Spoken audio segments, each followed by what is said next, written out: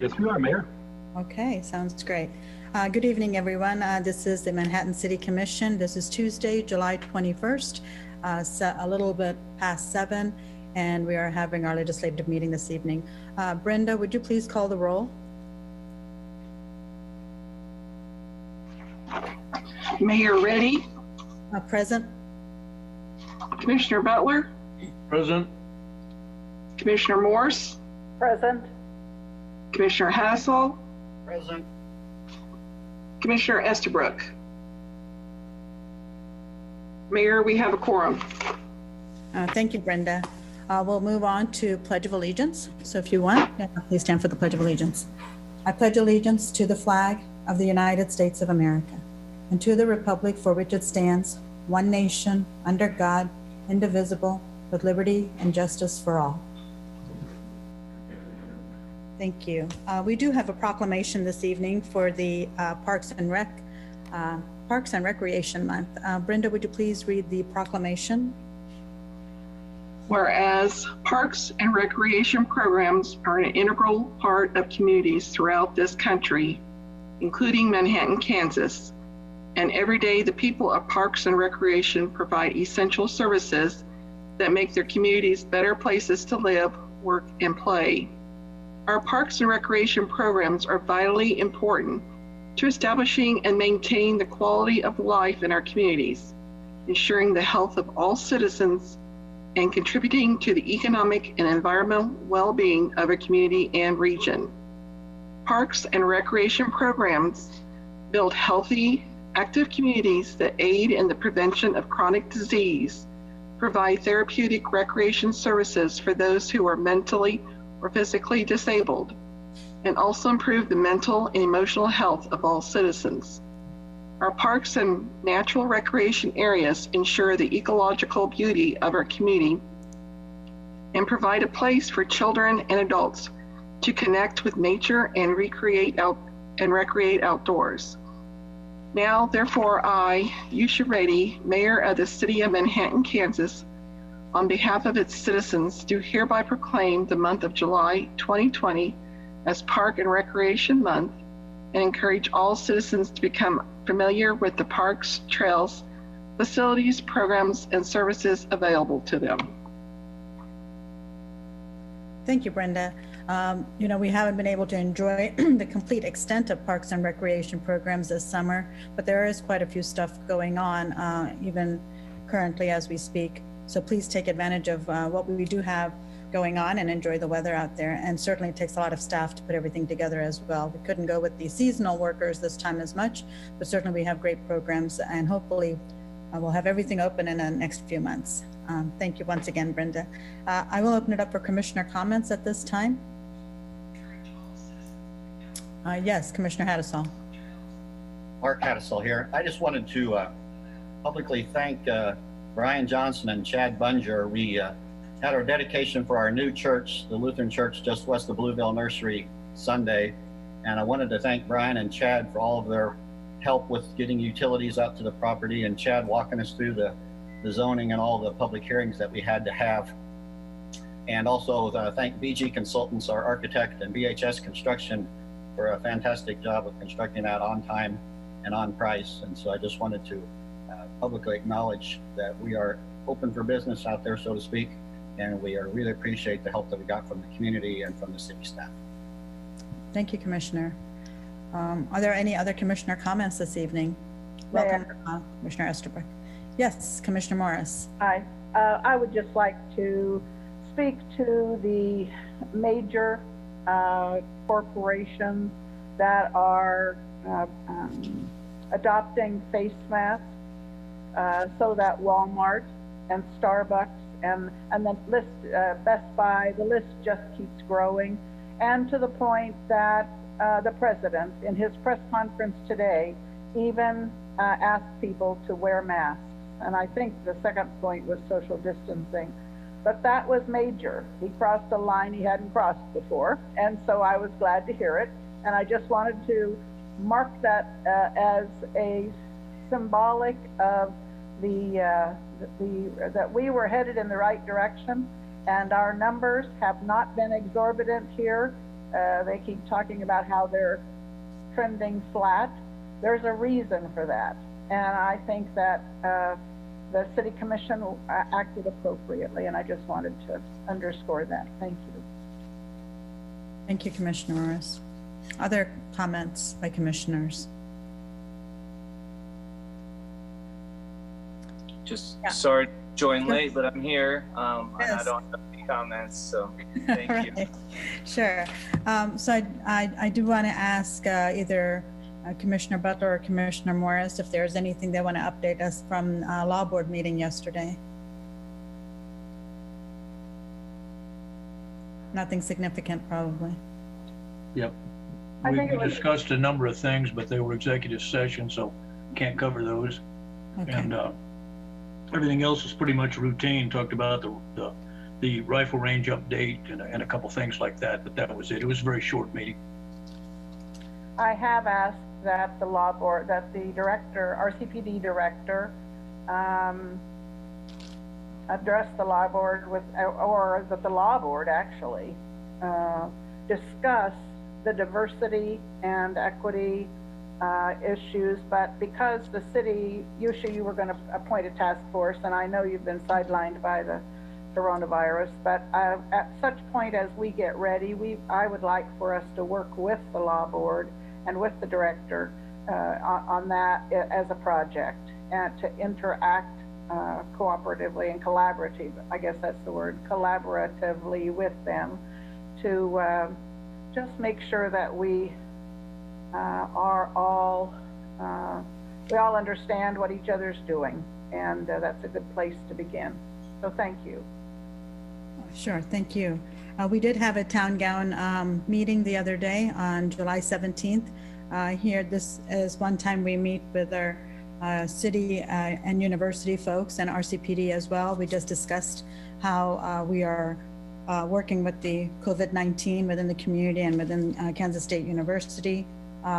They said there were no Landon lectures this year, no McCain events, no large gatherings, going on to hybrid form. And most of you know all of these issues. Ron and I will be meeting again with the K-State leadership tomorrow to see what we can do, since students are going to be registering back to take classes at Kansas State University, and working together to make sure we have a safe transition. And we will work on those measures, and I will keep updating everybody as we move forward. The Chamber Board met this afternoon. No major issues. Everybody just kind of updated things that were happening. Blade Madges and 502, I believe Ashley Phillips, they updated the board on the return back to the Flint Hills and some of the surveys they're doing. So hopefully more updates to come on that. And they will be discussing the sales tax as we discussed tonight. They're also discussing with the chamber if they want to support or what kind of position they would like to take in the near future about that. So that's as far as updates from me. If there are no more comments from the commissioners, we'll move on to the rest of the agenda. Mayor, it's Linda Morse again. I should mention that I'm the City Commission's representative to the Flint Hills Regional Council, a group of 7 cities and counties in 7 counties, all around the Fort Riley post. And we meet monthly and work together on common projects. They have a good history of getting grants that benefits the region and the individual governing bodies in the region. Christy Rodriguez has been just began a month ago as the executive director, and most of us would know her from her work at the Chamber of Commerce here. And I think we're off to a really good start, and I'm really enthusiastic about the future. And there was a point about a year ago that some of us were wondering, but I think that she will infuse a lot of energy, and I'm really excited about the future. Yeah, So I agree with you. just to call attention, if there's a time that I cannot attend, I may call upon another city commissioner. There has to be an elected official as the representative to that board. So another elected member can attend if I can't, or if you'd ever like to. I'd be glad to invite you we've been Zooming, so there's no travel, or hasn't been for the last few months. So anyway, thank you. Thank you. The Kansas State Board of Education will be discussing what they're going to do with public school K-12 in the state of Kansas. People might want to tune in and watch that and see what happens. I did email leadership at USD 383 and let them know we would support them in any way possible to make sure we have whatever they need from the city to make sure we are collaborating and partnering to make sure students and teachers and staff are safe, and whatever decisions they make, we will be in support of. With that said, we'll move on to the consent agenda. The items on the consent agenda are those of routine and a housekeeping nature, or those items which have previously been reviewed by the City Commission. A City Commissioner may request an item be moved to the end of the general agenda. Does the Commission have any questions or comments on any of the consent agenda items?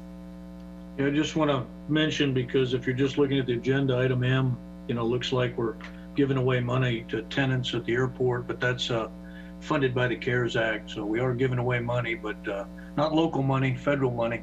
So I guess that makes it okay. And I know that'll help them out because there's not a good revenue stream out there right now. I agree. Thanks for pointing that out.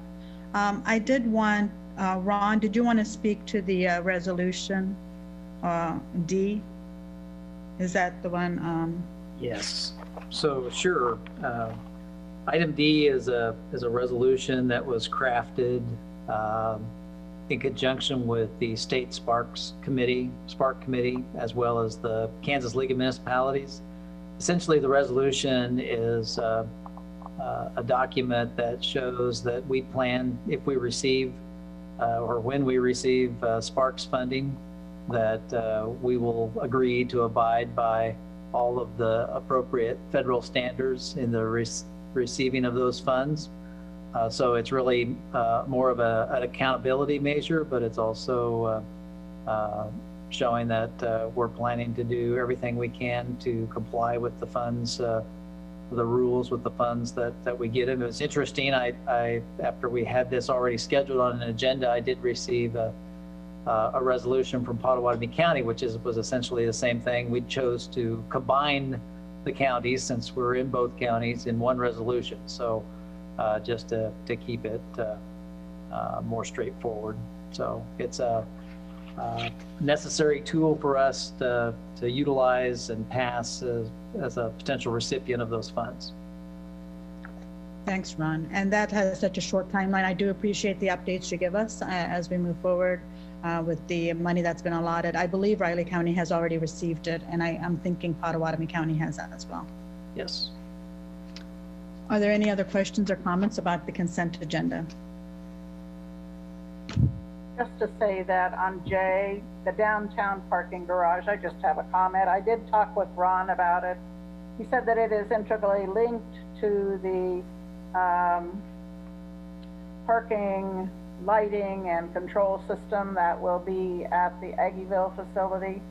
And since they are in lockstep, because I just didn't feel that this was necessary.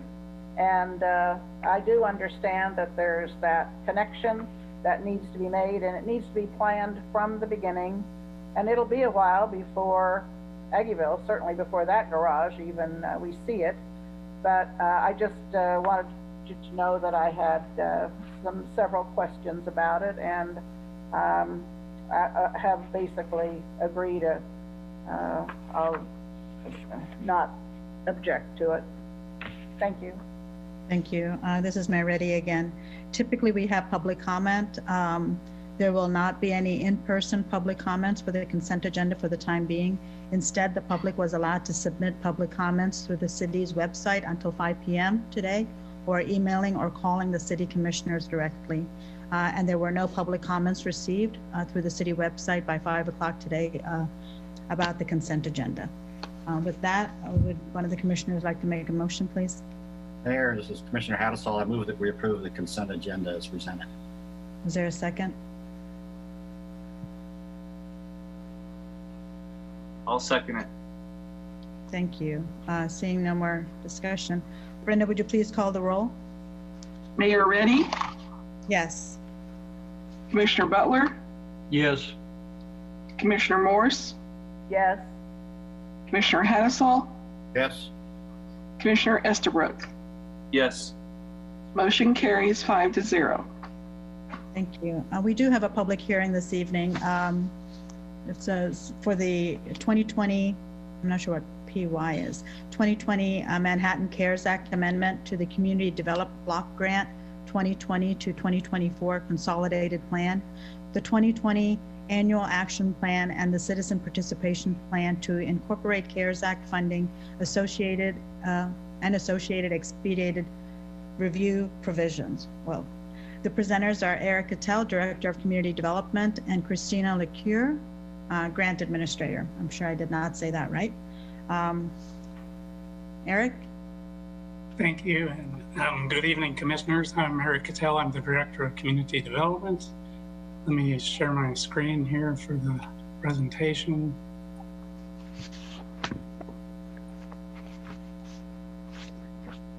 Okay, I think that should be on the presentation mode. So as stated, this is the public hearing for amending our CDBG documents that you just approved in May.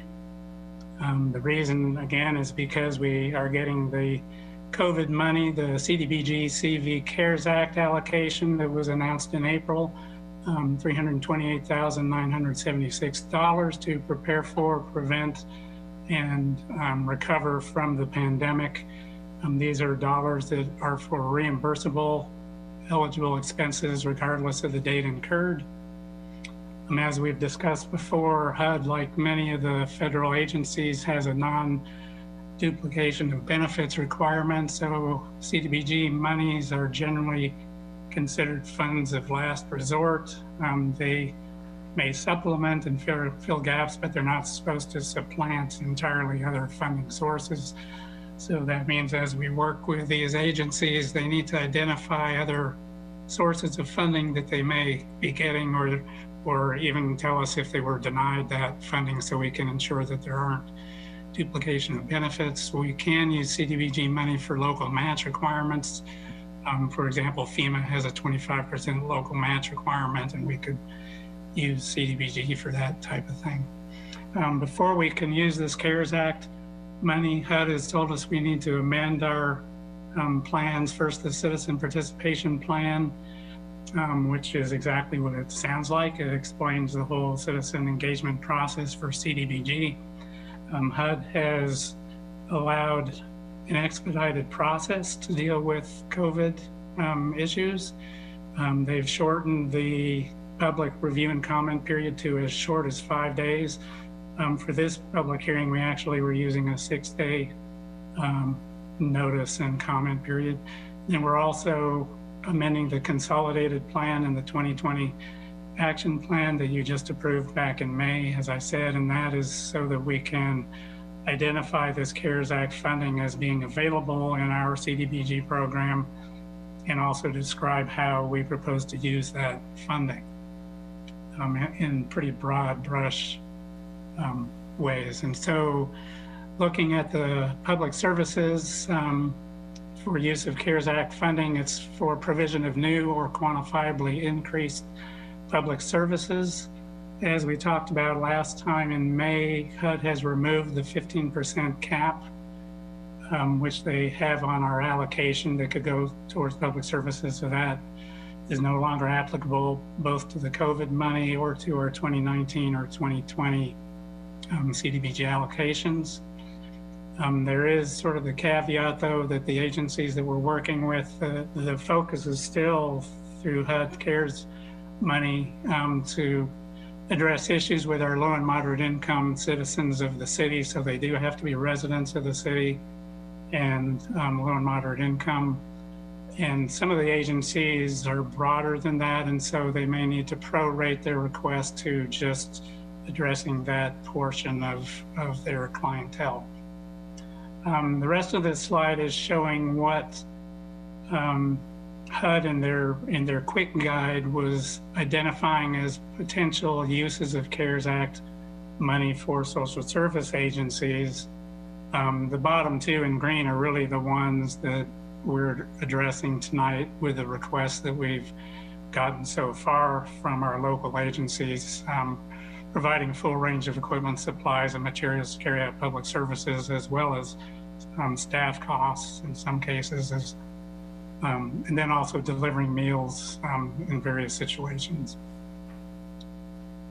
And so after we got the allocation or the announcement of the allocation, we began a engagement process with our local agencies and the school district, and worked with the Flint Hills Wellness Coalition, and did a number of Zoom meetings and just conference calls and email discussions, and ultimately put together a online survey with the Wellness Coalition. And the Wellness Coalition actually hosted that survey and disseminated it out to all the agencies to kind of get a snapshot on what are the issues that both the agencies and the community are facing due to the pandemic.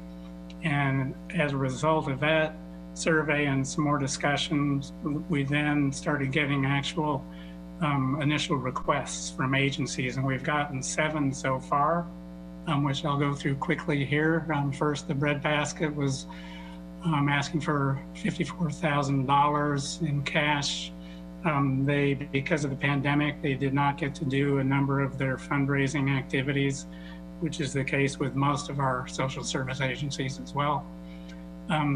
Breadbasket is also getting estimates on either relocating their large outdoor freezer that's in the middle of the Douglas Center parking lot, it's in the way of future parking lot improvements, or replacing it with a new freezer. So we're still waiting on numbers for those 2 options. Stepping Stones with Sinclair Casa is asking for $2,400. This is for a HIPAA compliant Zoom account so that they can do telework interviews with their clients. Raleigh County Senior Center would like to hire a janitor to do their COVID cleaning, which obviously is an important task.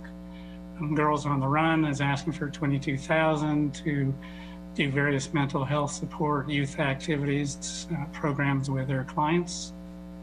Manhattan Emergency Shelter, they also have gotten Emergency Solutions Grant money, which you looked at your last commission meeting. If you recall, Kansas Housing Resource Corporation basically gave us 200% of last year's allocation for the crisis center and the emergency shelter. The emergency shelter still sees a need, though, for rental assistance. And the terminology that they use is homeless prevention funds, but they will be using it for rental arrears, both for subsidized housing and non-subsidized rental housing. They don't know yet how much they will need, but they probably will be doing an ask when they know a little bit more. The Fit Closet with the school district is requesting money for assisting families with connecting with the various services that the Fit Closet provides and other community agencies. And then the Area Agency on Aging is wanting money to run the Meals on Wheels program within Manhattan. That particular project, part of that request is dealing with some 3 staff members, cooks and nutritionists, that we're not sure if all of that cost would be eligible under this program or not. We need to have some more discussion with them on that. This down here, again, this is our allocation, and so far the ask around $220,000, not including the freezer because we don't know that cost yet, and not knowing what MESI's request might be for rental assistance. These numbers are still fluid. We haven't actually done a formal application. Christina and I just completed today a more formal application that we'll be sending out this week to the agencies so that they provide the background information that we need for HUD documentation and make sure things are eligible. And so as we work through that, we'll know more specifically what the more hard numbers are. Long story short, though, we think we will have some leftover reserve that MESI could tap into, and possibly some other agencies that may not have asked yet. So the city's proposal for our CDBG CARES Act, again, is to focus primarily on social service agencies like the ones that you've seen on the previous two slides, to sustain and expand those public services within the community to serve low and moderate income citizens and address issues related to the pandemic. And we can do that through supportive programs, staffing, operations, equipment, supplies, and materials that are necessary to carry out that broad range of services. Within that almost 200 pages of amendment document that we had to do for HUD, and we have it in edit mode so you can see in red kind of what actually changed. You know, it's a lot of words that it's a hoop we have to jump through with HUD. But to do that amendment, we've classified this COVID money into 3 categories. One is administration, to cover a little bit of the city staff costs that are not CD department staff, because Chris and I, our time dealing with the pandemic is already covered by our HUD allocation. But it's other department staff that were helping us out a little bit on the preliminary stages of this process, that we might be able to cover some of their time.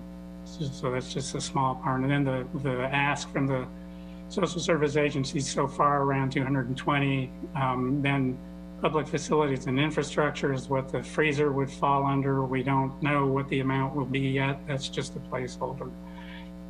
So as I've said before, this is still somewhat fluid before we know what final numbers will be.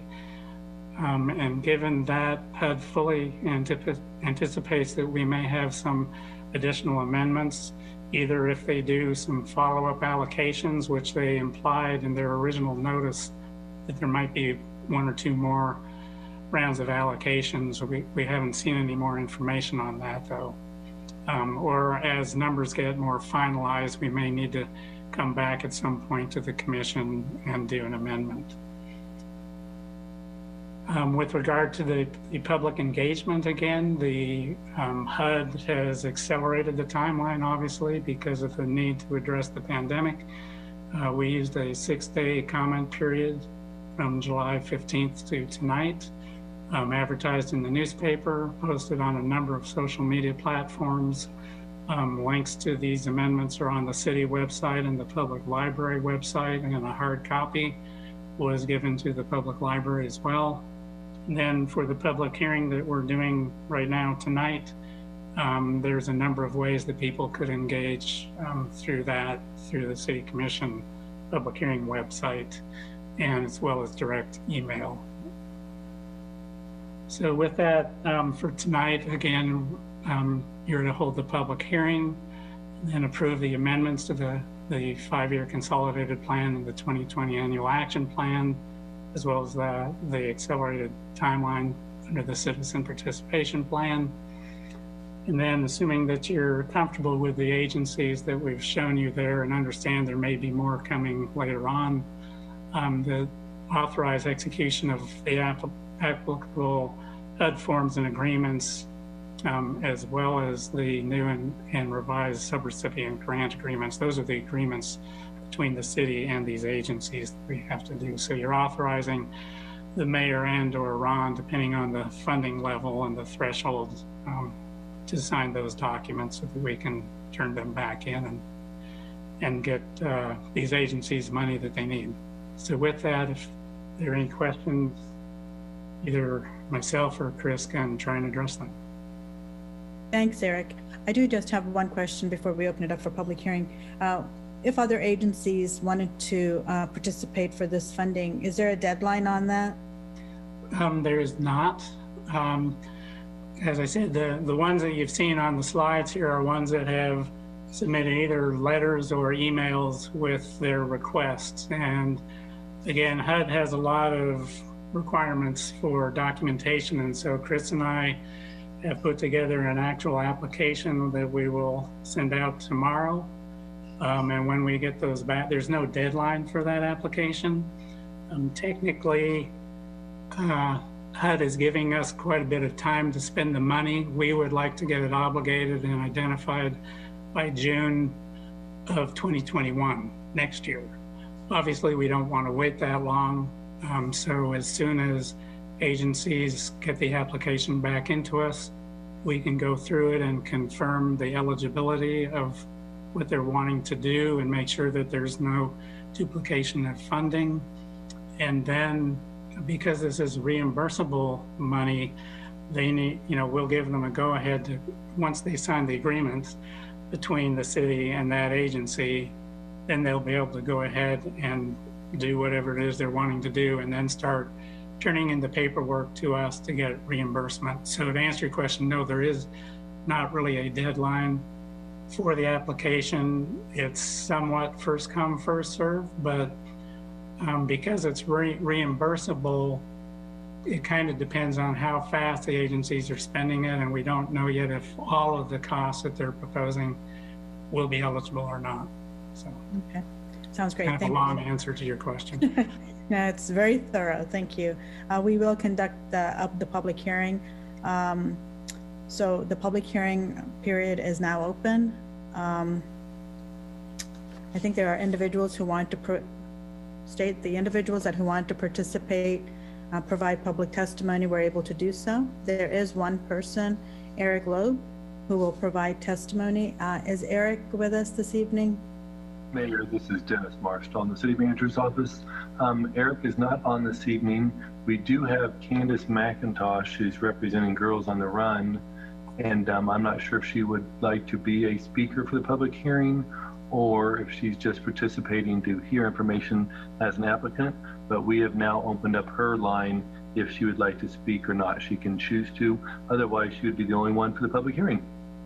Okay, would you like to say a few words? Yeah, hi everyone. Candace McIntosh here. I'm the executive director for Girls on the Run. And I really, we're pleased for the opportunity for this, just to explore this further and to work with Eric and Christina in this area. So we're just really passionate and committed to continuing Girls on the Run in the community. There's definitely a demonstrated need now more than ever. And so we really are thankful that we have this opportunity just to continue to serve girls and youth in a safe space that are really vital right now, and especially going through and coming out of the COVID pandemic. Right now we don't know what the long-term implications on this current situation are.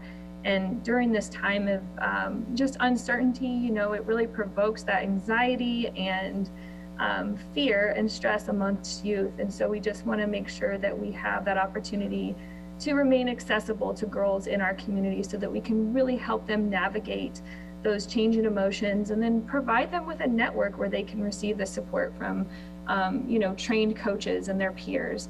And that social and emotional connection is so critical right now. So I just want to thank you guys for this opportunity, and we look forward for the application process. Thank you, Candace, for joining us this evening and for your public comments.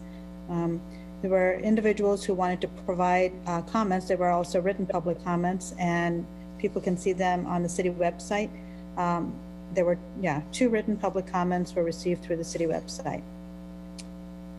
If there are no more public comments, written or oral, I will close public comments. Is there a motion to move forward with this?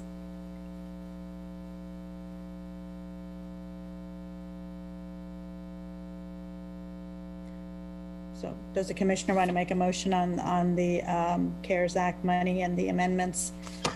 Yeah, Mayor, I move that we approve the 2020 Manhattan CARES Act amendment to the 2020 to 2024 consolidated plan, the 2020 annual action plan, and the citizens participation plan. Approve the proposed amendments and authorize the mayor and the city manager to execute applicable HUD forms and agreements and any revised and or new 2020 sub-recipient grant agreements. Second the motion. Thank you, Commissioner Hattasol and Commissioner Morris. Brenda, would you please call the roll? Commissioner Butler, Yes. Commissioner Morse, Yes. Commissioner Hattasol, Yes? Commissioner Estabrook, Yes. Mayor Reddy. Yes. Motion carries 5-0. Okay, we are going to move on to our general agenda. We are on the budget 2021 budget discussion, departments 5% and 10% reductions. We have several of the department heads presenting. Each time when you present, please go ahead and state your name and your title. We'll start off with Jason Hilgers, our Deputy City Manager this evening. Actually, Mayor, this is City Manager Ron Fear, and I'm going to lead things off with just some overview and some comments. Back on June 30th, we held a work session with you all relative to some targeted budget cuts to try and meet some of our goals. Again, we had proposed about 1.5 million in reductions, as well as 1.2 million in transfers. We had used some targeted reductions that looked at much like we've done this year, where we essentially eliminated seasonal positions so far as all of the programs that were going on this year, and in lieu of full-time positions. So that was part of our motivation of that, and also the timing was such that we hadn't hired very many of those seasonals, and so that meant we were going to reshuffle a lot of programs and eliminate some of those programs and close some facilities for another year potentially. You all weren't excited about that option and asked us to try again. So tonight you'll be hearing from department heads that are having to look within their own budgets as to how they would come up with some of those 5% and 10% offerings. Some of them are pretty bone deep. Keep in mind that many of them are already operating on cuts with open vacancies. So we put a selective hiring freeze on most departments. So most of those vacancies continue into next year, and the proposed cuts only add to those for additional items. So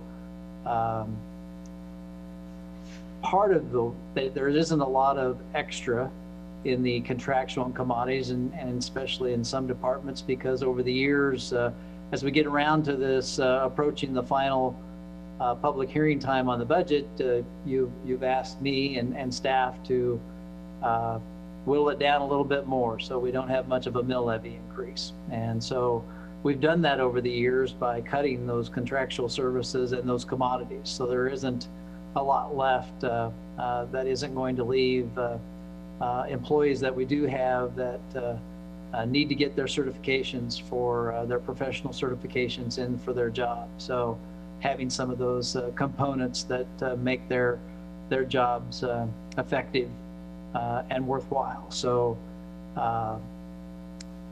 I appreciate the work that they've done to get to where we are today. We're still looking at making some transfers, and we'll need some feedback at the end here relative to how you'd like us to do it. Obviously, this is a difficult process, even in a good year, as you well know. Many of you have been through this a number of times, and it's exacerbated by the fact that we're asking you to approve a budget for 2021 in a couple of weeks that really only has about 5 months worth of sales tax on it. So it's difficult to know what that's going to do. And so personally, I see this as a 21 being very similar to this year, in that because we don't know how we're going to end up because of all the uncertainty. And so we need to be prepared to make those cuts, and many of them that will be faced with potentially even yet more this year. Hopefully not.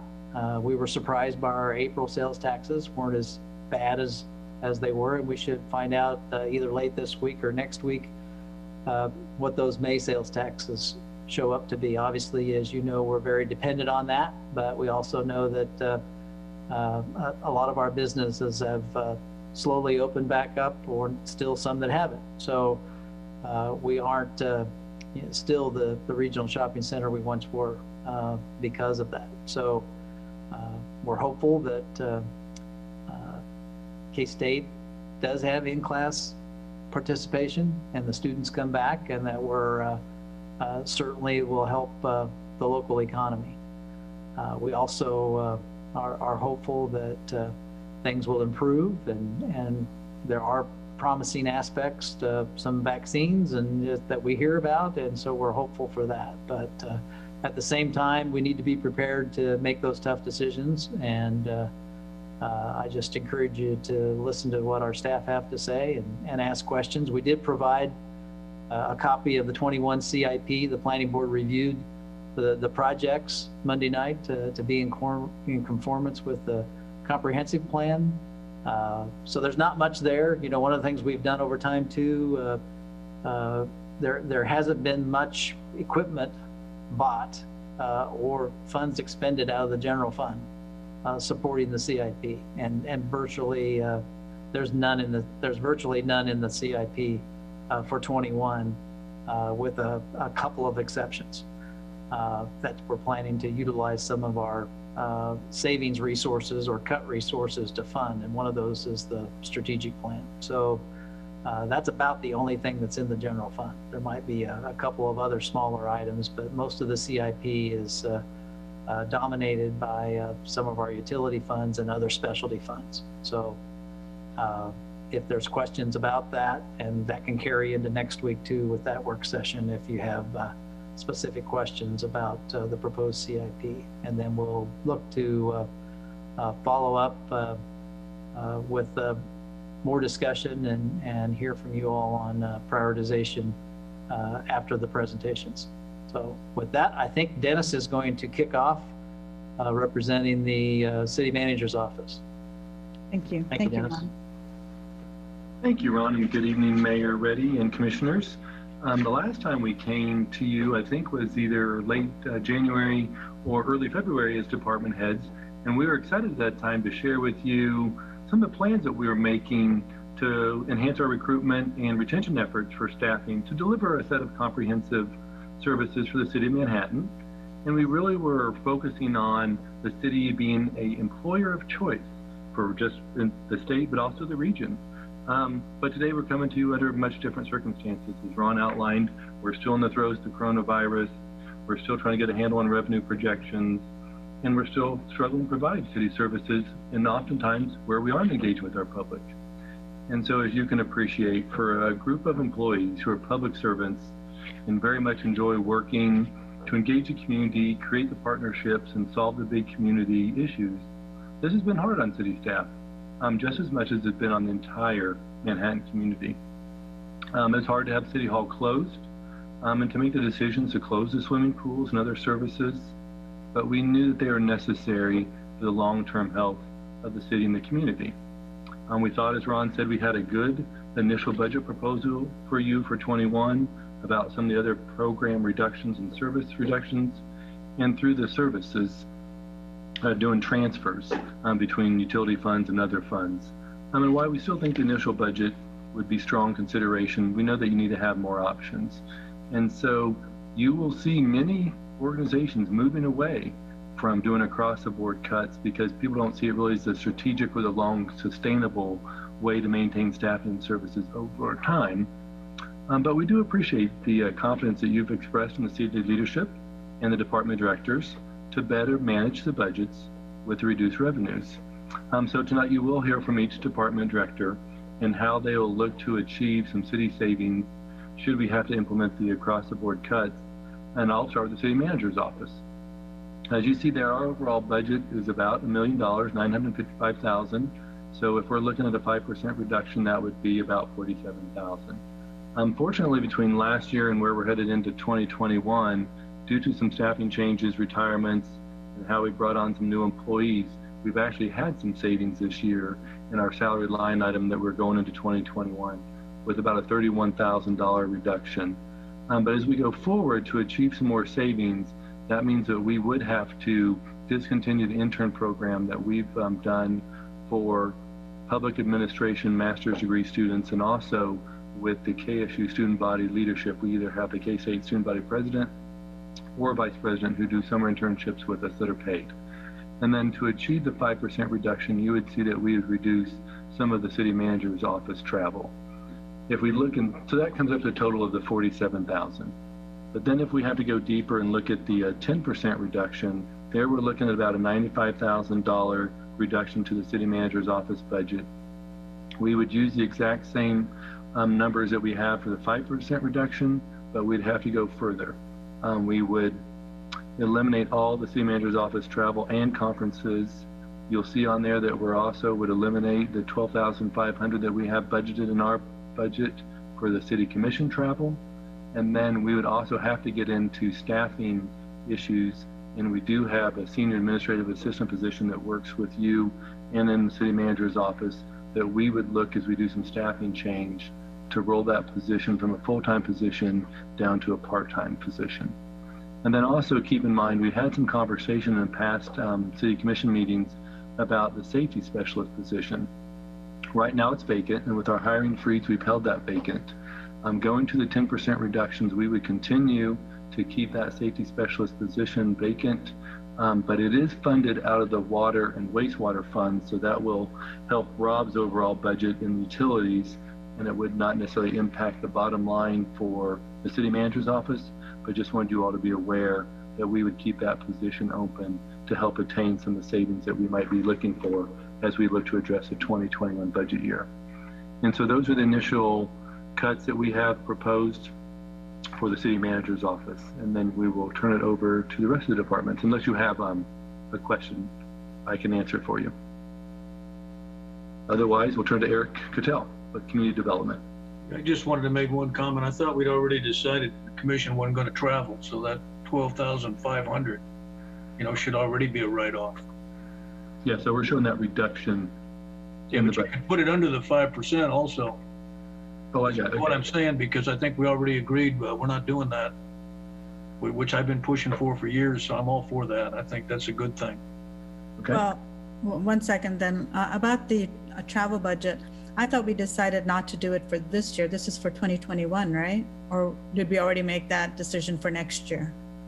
This is 2021. Right. Okay.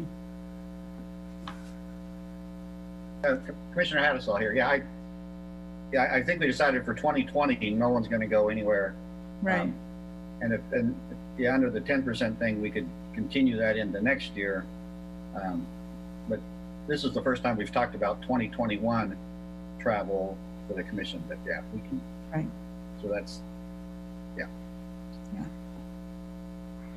Thank you, Dennis.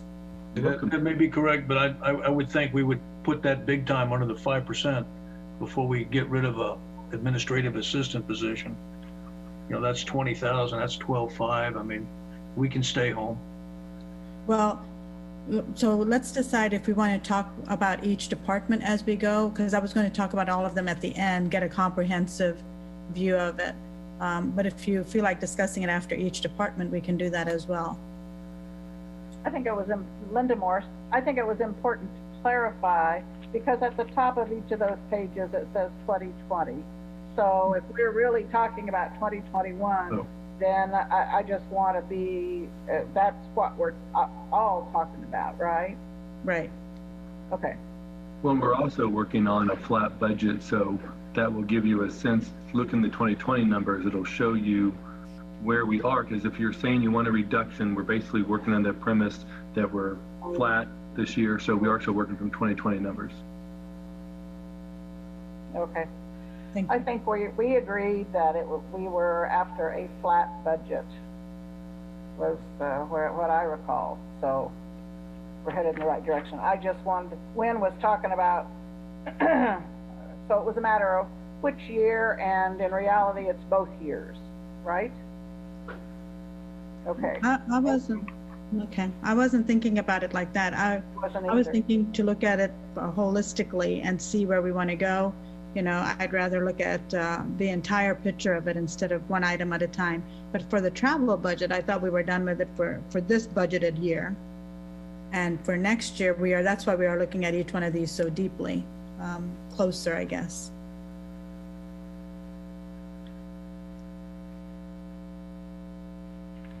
So are we ready for community Yeah, development? go ahead and go on, I think. Yeah. Okay, and Dennis, you're going to control the slides, I assume. Yep, Jason has that. Okay, so just to give you a quick overview again of the CD department, we're a small department. When we're fully staffed, there's 11 people, including 2 interns. I'm looking kind of over at the right side of the slide. We've got 3 basic activity areas: grant administration and housing rehab. Under the grant administrator and housing rehab inspector there. And that's primarily the CDBG activities. We also do the Emergency Solutions Grant. My executive secretary does almost all of the Emergency Solution Grant activities. She also helps out with CDBG a lot on doing the invoicing and bill paying and that type of thing, and just double checking of record keeping. In the middle of the slide, we have our senior current planner and our current planning and zoning administration function.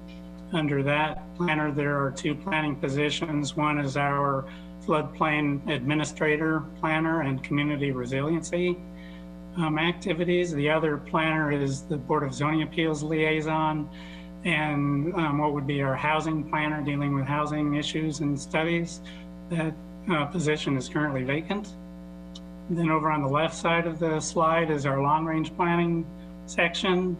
There's a planner under that who concentrates on the Historic Resources Board, as well as a lot of different kinds of research and analysis, economic analysis. He helps Jason on some of the TIF analysis things. And then we have the 2 planning interns. One does planning activities kind of across all sectors of our work.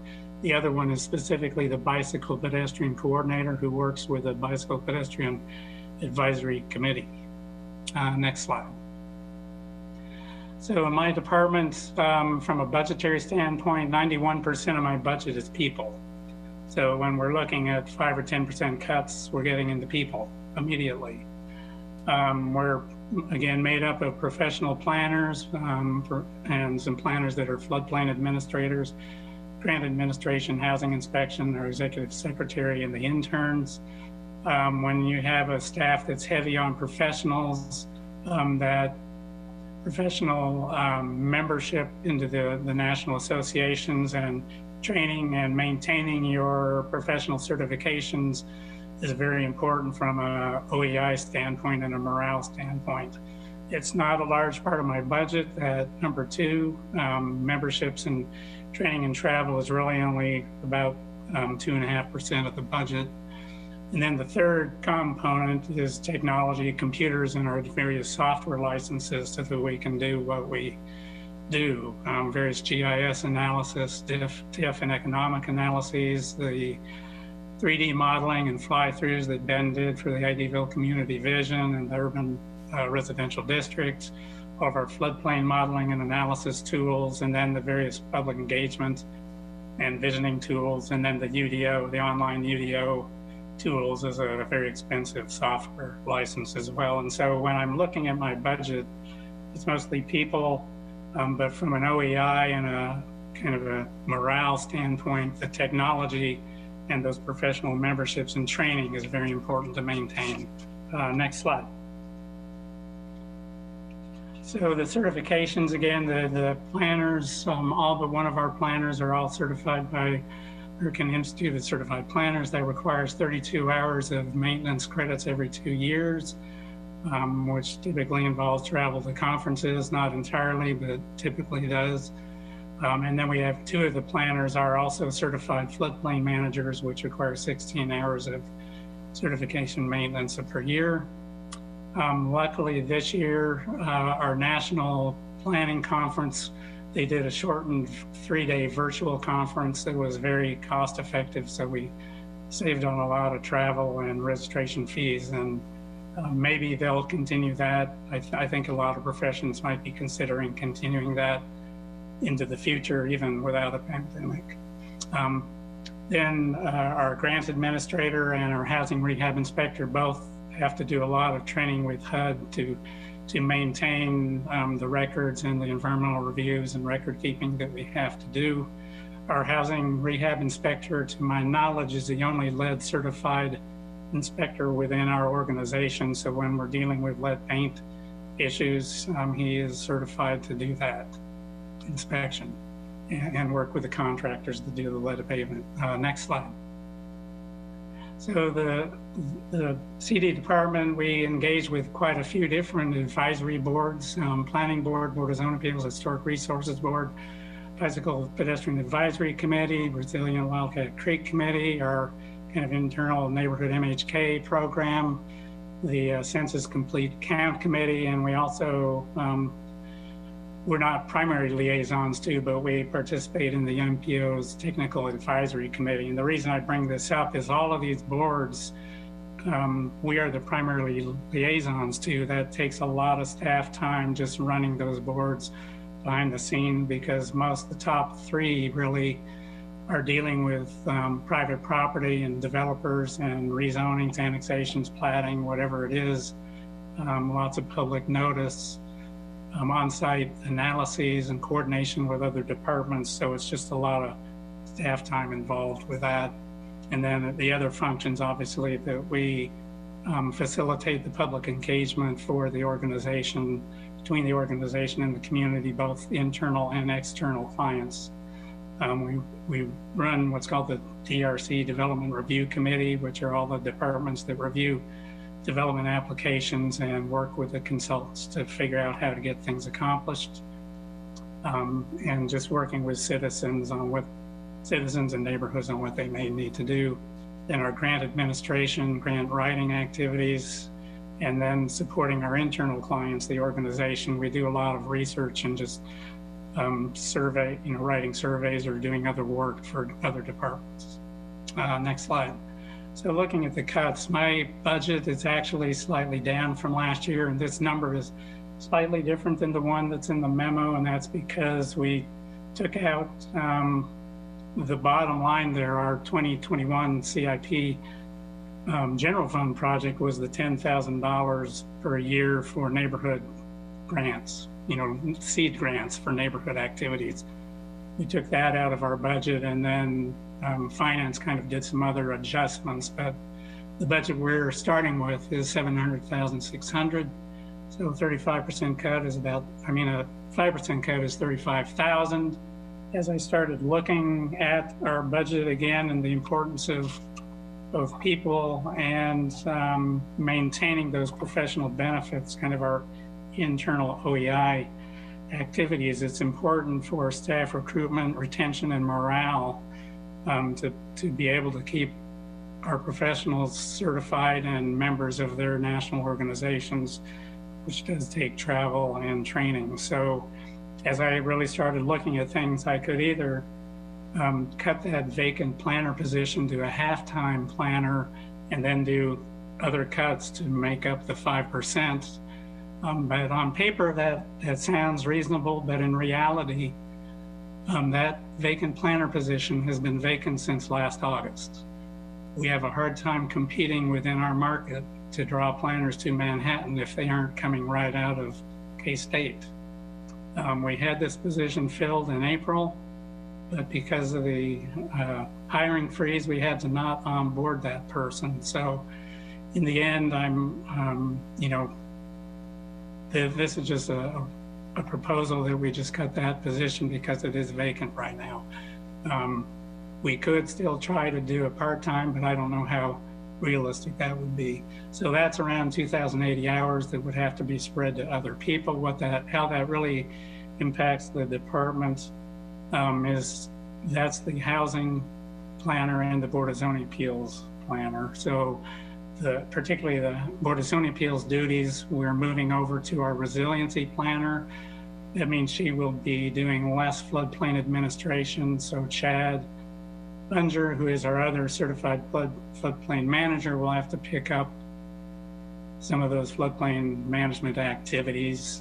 It's unlikely we'll be able to fill all 2,080 hours, obviously spreading it around other planners, but that's the game plan. The 10% cut will be the same full-time planner position, as well as all of our 60% of our 2 intern hours. So between those, that's 3,271 hours of reduced service to the community that will try and pick up as best we can with the other planners. We also are cutting the professional services line item, which is a small amount that we might, use to hire a consultant to help with something. Then, as I noticed at the bottom of the slide there, we have already cut the general fund 10,000 out of the CIP. Next slide. So looking at our department, how that impacts us, the 5% cut eliminates that planner position, the full-time planner position, most likely, because I doubt we'll be able to hire a part-time planner. So that's 2,000 hours that we'll need to try and cover with other folks. And then the next slide, 10% cut takes out the 60% of the intern hours.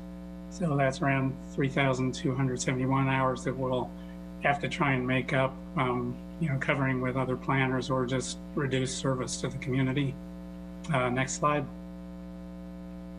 So this is a slide from January when we had our meeting with the commission talking about OEI and our goals for the next year or two. And at the top, all of my staff are very engaged in all the OEI committees, the Health Committee, Diversity and Inclusion, Technology, Smart Cities, and the webpage committees. The Census 2020 activities, our Census Day is passed, but the COVID pandemic kind of messed up the whole census process. And so we are still working with Emily and the census folks and our committee on trying to ensure a complete count. Unified Development Ordinance. Again, the pandemic has really messed up our whole public engagement, so it's delayed that adoption and implementation.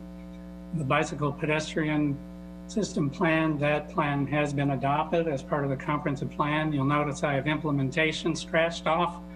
That's not my budget, that's Rob Ott's budget. They provided around $60,000 a year to implement bike ped improvements, and I will let him talk about that if he wants, but that funding is no longer going to be available in the near or foreseeable future. All of our CDBG and ESG activities are federally funded, so those are pretty much protected and not being affected. Housing study was in this year's budget, but it was canceled due to budget shortfalls. It has not been put back into the CIP yet. Aggieville Historic Survey has been completed. We haven't been able to do the public engagement at the end because of the pandemic. Green Valley Annexation Study is on hold, again, because of the pandemic. We continue to help Jason out with the Aggieville projects and the garage, that type of thing. We have not started the Downtown Tomorrow plan because we've been too busy doing other things. Flood mitigation, you'll notice buyout and relocation activities is eliminated. Again, that's not my budget, that's coming from Stormwater and Rob Ott's budget. They're no longer going to be able to provide the 25% match for FEMA grants for the foreseeable future. But we will be able to continue our education activities, working with Wildcat Creek Management Group. We had to delay the flood conference that was scheduled for May. Well, hopefully we can do it sometime this fall.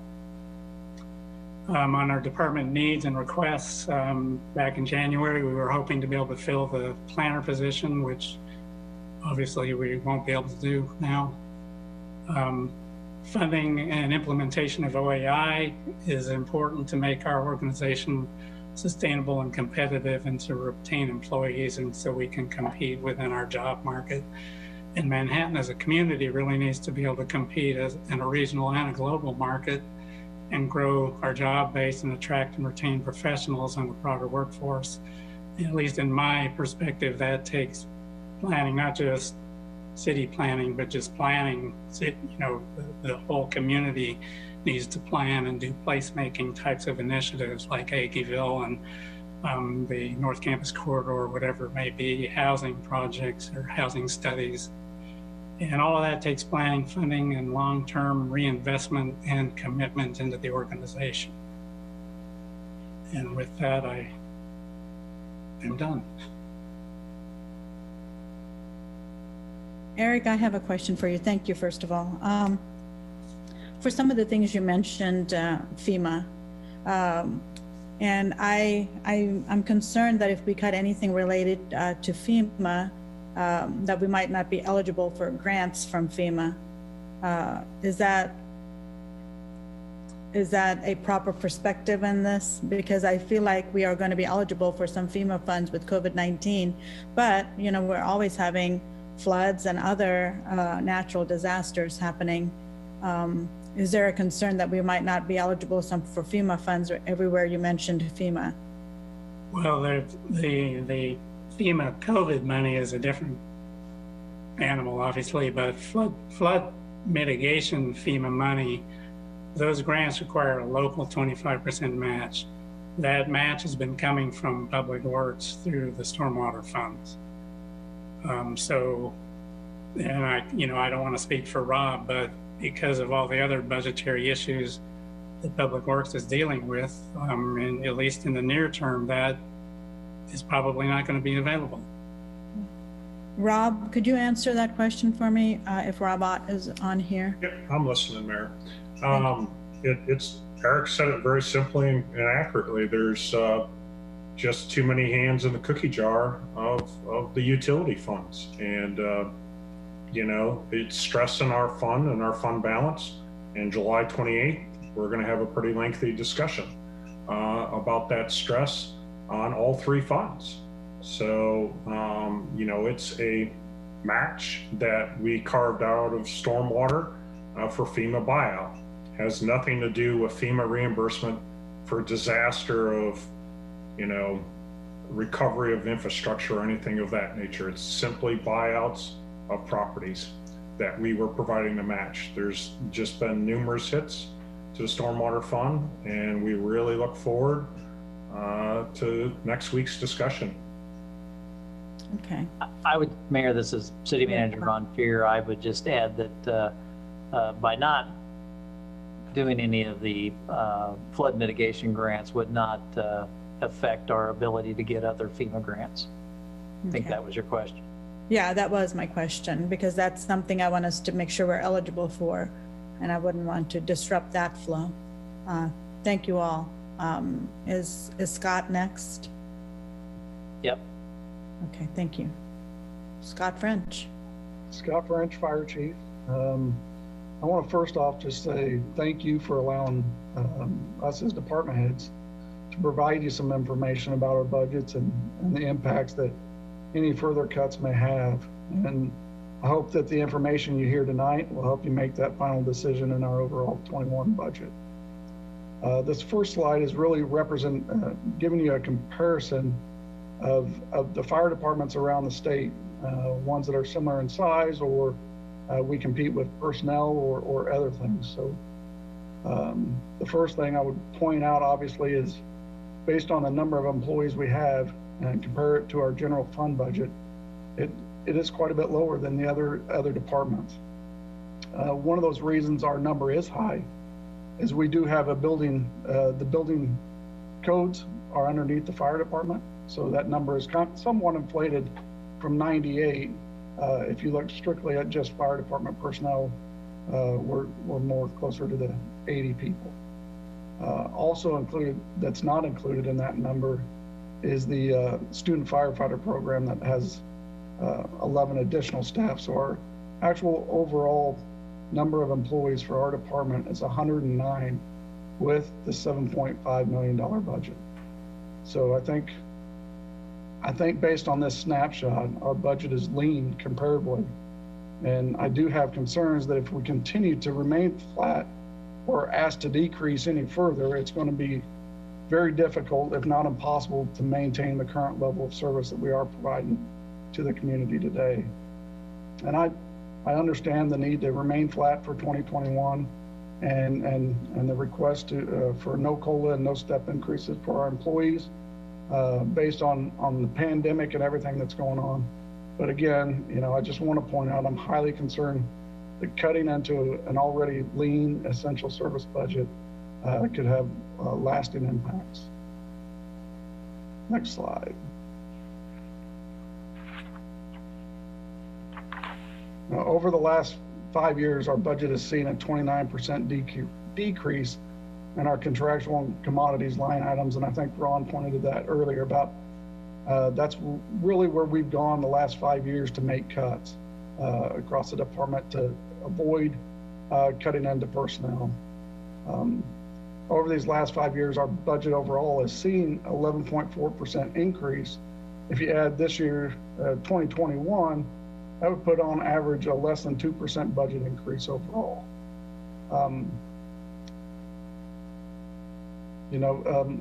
These are the contractual and commodities are those support services necessary to operate. They include our gas and electricity to operate 5 different firehouses, repairs on our radios and equipment, our equipment maintenance, our testing, our fire safety clothing, fuel for all of our vehicles, the repairs on our vehicles, the telecommunications technology, and the general upkeep of the buildings. And it also includes our personnel training. Contractual and commodities are 10% of our overall budget. And so in order to make any real significant cuts, we're going to have to look into our personnel line items. Next slide. And again, before I go into the 5% reduction, I again want to voice my concern and recommendation that there be no further cuts to our department budget. Maintaining the 2020 budget is what I would recommend. But the city manager's office requested us to do this, and you've requested us to look at a 5% across the board cut. So in order to achieve that 5% reduction, we would look to utilize our currently unfilled positions, eliminate currently filled positions, and then reduce an additional $25,000 in our contractual and commodities line items. Reducing our training budget another $10,000. This has been cut or frozen over the last 3 years, and I just don't think we can continue to do this on a consistent basis. Every year when we get together and talk about the union wages, I've always said that, as a department, we cannot compete with the top tier fire departments for salaries. And in order to keep our employees from using us as a stepping stone, we have to find other ways to be competitive in our market.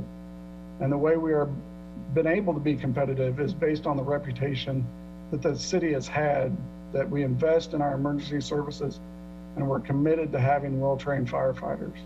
So by being able to send personnel to outside training and getting that hands-on training to bring back to the department with the current and most up-to-date standards and methods, it's critical, not only from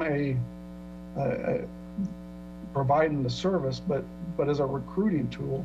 So again, further cuts in our training is just not recommended, but that's where, outside of personnel, that's where we have to go. For 2021, we look at eliminating the 3 current vacant firefighter positions that we have. We actually have 2 right now. I just received a retirement for a 3rd, so we'll have 3 vacant positions.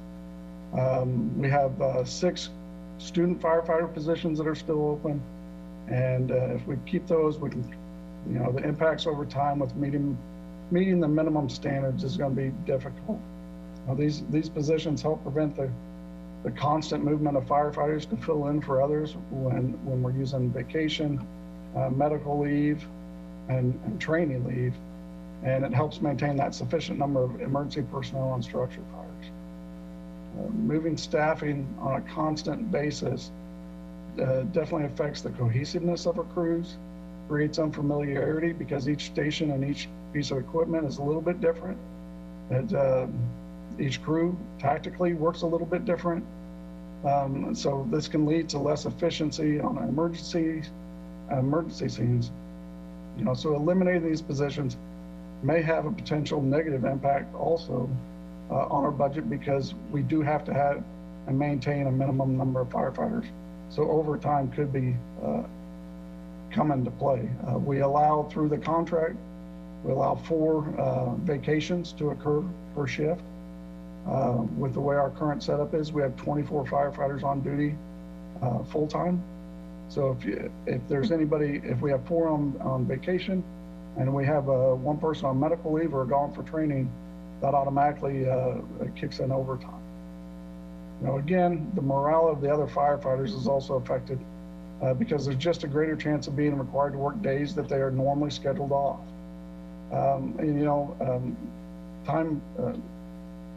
Periodically, that's not a bad thing, but if you're consistently being asked to work overtime, you need that time away from the department to recoup. The sustained loss of personnel drops our numbers below the national and regional standards for number of firefighters per thousand population.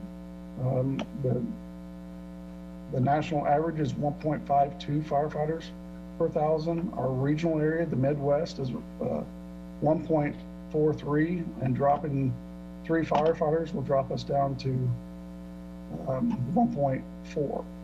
So it also has a negative effect on our insurance rating, or has the potential for a negative effect on our ISO or insurance rating. We currently sit at 2, and the biggest reason why we haven't hit 1 is because the number of personnel that we're able to get on a residential or commercial fire scene isn't adequate to meet the level 1 for the insurance rating.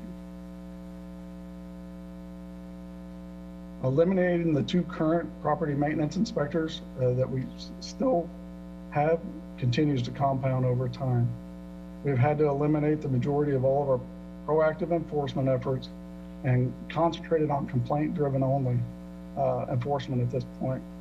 In 2016, our zoning inspectors were combined with our property maintenance inspectors, and so from that standpoint, not only are we going to reduce our enforcement on the property maintenance side, we're also going to not be able to enforce the zoning enforcement as well. And as expected, with already being down 2, we've seen a 52% less notices being issued. Our complaints are increasing, and the amount of time that it takes us to deal with those complaints is also increasing. Now, all of the positions so far are currently vacant and have been vacant since March of this year. And that was asked, to help offset the sales tax reduction for 2020. So moving into 2021, it's just continually compounding. The last 2 positions that we're looking at having to cut is the administrative assistant and building maintenance positions that are currently occupied by personnel today. The administrative assistant coordinates workflow from the community, deals with the walk-ins, phone calls, emails, and provides support and redundancy in the office to help cover vacation and medical leave for the other administrative assistants. This will affect our level of service and changes our responsiveness to the community.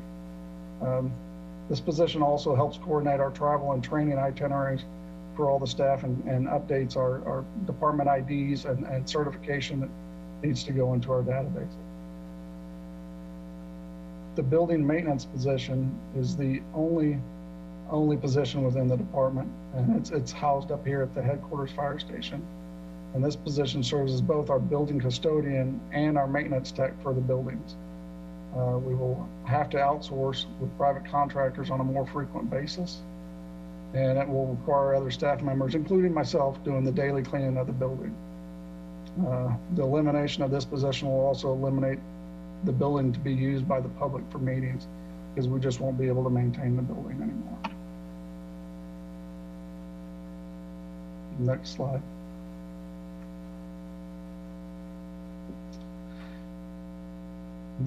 To get to the 10%, it is definitely going to be a deep cut. And I'm gonna start this one off by talking about our reduced overtime staffing. We typically have around $220,000 hour dollars that go into our overtime budget. And so the reduction in overtime staffing and cutting it almost by half will force us to brown out or close at one of our first due fire apparatus on a frequent basis. More than likely, this will happen at Firehouse 4, which will leave the K-18 corridor, Technology Park, and the Job Corps response times will double due to this.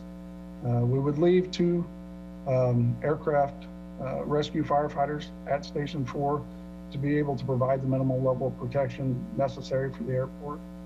And also, anytime we have a structure fire or emergency in the city that requires all of our units, we'd have to staff back a reserve engine with off-duty personnel, which obviously can be costly, but more importantly, it's unreliable and it's not going to get the people on scene. So reducing to this level of service has the opportunity to significantly affect our response times and ultimately our outcomes during emergency situations. The building inspector position would reduce our number of building inspectors down to 3. 2 of these were specifically added to cover the Pot County agreement and are expected to be revenue neutral and hopefully by year 3 revenue positive. As at this point, I think we're a little bit down from what our expectations were. Pot County permits at this point are at 25,000 for the year. So they're down about 20% from what we had expected. We will continue to do building inspections without this position, but this change will affect the time a contractor has to wait for an inspection. We'll also likely have to limit some of the construction inspections we currently do to allow for more significant issues to be addressed. This will result in opportunity for violations to get missed and will likely affect the chances of an owner to take over a completely code compliant building.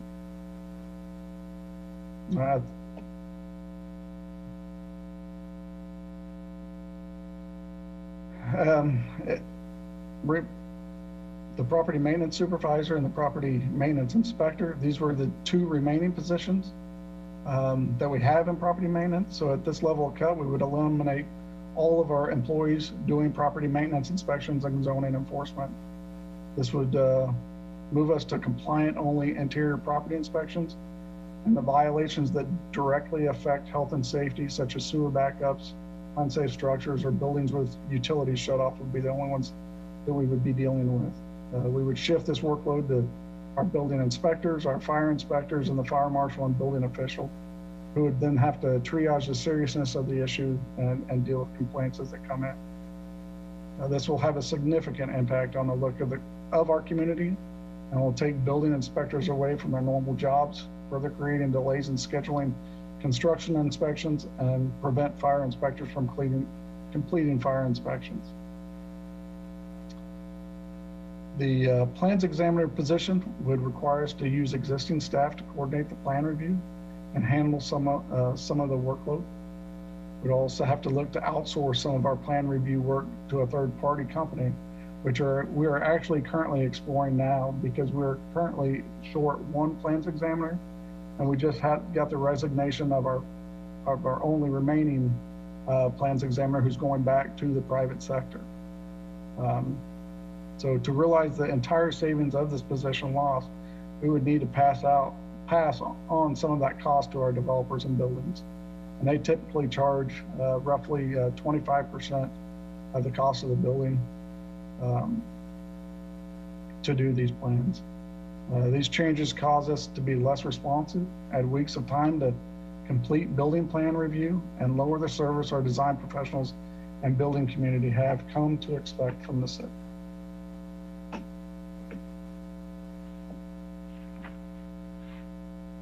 I keep losing my cursor, so I apologize. Well, the level of all these reductions create significant reduction in the service we provide to our community. The number of firefighters on scene not being able to mitigate an emergency in the same safe and effective manner will exist, as shown by numerous manpower studies conducted by NFPA and NIST. The number of complaints for nuisance violations and the number of open cases will continue to increase and will be measurable. The length of time contractors have to wait to get an inspection and the length of the average plan review will also be measurable. The ability to answer questions and be responsive to all the areas we provide inspection services for will be noticed by our citizens, contractors, and design professionals.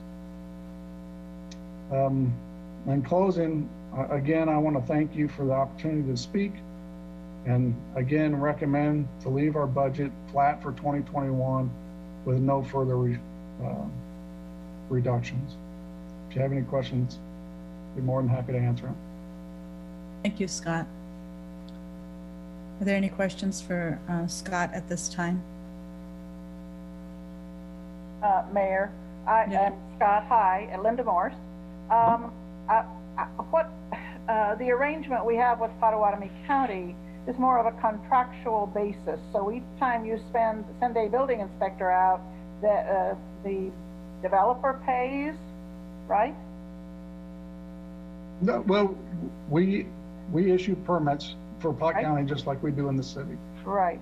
So currently, like I said, we've collected 25,000 from Pot County so far this year. Okay. And that So started in January.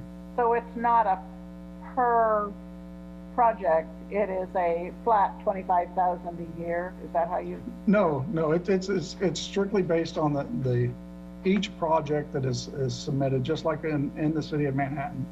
Yeah. When they they request a permit, there's a fee assessed to that permit based on the size of the building, size of the valuation of that property.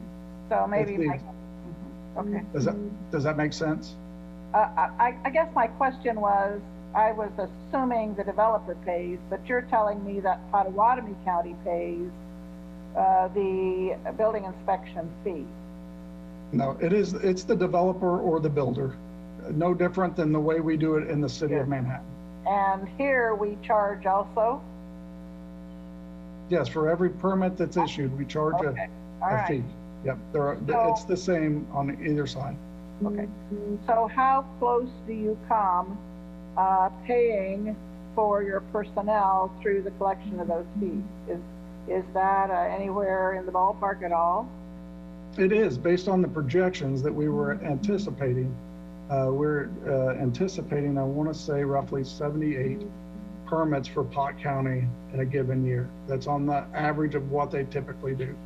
And that's in the ballpark of $110,000 to $120,000 a year that they would pay the city, which would cover the 2 building inspector positions that we hired for that purpose. Okay. And that's what I was saying. One of the things that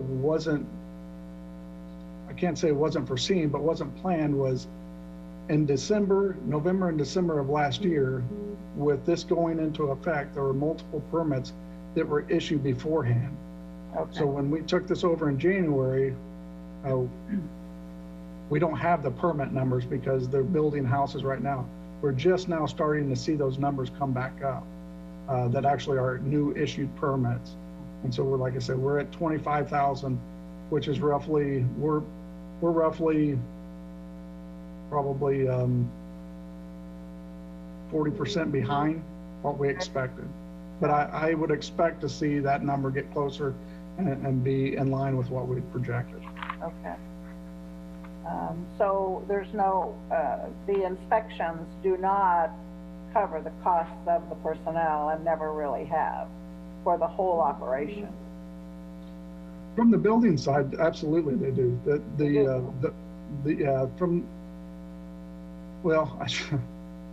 Typical years, they typically do. The risk reduction division is almost revenue neutral. Okay. In As ordinary. an overall. Okay. All right. That's what I was after. Thank you. I'm trying to, that this year is, and probably next year are going to be an anomaly, I would hope, that we will begin to come out of this. So thank you, Scott. I appreciate it. Is there a requirement that every time an ambulance goes out that one of our fire engines have to go? Tell me, I mean, the whole community sees it and comments on it, and I just think it's important that we hear that explanation again. Sure. Currently, the Riley County Dispatch uses emergency reporting software. So when you call 911 and it's for a medical emergency, based on the information that is derived out of that conversation, determines whether or not a fire truck is going to go in addition with the Riley County EMS unit. So typically what we will respond on is what they consider code blue or life-threatening or possible life-threatening issues, or calls that, based on the mechanism or type of call, there's a potential for life-threatening injuries. So we don't go on every call with Raleigh County EMS, but we do on any call that would be a typically heart-related, respiratory-related, those type of vehicle accidents, trauma calls, and provide an extra set of hands for Raleigh County EMS. And all of the firefighters are EMTs. And we carry a minimal first aid and some BLS, basic life support equipment. We just do not have paramedics or have the ability to administer medications.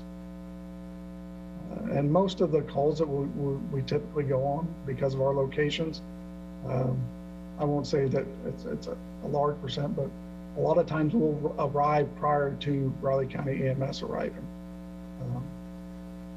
on those calls. I would just, that is always the case out here in Northview.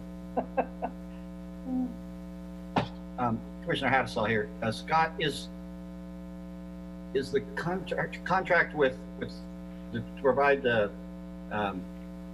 building inspections code services for Pot County strictly for residential, or would it be commercial such stuff too? It's all code required. So yes, commercial and residential in that Blue Township and that sewer district that was designated.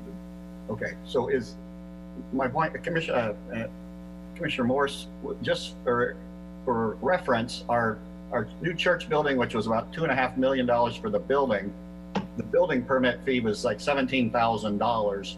So if and I don't know if there's any commercial land left in the blue, I think there probably is there on the north side of 24. But if we could get a big project or two, a couple $1 million projects, the building permit fee to help pay for those building inspection positions could come back fairly quickly. But if they crammed all the new housing into 2019 to avoid having to do this, that's what's kind of creating the lag, is my understanding is right there. That's correct. And that area is growing, so yeah, great questions. Scott, I did want to know, the Manhattan Fire Department along with EMS, but specifically for the Manhattan Fire Department, with the CARES Act money coming, do you know how much, or are there conversations going on about what that might look like for the Manhattan Fire Department? You are one of the frontline workers in this process. What does that look like at this initial stages? We do not receive any CARES money as a fire department. But we're obviously part of the city with the Spark money, and that's really how we're going to be compensated for anything is through that, or through the public assistance FEMA reimbursement process.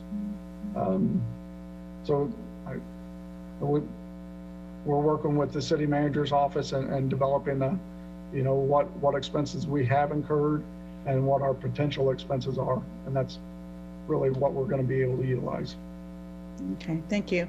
And I think that's something you need to keep working at, because I believe even with the other stimulus packages that might be coming, we are still in the first phase of this, and they understand with police departments, fire departments, as well as EMS, that there's more needs out there, and certainly you need to keep track of all of that. But I do appreciate the questions from our commissioners this evening.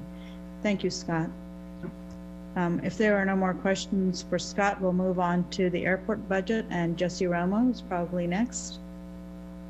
Real quick before we move on, sorry. On the, Scott, while you have the comparable general fund fire departments, that first, one of your first slides, the other ones underneath, just for my reference, Salina, Olathe, Hutchinson, Stillwater, you also have the Riley County EMS. Are those just fire, the other cities, or are they with EMS? Stillwater, Hutchinson, and Olathe are strictly fire departments. Okay. Salina and Lawrence both run EMS services as part of the fire department. They run county EMS with their fire departments. Okay, thank you. And like I said, I really want to just provide EMS as a local comparison to give you some reference points. Thank you. Thanks a lot, Scott. Is Jesse up next? Mayor, Commissioners, Jesse Romo, Airport Director. Thank you for the opportunity to talk about our budget here and some reduction scenarios. Before I get started, I just wanted to give you an update on the CARES Act grant that the airport received. It was $2.1 million that we got from the FAA, or that we were eligible for. And so far we have been able to submit 4 requests that total about $402,000 worth of expenses that the FAA has accepted and approved, and we received reimbursement for. So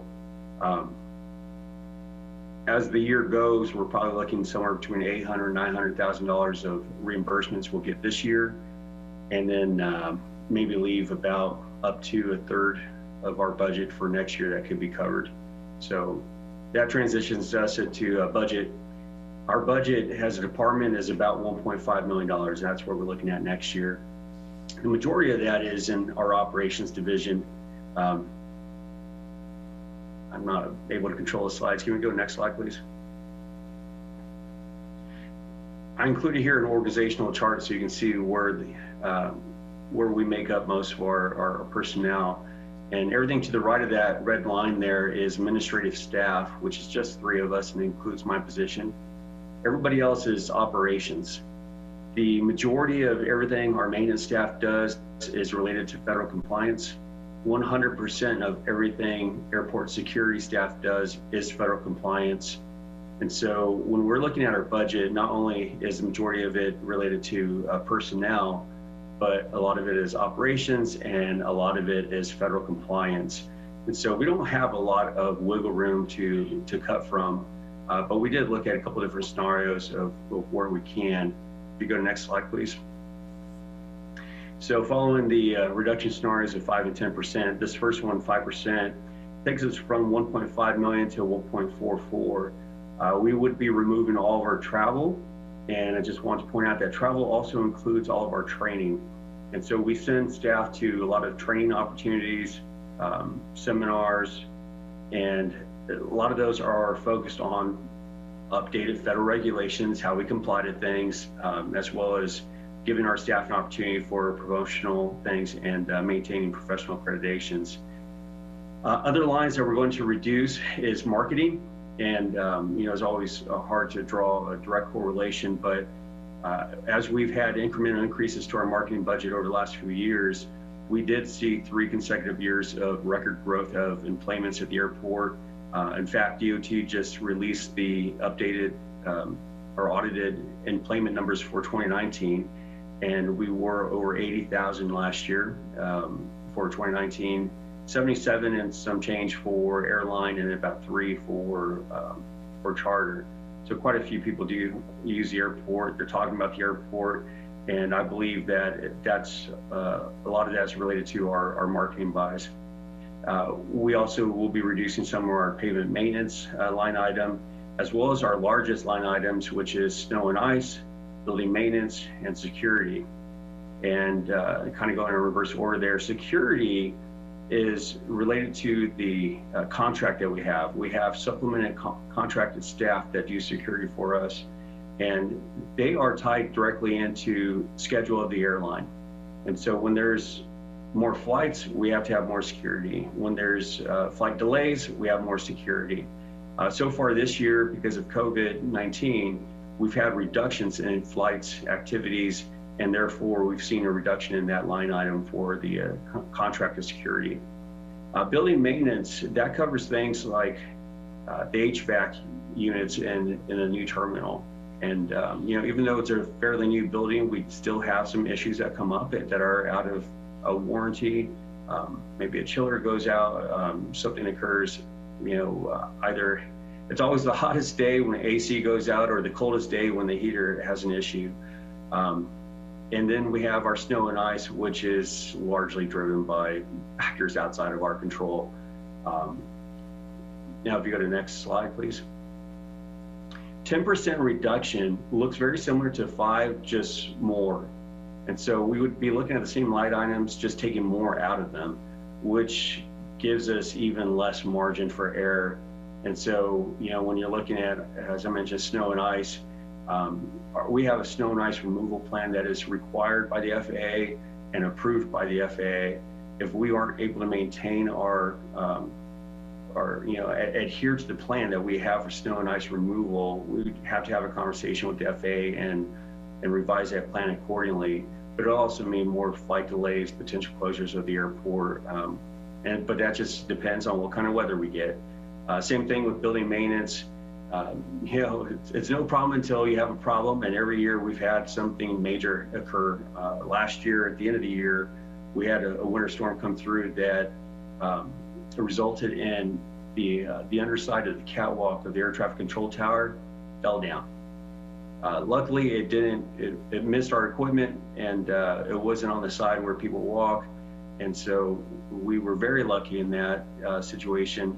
But it was one of those things that was unplanned for and something that's very hard to inspect because it is so high up. And we found that some water had been seeping behind the EFIS, and it kind of deteriorated and fell apart there. And so we did some replacement work on one side of it. We want to go back and do the rest.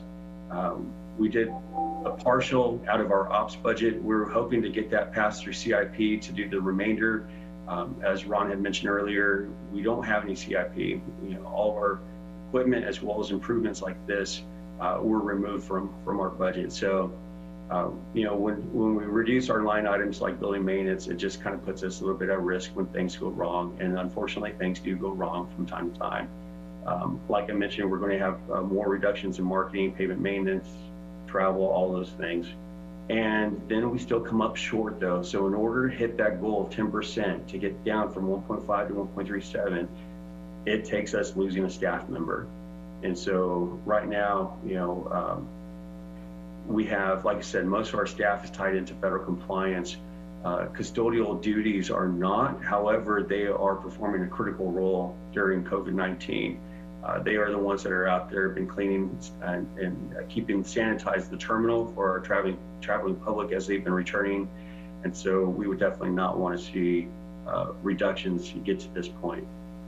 And I kept it brief. I'm happy to answer any questions if you have any. Thanks, Jesse. Are there any questions for Jesse about the airport? Yeah, Mark Hattasol here.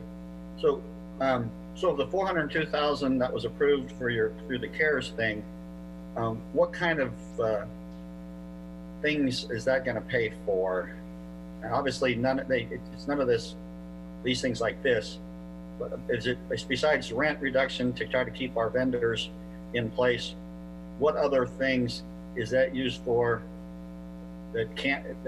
Yeah. It actually is used for this, Commissioner Hassall. The CARES Act made the normal operating and maintenance budget eligible for reimbursement.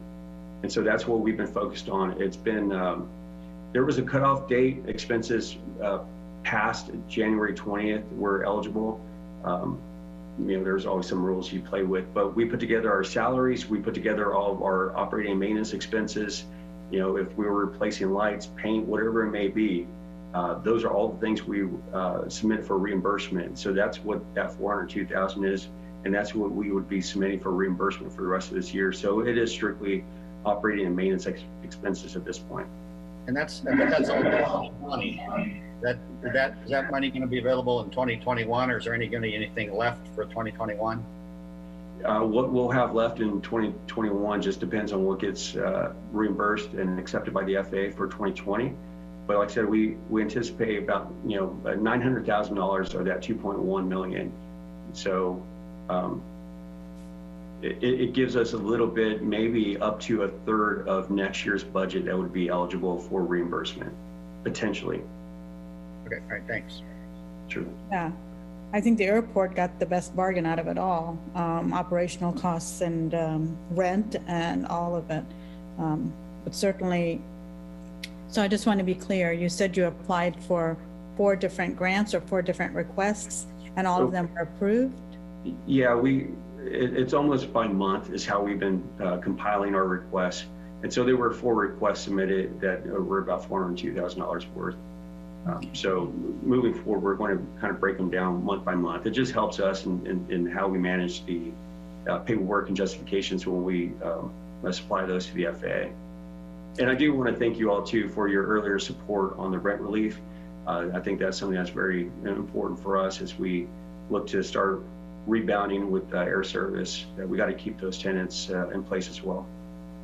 So how is air service looking right now from the beginning of COVID and now? Has it changed a little bit? Is there consumer confidence there, or are you still kind of treading water?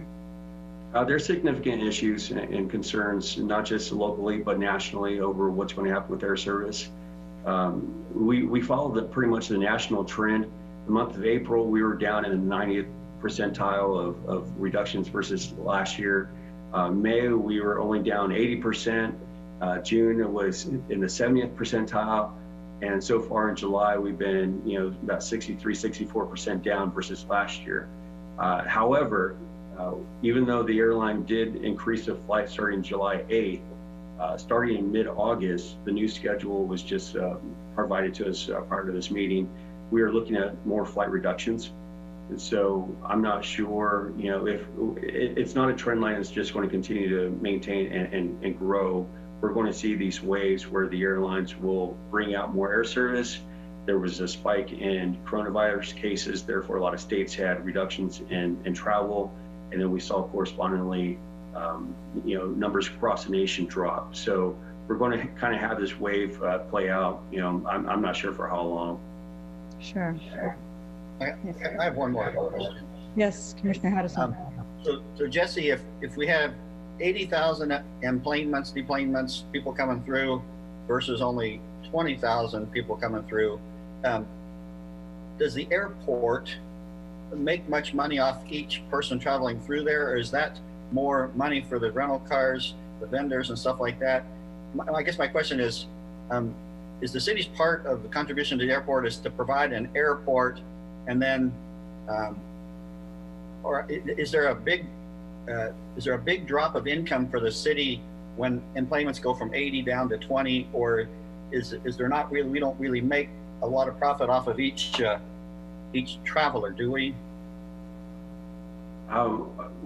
We don't have a lot of per enplanement revenue.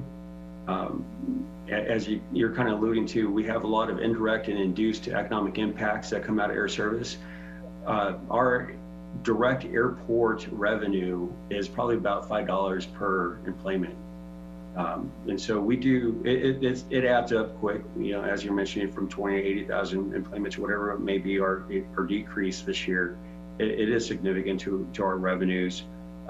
Less flights, it's less landing fees, less people, as you said, it's less rental cars. Rental cars are actually the highest revenue generating activity that we have at the airport. So we get a significant amount of revenues from those rental car activities, and without people flying, and traveling, they're just not renting cars, which is impacting us.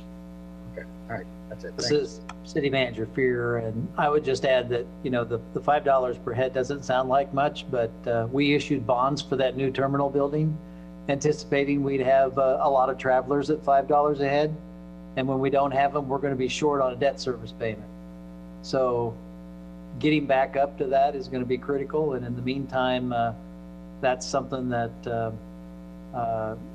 this funding helps offset. Do I wish every department had a federal agency relationship like we have with the FAA? Yes, in many ways, but at the same time, one of the reasons they have that relationship and they've made the rulings that they have is that because they're so interdependent on the whole functioning air transportation system. So that isn't necessarily the case with a lot of the other departments in our relationships. But so all of that revenue makes a big difference, especially when we've got a lot of outstanding debt. And I'm sorry to make that distinction that I was talking the airport revenue outside of the PFCs, but Ron is absolutely right on the POCs is significant to the bond and interest payments. I saw on the internet today that Chicago has put Kansas on a list of not having travelers come there. How long can that last, or do you have any projections about what the impact will be and how will it affect the airport? I wish I could give you a good response to that, Commissioner Morris, but I just don't know. Okay. Yeah. I think in one way you're fortunate, and in one way you're not very fortunate if they're cutting flights and such, because we do want to be where people can come for businesses and other things, conventions and all of that. So that's very telling about what the next few months might be looking like, and we're only in July. It feels like we've been here forever, but it's only July.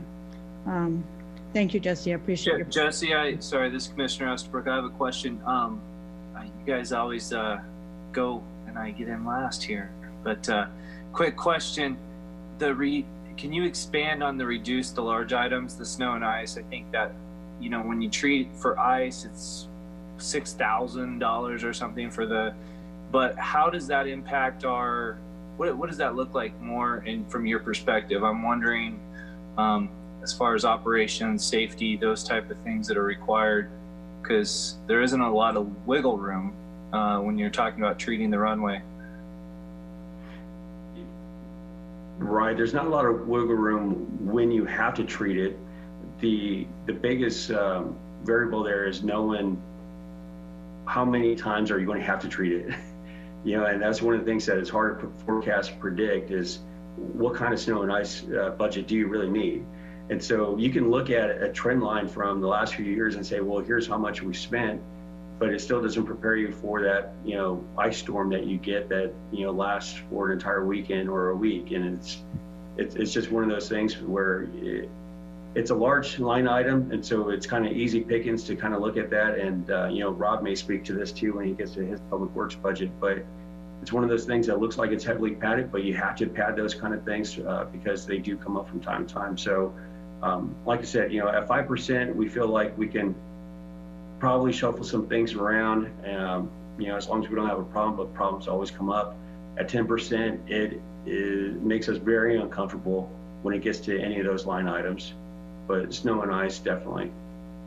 Because it's not just materials, like you mentioned, you know, it's probably about closer to 8,000, I think, per pass on a runway when you're trying to get ice off, but it's also the personnel. Most of the times, snow doesn't come Monday through Friday, 8 to 5. Snow will come overnight and weekends and on a holiday. And then we're bringing in our staff to work all those hours, and we're paying that overtime for that. That was good. Thank you, Jesse. Appreciate your presentation this evening. Thank you. Next is Katie Jackson from our Legal Counsel Service. Good evening, Mayor and Commissioners. Katie Jackson, City Attorney. Mayor, are you able to hear me okay? Okay, thank you. Just some background on the department. Our budget includes 2 divisions. We have 15 department employees, plus the responsibility for the coordination of 2 additional positions, the municipal court judge and the public defender. Those services are included in our budget.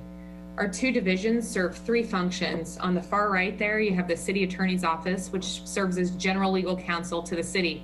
We do all the civil work, the non-criminal work, as well as some of the criminal work for the city. In the middle, you have the City Prosecutor's Office. That's the Chief City Prosecutor, the Legal Secretary, and the City Prosecutor. Those 2 categories are typical to be under the City Attorney's Office and part of the legal department budget. Manhattan is unique. One other city in Kansas and very few across the U.S. include the services to the left of the dotted line, which are the court administration services within the city attorney's responsibilities and budget. These are we'll talk more about what what that group does, but it does impact the workload of the department and the role. Next slide, please. Speaking to each of our divisions, I'll talk today about them separately. The City Attorney's Office budget, the 2020 budget is represented there, and the municipal court budget, which includes both those functions that I spoke of. I wanted to let you know as background that the city attorney's office came to the city as an in-house operation in 2012, mid-year. The first full year of the city attorney's office being in-house was in 2013. So we have 7 years of data about the legal department's actual expenditures and our revenue that we bring in through the court. Now, it's important to note that court costs, fines, and fees can't be assessed to generate revenue to support the city. They can't be assessed for that purpose. They have to relate to the administration of justice. But it's still acceptable for me to relate to you that that of 5 of the last 7 years, the court revenue has exceeded the actual expenditures of the entire legal department. We have exceeded a total of $2,157,444 over 7 years. That money went to the general fund and subsidizes other departments and operations. My 2021 budget that I submitted prior to having this opportunity to speak to you tonight cut a position that was vacant in the city attorney's office. That position was budgeted to be hired mid-year 2020, but we did not hire the position as part of the hiring freeze, and we eliminated the position from the 2021 budget. So I'm starting from a place where we've already cut our budget. We have a small decrease between our 2020 and 2021 submission. And then I'd just also like to add, we have no CIP items. Sorry, next slide is fine, thank you. Just some more information about the city attorney's office. As I mentioned, we serve as general legal counsel. Here's a list of factors you can read on your own about things that impact the need for legal services and staffing. But in summary, I would say we recognize that Manhattan's a regional center. We have more services than some similarly sized cities. And although attorneys and legal services are probably not a popular thing to fund, they are essential. We have more than 1,200 employees estimated for 2021, which includes more than 400 full-time employees. We have utilities. We have an airport, which, as Jesse said, has a lot of federal law overlay. We have a zoo, 3 water parks, trails parks, a fire department, all these things that you know of, and all of them are their unique areas of law that present unique legal work for the city. Also, I would like to note that most initiatives, strategies, programs, and projects that the city staff and the city commissioners want to pursue involve legal work.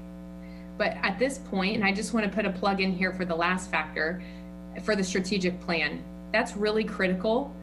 We don't have a strategic plan. I'm really excited that will likely be pursued next year, because we don't have a system to internally prioritize tasks across the organization. We get more legal work requests than we can perform. And if we have a strategic plan, we can use our resources more efficiently and more effectively to serve those highest priorities. We'd like to be able to keep up with expectations and demands. Next slide, please. I have a couple slides that show you some data that compares the city attorney's office staffing. It is understaffed when you look at local general counsel offices and then nationally, which I'll also provide. Again, the size of any legal counsel office is based upon the services of that organization. I want to note here, I've included the names and tenure of each of the employees in this office. I have 6 years on mine, but that's only this stint. I started serving the city of Manhattan in 2013, took a year. So overall, I've served the city for more than 16 years, but the rest of my staff is a highly capable, hardworking group, but they are newer to the city of Manhattan. That means that in the last several years, in addition to providing legal services, we've been training and combating a learning curve. But we still have performed in 2019 more than 1,100 legal deliverables among these attorneys. That doesn't include meetings, phone calls, all the other work we do. These are just actual reviews of documents. Next slide, please. Here's some more data about our staffing over time, and I'm providing this similar about the same reason that Chief French was providing it, to show you that we have been staffed low. We really don't have room to cut. And I know that makes it really hard for you, but it's really important to stress that when we started at the city in 2012 as in-house, we were budgeted for 4 personnel. In 2021, we will be budgeted for 4 full-time personnel. We did bop up to 1 in 2020. That's that vacant position that we did not hire. So we will have had flat staffing for all those years. We've only been at our budgeted staffing level for 3 of 9 years. And in 2021, if we have the 4 budgeted personnel, which we may not based upon the staffing cuts, we will have 2 fewer employees than the 2012 national average for a city our size. I would also like to note here in 2016, I was the only city attorney's office employee. I didn't even have an administrative assistant. I performed all the duties of the administrative assistant and the attorneys. The consequence of understaffing and then to slowly restaffing is that we have years of backlog. We have not been able to provide and update outdated and onerous policies and ordinances, and we haven't been able to provide preventive law. Preventive law is a way for us to help mitigate the legal risk and other risks to the city through training, through updating practices and policies. We do a little bit when we can, but that's a really important function of the city. It saves the city a lot of money. It also saves in a lot of other ways. It's really critical to an organization to be providing those preventive law services, but we haven't not been staffed for that to be much of a part of our office services. Next slide, please. Just want to show you the savings to the city. As I mentioned on the prior slide, we've only been staffed to our budgeted level 3 of the past 9 years. That means that we have refunded money in the city attorney's office to the general fund, or not spent it is probably a more accurate way of saying it, which totals $276,710 that we did not spend in the city attorney's office. If you add that to the 2.1 million that the municipal court gave to the general fund, the legal department has provided almost $2.5 million in general fund subsidy and has been able to pay in full its own expenditures. Next slide, please. Shifting now to the municipal court, and this is just a little more elaboration on the functions that I've talked about. Again, these are typically not contained under the city attorney's office or part of our budget, but they are in the city of Manhattan. I want to note in the administrative department, we have another unique asset, which is we also have the parking control officers in the legal department, which means that enforcement function is part of our duties as well. These are all budgeted together within the legal department. Next slide, please. I want to speak to the municipal court division and their tenure. They really are a model for the city in terms of long-term employment. They are lean and efficient. They also have not grown very much. They haven't kept up the same rate of growth as the rest of the city over time. And that's due to the fact that we have very tenured, highly capable employees. If you have highly capable long-term staff, they can do more with less, and our staff does, and they do better with less. In 2019, we had no turnover in the legal department. In 2020, we had 1 vacancy arise in early January, which we did fill. We were able to fill before the hiring freeze and the pandemic. I wanted to note that the positions in the municipal court, the positions themselves are essential to the function of a municipal court. We don't have extraneous positions. These are all critical services if you have a court. Many of them are required by state law or to serve a state law function. Next slide, please. Just highlighting the city prosecutor's office as a separate function. We have 3 full-time employees in that office. And for context, that of course is smaller than some other local council offices. Again, the size of the prosecutor's office is going to depend upon the caseload, the nature of the cases, and a lot of other factors, but it does just give you some context for the size. We do have 2 prosecutors because district court and municipal court dockets and cases are often scheduled at the same time. And we have not figured out how for one person to be in 2 places at once. So, but frankly, it's also warranted by the caseload and the responsibilities of the chief city prosecutor and the others in the department. Next slide, please. So to meet the commission's budget cuts, we have to make full-time staff cuts. Unlike some of the other departments, our first 5% cut will include staff because we do not have the same, hardly any discretionary expenditures that do not involve personnel. We have no marketing expenses. We have not ever funded national conference travel for anyone in the legal department. We have no outreach expenses. Our expenses are software, hardware, security equipment, subscriptions, and public defender services. In other words, essential expenditures to run a municipal court and a city attorney's office. The amount of the cuts are shown there. And then if I could have the next slide, please. I can explain how they'll break out. In our 5% cut, I show a savings of the first line item of $25,250. I've noted that that is travel, training, et cetera, and expenses, but between our two divisions, that's only actually $5,250. $20,000 of that amount represents a transfer from the Economic Development Fund to the City Attorney's Office to support my salary. We don't have any support from the ED fund, and we do use ED funds to support staff who work on ED tasks for the city. So that the bulk of that represents an ED transfer. I'd like to note this does not zero out our training budget because attorneys are required by state law, not as a matter of professional preference. They're required by state law to have a license and to have 12 hours each year of continuing legal education. We are also required to have training for our individuals who are responsible for CASEGIS, which is the state's criminal information system, and for our court docketing software. So we have stripped it back to just the mandatory training required. It'll all be drivable or online. So we just left enough in there to perform that state required training. Because we do not have any other discretionary expenses in our 5% cut, we will reduce the legal analyst position, who's in the city attorney's office, to part-time.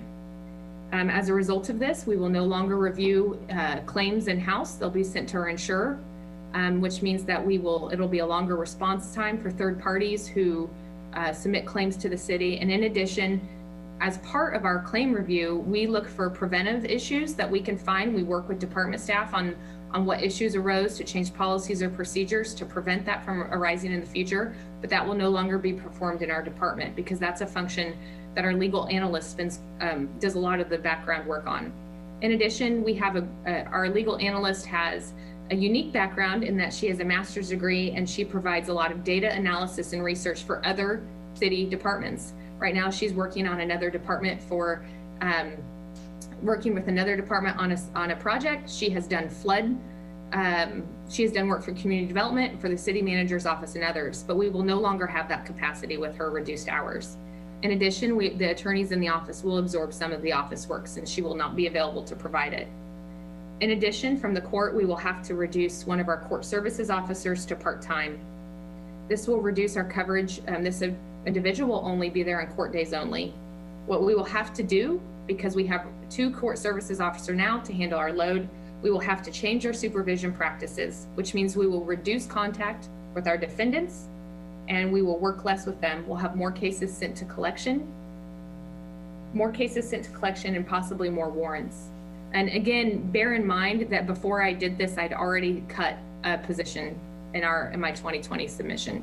So that was really equals 3 cuts at the 5% level. Next slide, please. At the 10%, in addition to the 5% cuts, we will have to eliminate a court clerk position. We have to have a minimum of 2 court clerks. We have one clerk who is in the courtroom during court. That's 3 days a week. The other clerk is at the front desk. They're checking in all the defendants as they come in for their dockets. They're answering all the phone calls and they're processing walk-ins. We have been staffed at 3. We continue to need 3. That's because otherwise there's no backup on leave, but also then we have 2 manning the front desk. If someone's checking in the next docket, it's really hard to also answer phones.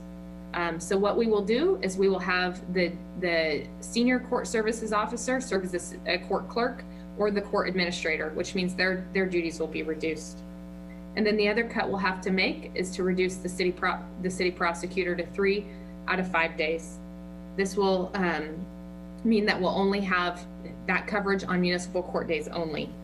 Again, this is not going to be adequate for the caseload and for the appeals that we have to cover to district and the Court of Appeals. So we will provide additional backup with an assistant city attorney from the city attorney's office. Next slide, please. I know this is a really dire presentation. There's really not a lot of options in the city attorney's office, the legal department budget. our department is understaffed. It has been understaffed. It's been a budget tactic to not fill vacant positions. And if we do have some cuts, it will reduce and slow our services to the city commission and city staff. We will have to compensate for those services. We've really focused in the past couple years, as you know, on OEI and the stress and the strain and the workloads. I would say that in the legal department, we're used to working a position and a half. That's how we work.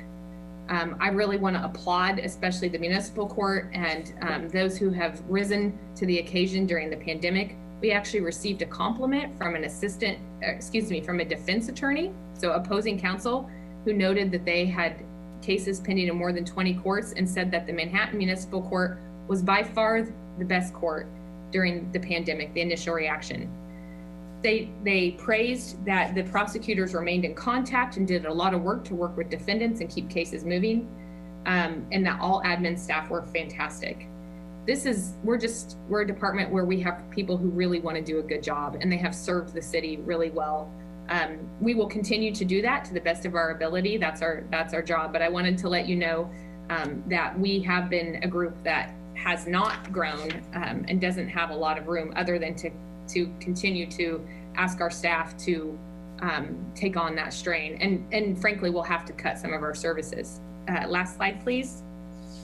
I spoke a little bit about the court and that compliment that we received, but they do operate with a small staff due to their tenure, due to their dedication and their capabilities. There's no question that these cuts that court cases will take longer to reach resolution, and there will be less oversight of defendants in all court processes. I'm happy to stand for any questions that you might have. Thanks, Katie. That was outstanding. Are there any questions or comments for Katie?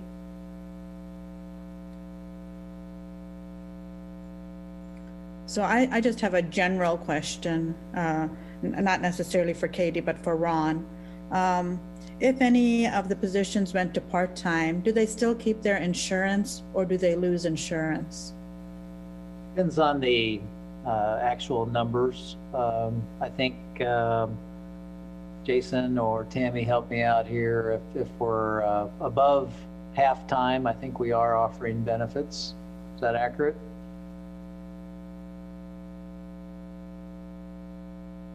We offer benefits to our regular full-time and temporary full-time grant-funded positions, but our part-time positions, they are eligible for half of the medical and vacation accrual that regular full-time employees get.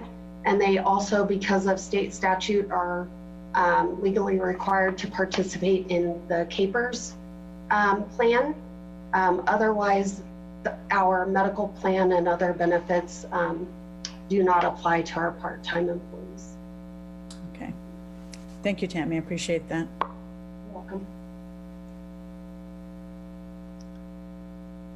Thank you, Katie. I don't see any questions. You do a terrific job, by the way, and your department. Next is Parks and Rec. Is Eddie Estes coming up here? There's Eddie. Take it away, Eddie. Thank you, Mayor, Commissioners. I think I'd like to start tonight by thanking the Commission for the Parks and Recreation Month proclamation, which was recognizing the benefits Parks and Recreation provides for the community. So thank you for that tonight. That was a nice introduction to the meeting. Makes it difficult, though, to progress into 2021 budget reduction recommendations. You've already seen most of what I'm going to talk about tonight. You've already commented on it, but I want to cover 5% and 10% scenarios, starting with recreation and aquatics. Within there, our arts and humanities area, our 5% recommendations. Again, you've seen these previously, actually a little bit less than what you had seen at the previous meeting, but at a 5% recommendation in the arts and humanities area, I'm looking at a 50% reduction to the arts and the park program.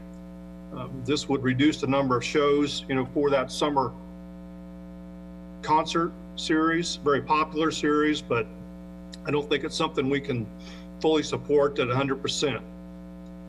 Also within Arts and Humanities, we'd be eliminating our children's theater program. It has about 60 participants in it annually. Also, it'd be looking at eliminating our art and pottery program, very popular program, 275 enrollments typically, but it is a high cost program. There's a lot of time that's required outside of actual instruction to be able to manage that art and pottery aspect. Our Special Communities program, that's another program that has a high staffing cost, something that we'd be looking at eliminating. It has typically 963 people that are enrolled in it annually. Another within our Arts and Humanities that our 5% recommendation is to eliminate our lifelong 50+ program. Again, it has a higher staffing cost, kind of a lower cost recovery, but it too has been somewhat popular, 410 enrollments typically for it annually. A 10% recommendation, Arts and Humanities, we'd be fully recommending the elimination of the arts and the park program, as well as discontinuing municipal band. Further in recreation, adult and youth sports, 5% recommendation. We would discontinue scorekeepers for our adult sports leagues. Also would eliminate our youth Wildcat leagues. That youth Wildcat league typically has about 68 teams, 700 participants in it annually. Also in youth and adult sports at 5%, we help administer the high school intramural program. We provide supervision, just administration of that, and we would eliminate support for that high school intramural program, or at the very least implement some type of fee to help cover those costs. That program typically has about 32 teams, 160 participants in it annually. A 10% recommendation in adult and youth sports would further eliminate additional programs. Two of those would be adult softball leagues, typically have as 137 teams, over 1,900 participants annually, as well as eliminating our adult soccer league, which, again, annually 10 teams, around 100 participants. Further, with our 10% reductions, we'd eliminate or reduce umpires and referees for our younger age groups in baseball, softball, and soccer. Would require, volunteers, coaches to take on those roles to help those leagues be successful. We also would eliminate scorekeepers in our 3rd, 4th, 5th, and 6th grade baseball and softball leagues. And again, we'd push that service over to volunteers, coaches, parents, etc., as opposed to us providing that service. Included in the 10% recreation reductions, we would transfer 2 recreation coordinator positions because of reductions in arts and humanities programs and aquatic operations, and we'd shift these positions to the 2 new recreation centers instead of hiring new personnel. And that's a savings of over $80,000 to those 2021 budgets for those new recreation centers. Aquatics, we discussed this quite a bit last time, or I know the community has discussed this quite a bit as we're faced with no aquatics for this year. A 5% recommendation in aquatics, we would have all 3 of the pools open, but we'd recommend closing all the pools at 6 p.m. daily, and would recommend that all pools close in mid-August, and we do not have any type of extended season. A 10% recommendation for cuts in aquatics, we would keep Seco Pool closed for the 2021 season. And as recommended with 5%, we would close all pools early, 6 p.m. every evening, and again recommend that all pools close mid-August, and we do not have that extended season. Those recreation and aquatic 10% reductions represent approximately 147 in seasonal staff reductions. We talked a lot about seasonal positions last time we had a budget reduction discussion. So I want to make sure that you're aware, we're talking about nearly 150 seasonal positions that we would not need. That's in recreation and aquatics. In our city parks division, 5% reduction, approximately $100,000. We would be reducing our seasonal employees about $60,000, which will have a pretty negative impact on our ability to provide adequate maintenance for all of our areas in our city parks.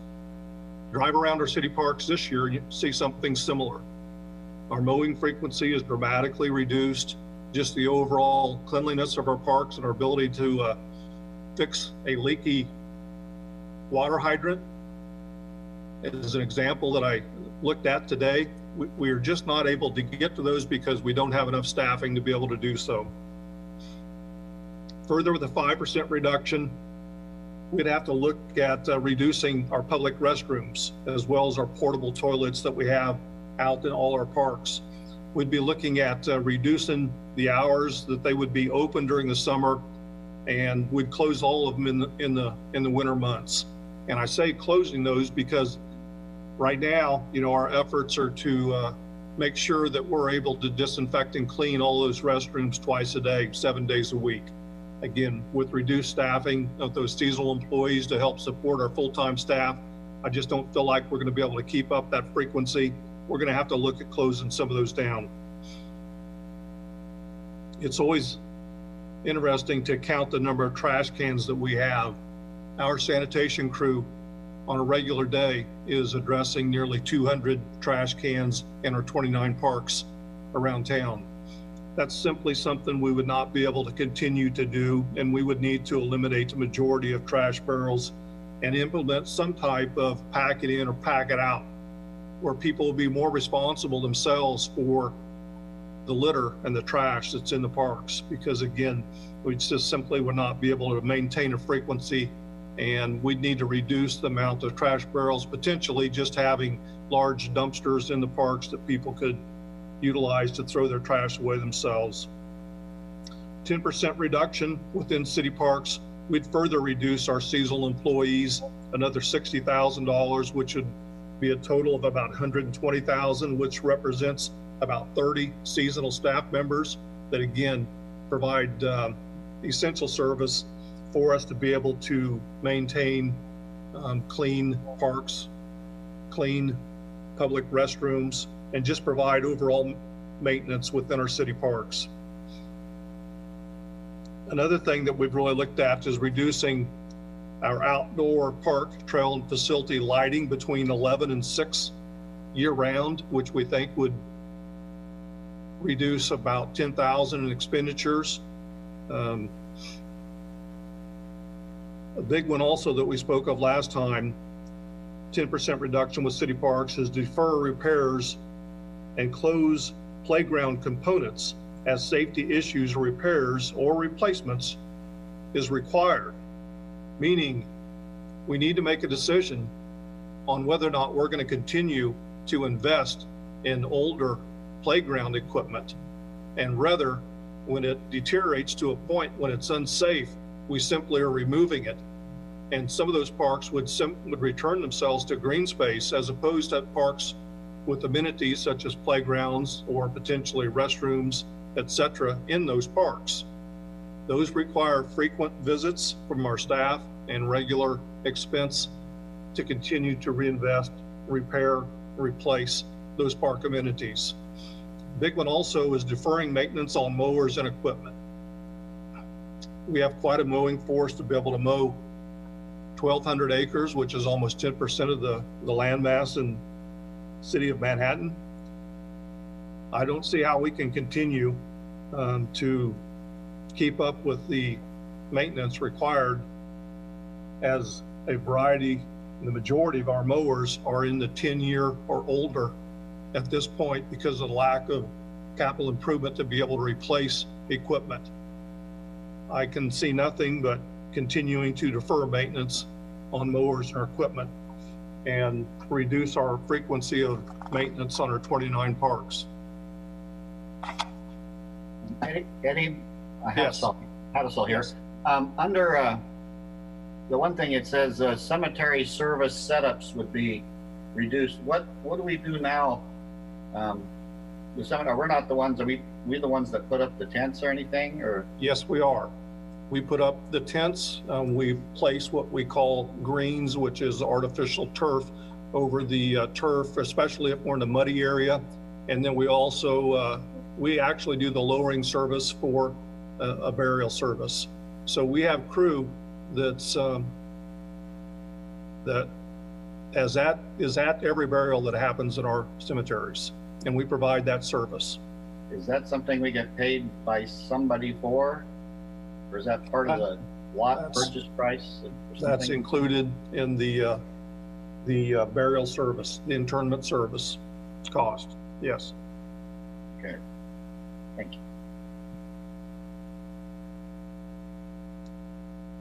The Flint Hills Discovery Center, 5% reduction. I think we have to look at our traveling exhibits, our temporary exhibits. 2021, we're anticipating over $100,000 for us to be able to secure traveling exhibits. I think we would need to reduce that, nearly 50% reduction.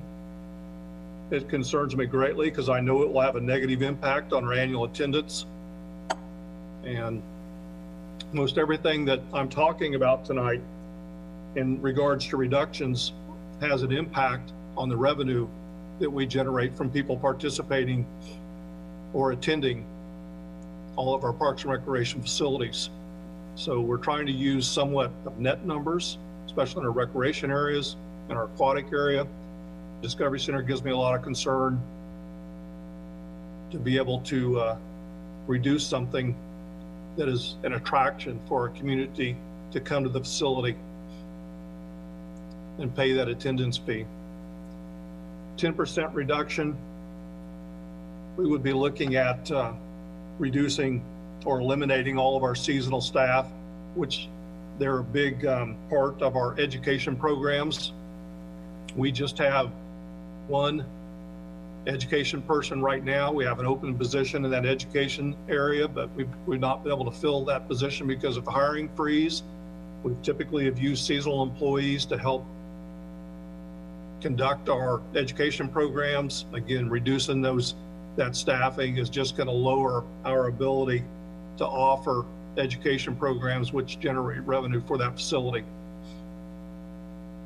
Reductions in contractual, that's a further reduction in our traveling exhibits, another $10,000 reduction. Again, I think we're decreasing our attractiveness if we're going to eliminate temporary exhibits. A concern in our ability to be able to attract people to the facility. Travel reduction, we'll see, we're looking at that across the entire department. It's just represented specifically here at the Discovery Center. Reduction in commodities, again, primarily it's a reduction in our gift store merchandise, which decreases our opportunity to be able to sell things, and again, looking at a decrease in revenue. But I don't see any other areas where we can make substantial cuts. The animal shelter, I'm not recommending a 5% reduction. The animal shelter, that's just a critical area, and we're seeing an uptick current conditions with the number of animals that we're receiving. We do have an animal tech position that's open right now. My recommendation would be able to keep that position open for the 2021 budget. But I also would be recommending reducing our animal control on-call in the evenings and weekends, and they would only respond to highly prioritized calls, such as bite reports, where we have a rabies consideration. What we would reduce our response to is our assistance to the public with animals running at large, animal nuisance such as bark complaints. We'd only be responding on when there's really a personal safety issue associated with a needed response.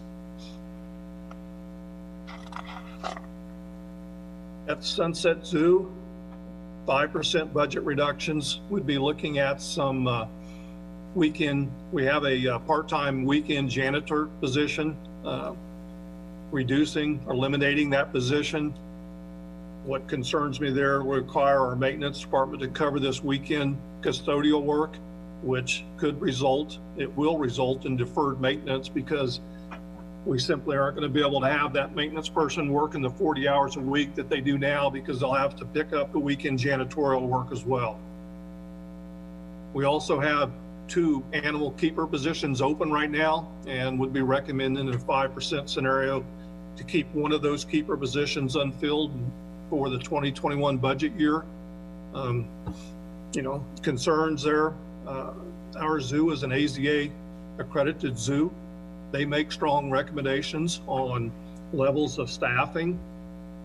We start dropping below our level of staffing, it's not going to set well with our AZA accreditation. We're very fortunate to have an AZA accredited zoo, one of the 7 in the state, and only about 250 across the nation. Something we've been proud of for quite a few years, so I hate to threaten that. 10% reduction, we would have to look at further reduction in the number of full-time positions. That's the only other way the zoo is going to be able to provide 10% reductions. We cannot reduce animal care, which is a substantial amount of what their budget is. In this Parks and Recreation Department, and the bullets you see, seasonal interns, travel and marketing, what I've included is interns that we commonly use for marketing, customer service, and recreation interns at the Douglas Center, City Parks, Recreation Administration, and Park and Rec Administration, and then travel and overall marketing for those same divisions. I would be recommending a 50% reduction in seasonal interns, travel, and marketing for those divisions with a 5% reduction. A 10% reduction, which you see there at 50,450, is a 75% reduction for interns, marketing, and travel. So it's a little hard to see there in the bottom. A 5% reduction overall for the Parks and Recreation Department in excess of $500,000. A 10% reduction, well over $900,000 for the Parks and Recreation Department. What I might point out also, that's a elimination of 9 youth and adult programs, which typically see nearly 9,000 participants in them annually. But we've focused on programs and activities that have a higher cost for us to be able to provide. That's why we made those recommendations for those programs. So with that, what questions may I answer for you tonight?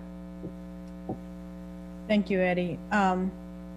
Yes, some of this we did cover last week, I believe, but again, thorough presentation, lot to swallow there. Any questions or comments for Eddie? I have one, Hattasol here. I have one for Ron.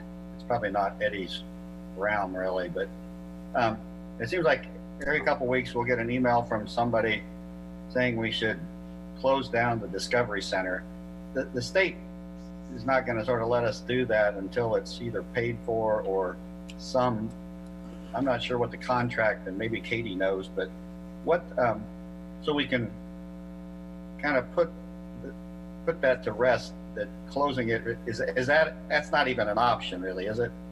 It's not, as long as we have the STAR bonds open to pay off, we are required to have that facility available because it was the attraction that was built with the STAR bonds.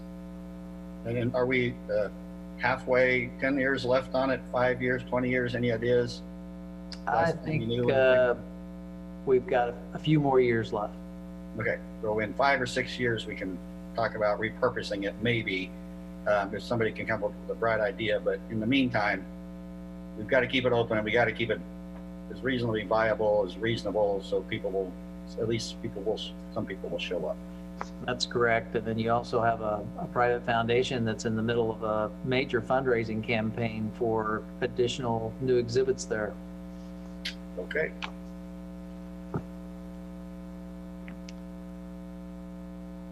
Any other questions for Eddie or Ron? I suppose I have a question, and it might tie into the next subject as well, our public works, but it's a little bit around the Douglas Center, the parking lot, and that project we saw in the CIP. Just kind of looks, I'm trying to figure out, is that 220,000 for this budget year? Because in one, there's just multiple things written in there.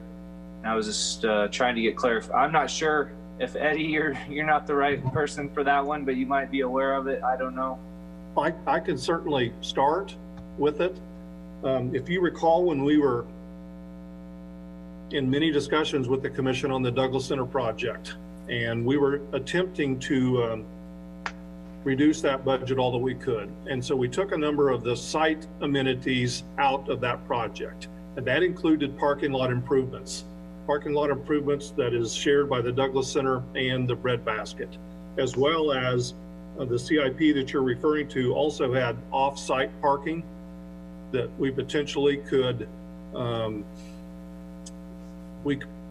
add some parking on Yuma Street and on both 9th and 10th Street. So that's what that $200,000+ CIP represents. If you read the detail of it, the parking lot itself, even if we were to add concrete, has a budget of about $125,000. So that's something that I've been advocating. That budget or the project cost came in favorably for the Douglas Center. Is it something we could add back into? Right now, we're looking at opening up a new recreation center, and realistically, it's got 12 to 15 parking places. Parking is going to be an issue. You see another capital improvement project, potentially with community development block grant funds to address the freezer for the Breadbasket, which would help improve that parking lot as well. So several projects that. On that one, would you be able to go down, I think, to like page 14, where that's more detailed? That's the question. That's where I get confused when I switch between those two. This one? And then, yeah, and then I see on 2021 where it shows 220 construction maintenance. So that's, but then, okay, so then the general fund is where it's coming, but we're spending it in next budget year. Right, it's proposed to be funded with temporary notes and paid for over a 4-year period. So anticipated, there's a couple different ways you can do that. When you're doing temp notes, you can budget for a down payment on those notes, and then you have a lesser payment in the next 4 years. In this scenario, it's proposed that you go get the construction loan, and then you pay it off over the next 4 years. So under that scenario, it would not have any budget impact until 2022. Right. So this project, if it didn't happen, would not help the bottom line. Right. For 21. Right. Okay. I just needed clarity on that. Thank you. Okay. Thank you, Eddie. If there are no more questions for Eddie, we'll move on to Rob Ott, Public Works.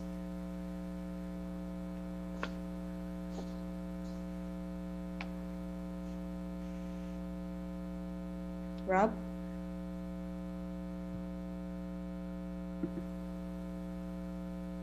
You're up, Rob.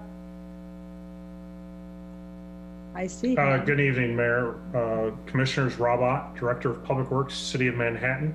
Public Works mission is pretty simple. We provide critical services for the community, for health and the welfare of really 4 main items: water, wastewater, stormwater, and transportation.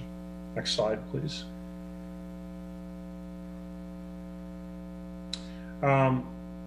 Obviously, Public Works has more than what we're going to be talking about tonight. That'll be coming up July 28th, which is the water, wastewater, and stormwater. Two assistant directors will be talking about really the other 50% solution for the anticipated shortfalls for 2021.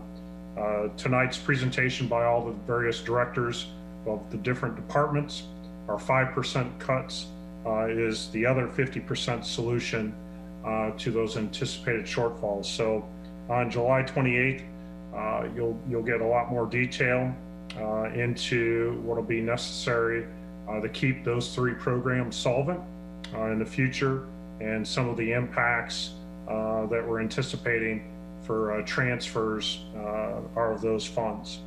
And what I have here tonight, just like all the other department heads, 5% and then a 10% option.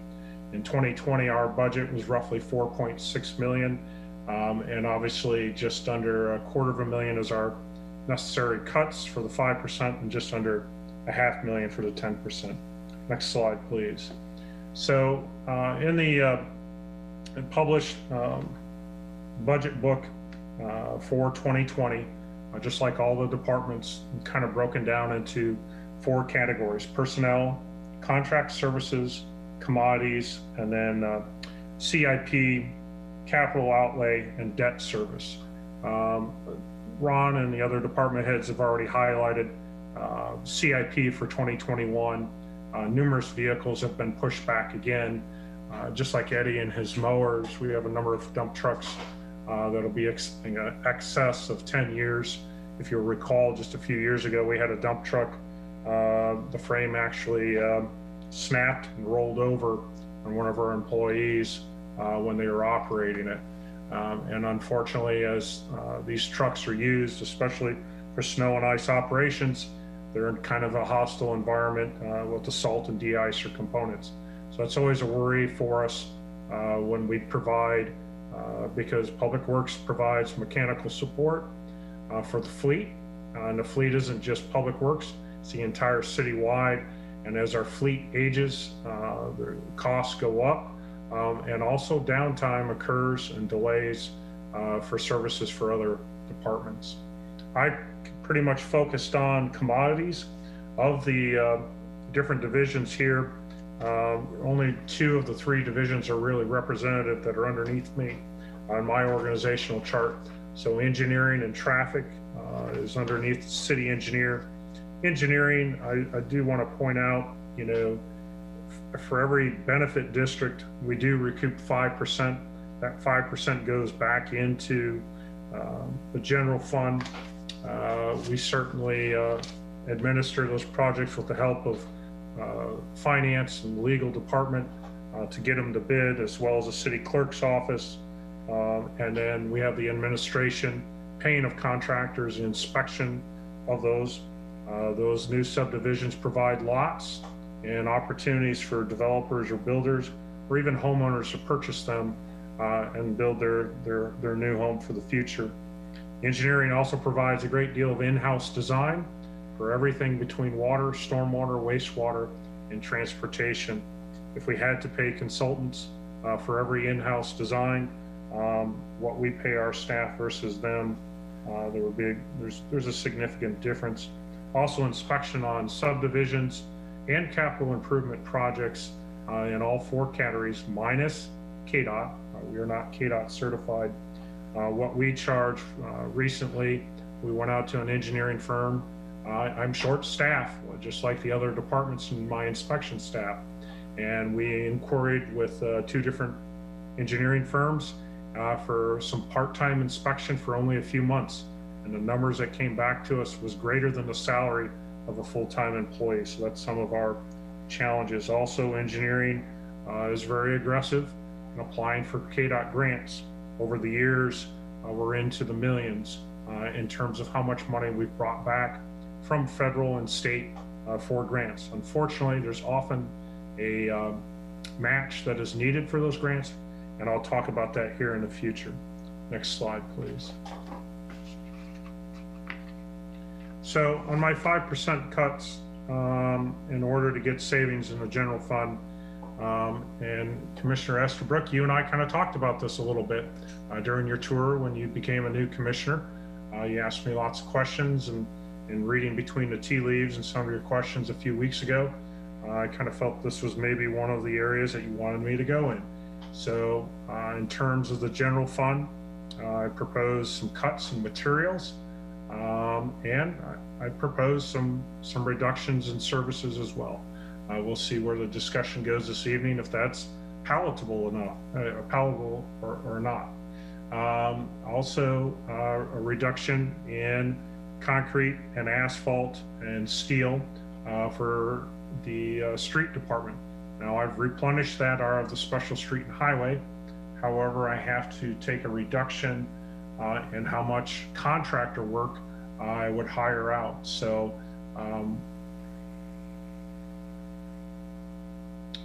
thank you, Jason. So that reduction has to come from, as we take from one area and move it over into another, there's reductions in other things. Next slide, please.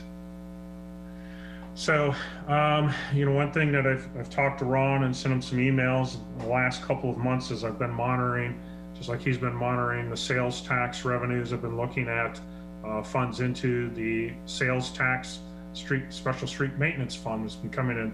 What are the levels? Can we go out with another bid package? How are we going to have enough funds for our matches and anticipated grants and projects that are coming up?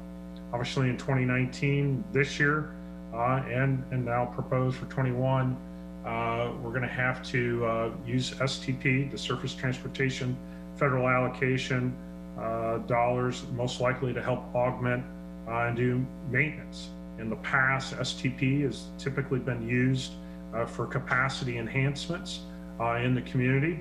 As well, some of the dollars have been allocated towards the bike and pedestrian group. That's not the same as Safe Routes to School. They have done a number of different projects, everything from bulb outs to signage projects in the early days, as well as some of the bike boulevards. Those are all pavement marking intensive, some of the projects for pedestrians and bicyclists, and some of the reductions that Eric talked about. It's not a complete wipeout of their allocation that I've carved out of the budget years ago, but it is a reduction and an anticipation to replenish if we have to go to the 10% reduction each department to provide paint and beads for the traffic division to keep those markings up from those losses. Also would recommend being more selective on KDOT grants. I mentioned before, often Special Street and Highway and STP is used for grant matches. Some of the projects that we'll probably have to consider delaying and not going after, one that comes to mind right off the top of my head is Juliet and Pierre Street. The bulb outs at that intersection and redoing of the brick streets there. We probably need to think about if we should apply for that or not, if we should push it into possibly 23, 24. And then also, because if I have to reduce how much contractor maintenance, back in March of this year, before the pandemic was in full swing, I gave you all a briefing on our pavement management program. If you all remember, it basically has 3 funding stools, or 3 legs that support the stool. The first is the general fund, and that's what we're talking about cutting tonight, and cutting the commodities for the street crews for repairs. I'm suggesting that from the Special Street and Highway that we replenish those commodities, but that means I have to do a reduction in how much contractor work I hire out. So that's, again, it's a decrease in a program that I know that's very important to a number of folks. And some neighborhoods are not going to be very happy depending on the outcome of the 2021 budget. Let's go to the next slide, please. Thank you. If we have to go to the 10% cuts, I began to make some cuts in travel and training. I will tell you, we've been very lean on travel and training. I could certainly put together over the years that I've been here how much refund we've provided as well to the general fund in Publix year after year. We certainly have come under budget, and travel and training has certainly been down in the past, but this is a permanent cuts, both to my division, which is the administration, as well as the engineering, similar to Eric and community development, as well as the just folks in the attorney's office, and then some of Eddie's staff as well. There's a number of professional development hours that all of us need. I think we can still meet our goals and so forth. There's been more online opportunities ever before in the past, and that's what we'll do. Again, I kind of proposed, went to the salt and the de-icer as well as more road materials. But even in the 10% cuts, I also dipped into sign maintenance, as well as the traffic beads and traffic paint for the community. Next slide, please.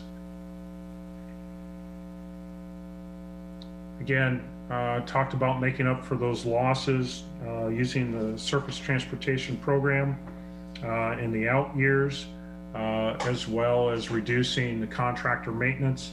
So now, instead of being around $750,000, we're down to almost $500,000 in contractor maintenance, our special street and highway. Again, similar strategies need to be deployed when it comes to future KDOT projects and or any grants, so that we can preserve that special street and highway dollars for pavement preservation, so we can replenish losses from 2019, 2020, and what appears going to be 2021 as well. Next slide, please. Last night, I presented to the planning board on our capital improvement program. I've already mentioned reduction in number of vehicles to basically zero and pushing those back, as well as other departments. You'll hear on the 28th, Randy talking about a number of different projects that we need to continue to be working forward on for the overall system on the water, the wastewater side, as well as stormwater, both the downtown projects, as well as the levee. You'll probably have a beginning presentation from me next week on Tuesday, kind of kicking off some of the levee impacts. As you all know, the vote in November failed to provide a funding source for that. The commission gave us a direction. 70% of the levy funding was to come from stormwater, and then 15% are of water and 15% are of wastewater. And we'll talk about that next week and those impacts.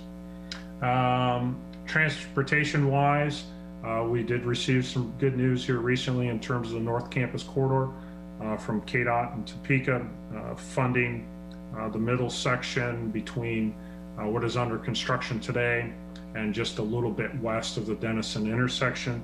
KDOT has also funded the curves, often referred to as the curves, the area that is west of North Manhattan and east of Denison. So we'll have some discussions about that probably coming up in the first meeting of September 1st when we have the city-state agreement and some more details on that. Also Aggieville, and street preservation is very high on my list, maintaining our roads at an acceptable pavement condition index that the community has come to expect. And then obviously we'll continue to work with the MPO. Stephanie Peterson and Jared continue to do an outstanding job for the region and provide very great technical advice. And again, this MPO demand model, and working with them, trying to use it as the best crystal ball on capacity improvements for the community in the future, so that we get the timing right, and that we don't overbuild or we don't underbuild either. And then probably the last thing, as every department has already talked about, the OEI initiative. The joint maintenance facility is really key and critical, not only to me, but also Eddie and his staff in terms of workforce retention, recruiting quality employees, efficiency, and frankly, we're working in outdated facilities. I will remind you the joint maintenance facility The only general fund obligation for that project is the sale of the properties which we will vacate that we currently reside in.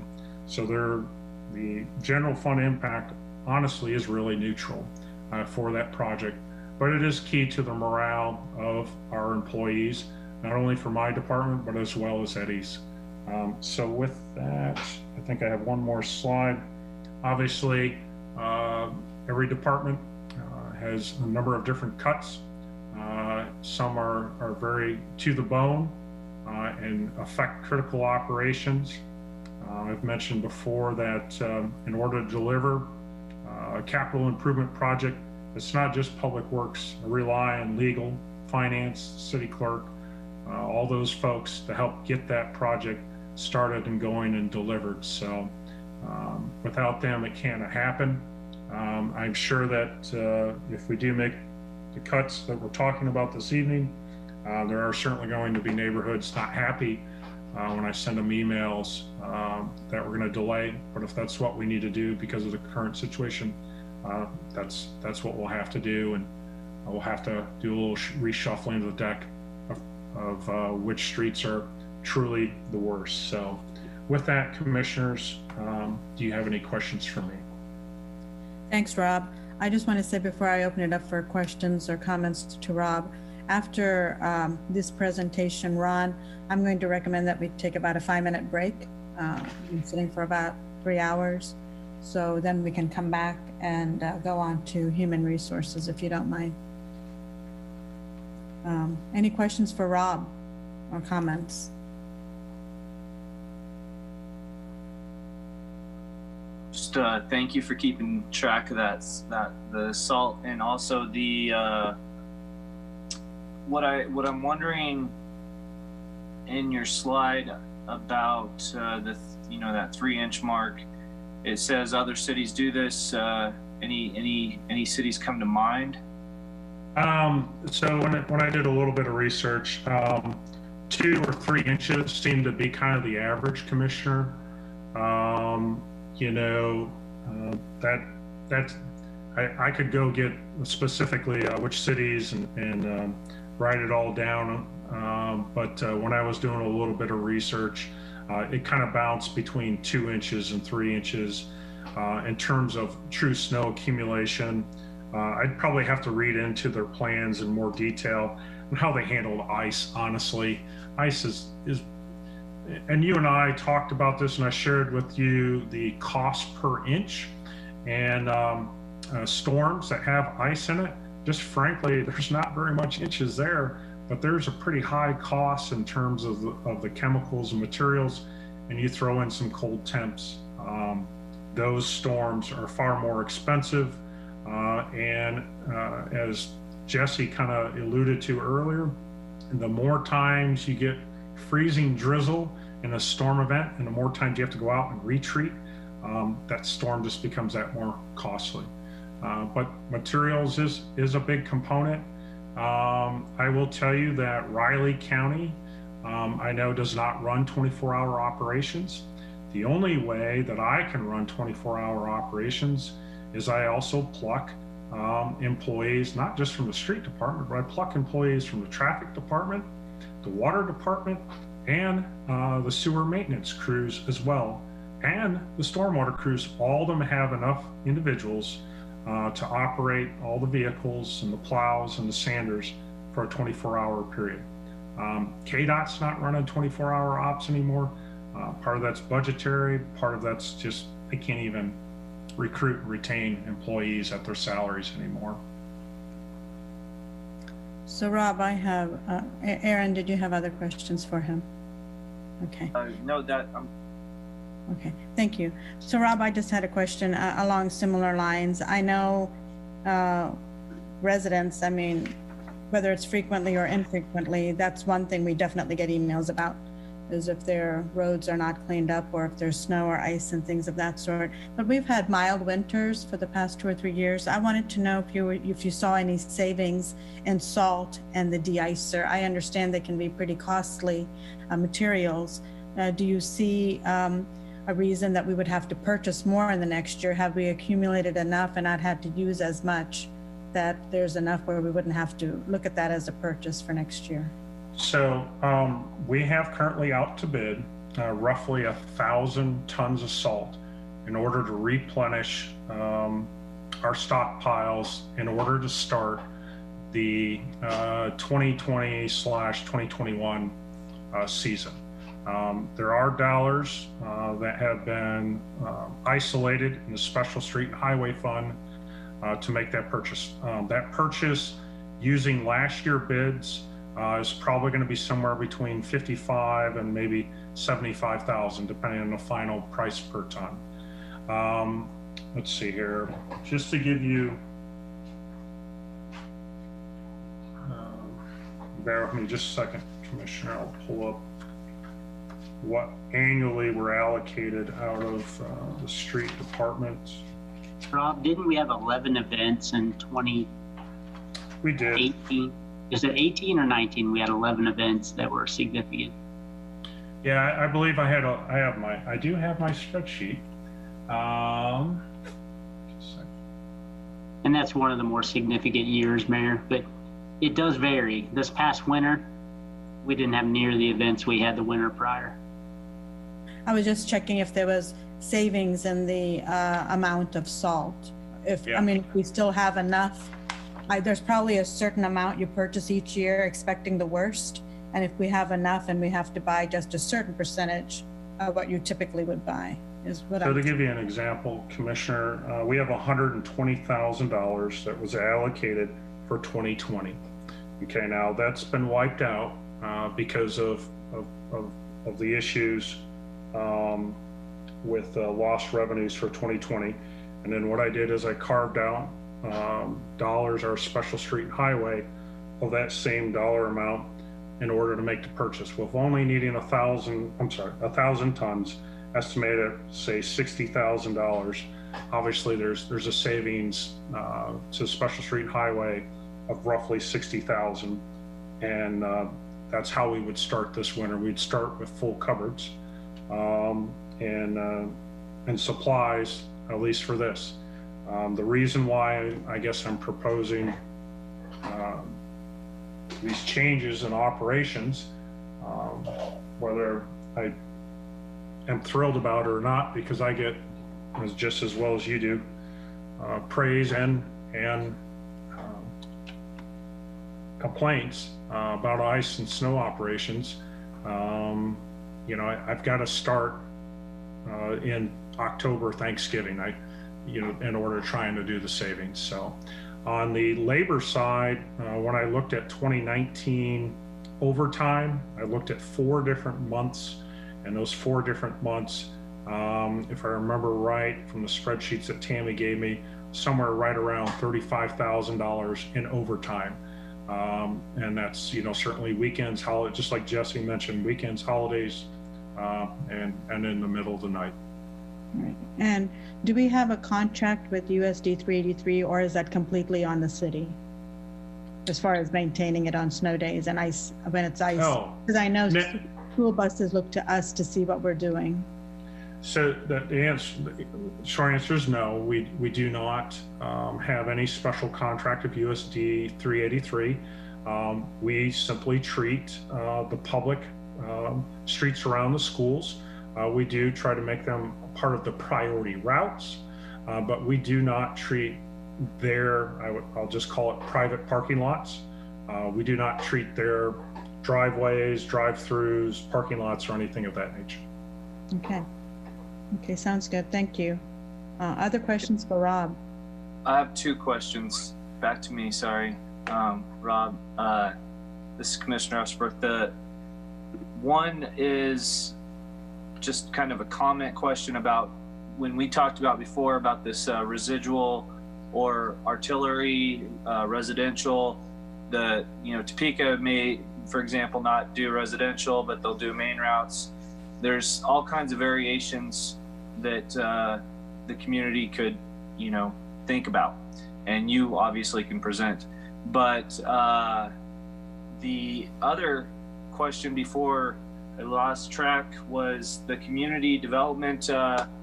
Eric pointed to the bike ped implementation plan, and I didn't see that in your notes, and maybe I just didn't hear. I'm sorry. If what does that mean if we're not implementing it? So it was in my memo. I don't know if I had it as a bullet point in my PowerPoint. Right now, are the STP allocation, the annual allocation received from the federal government, just under $500,000. We carve out 60,000 for that committee. Now, what comes out of that 60,000 isn't like, for example, the sidewalks that were constructed on Kimball Avenue between Hudson and Venesta. We don't make them, we don't pull out of that 60,000 for that sidewalk. It's really for their projects. In the past, it's traditionally been smaller projects, everything from signage, the bike boulevards, which was signage and pavement markings. I'm trying to think of some of the other projects in the past. It's typically smaller projects that are not incorporated within a larger capital improvement project. So it's not like we're not doing bike and ped improvements. It's just, it's projects that they identify that perhaps aren't included in larger projects or the Safe Routes to School program. That is separate, that is a separate allocation, and so forth. So I don't know if I answered your question, but again, it would be above and beyond what is already, you're incorporating the bike peds plan into what is projected, but this would be additional things that are in the plan that would need to be implemented with dollars that aren't in your budget. Yep. Okay. And again, a lot of those, paint and beads that we're taking out of or I'm proposing to take out of the general fund, those dollars, that's what a lot of their projects are too. So, Commissioners, other questions? Yeah. Yes, I do. Hi, Rob. We aren't finished, but I have not heard of the Dickens Extension project before, and it's on here for $292,000, and I wondered what that is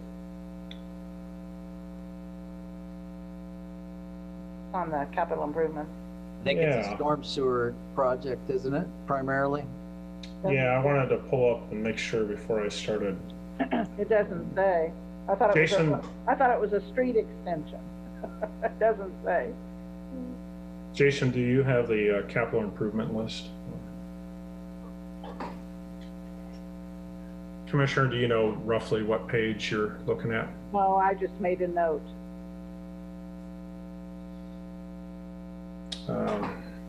Control F and type in Dickens. So that's a stormwater. Yeah. Yeah. It's what? It's a stormwater project. It's stormwater. Yeah. So it is located where?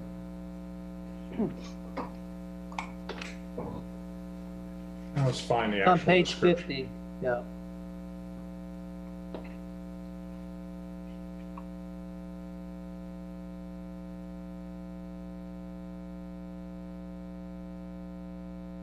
Oh, actual page 50. Page 50, yeah. Not 50 of the doc. 50. No, sorry. It's all right.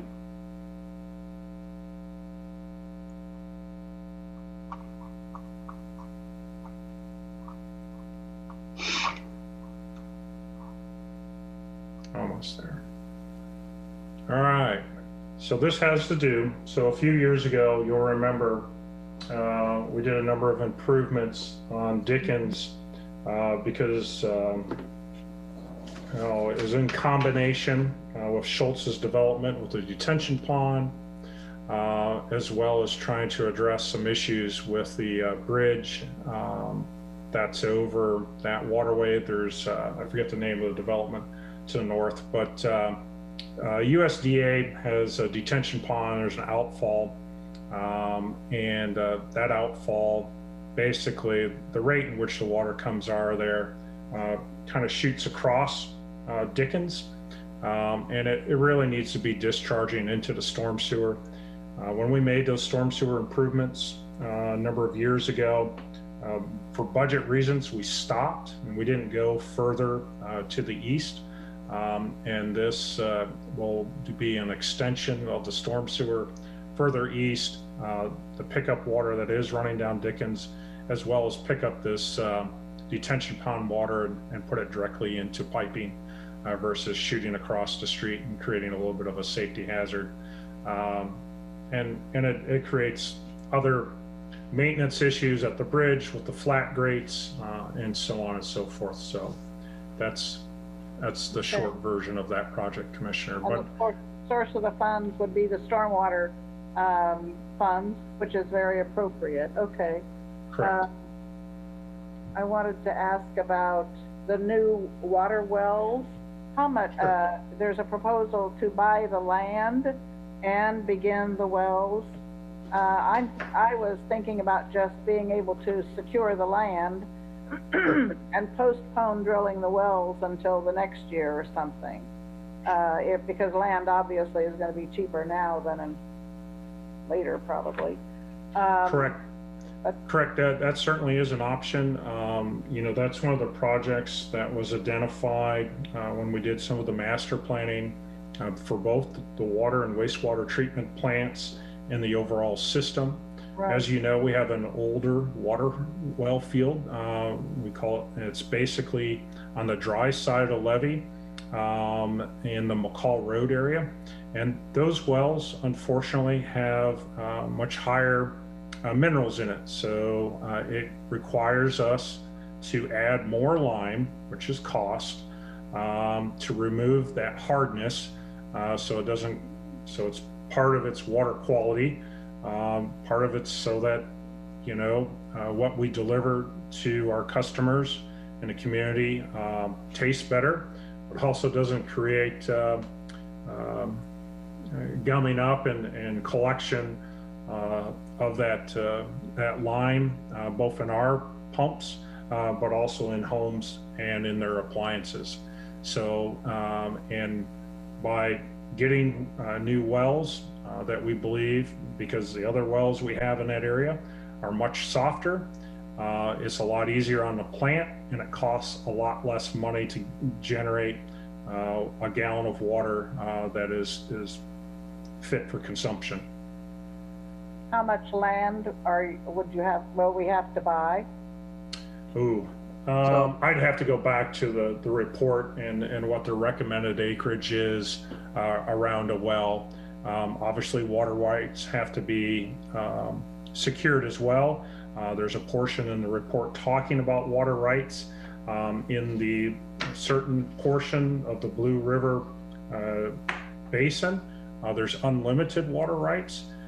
So I'd have to pull that up, Commissioner. I don't have that memorized, what the acreage would have to be. We certainly could take an easy and quick look just on GIS and see how much acreage is around each well.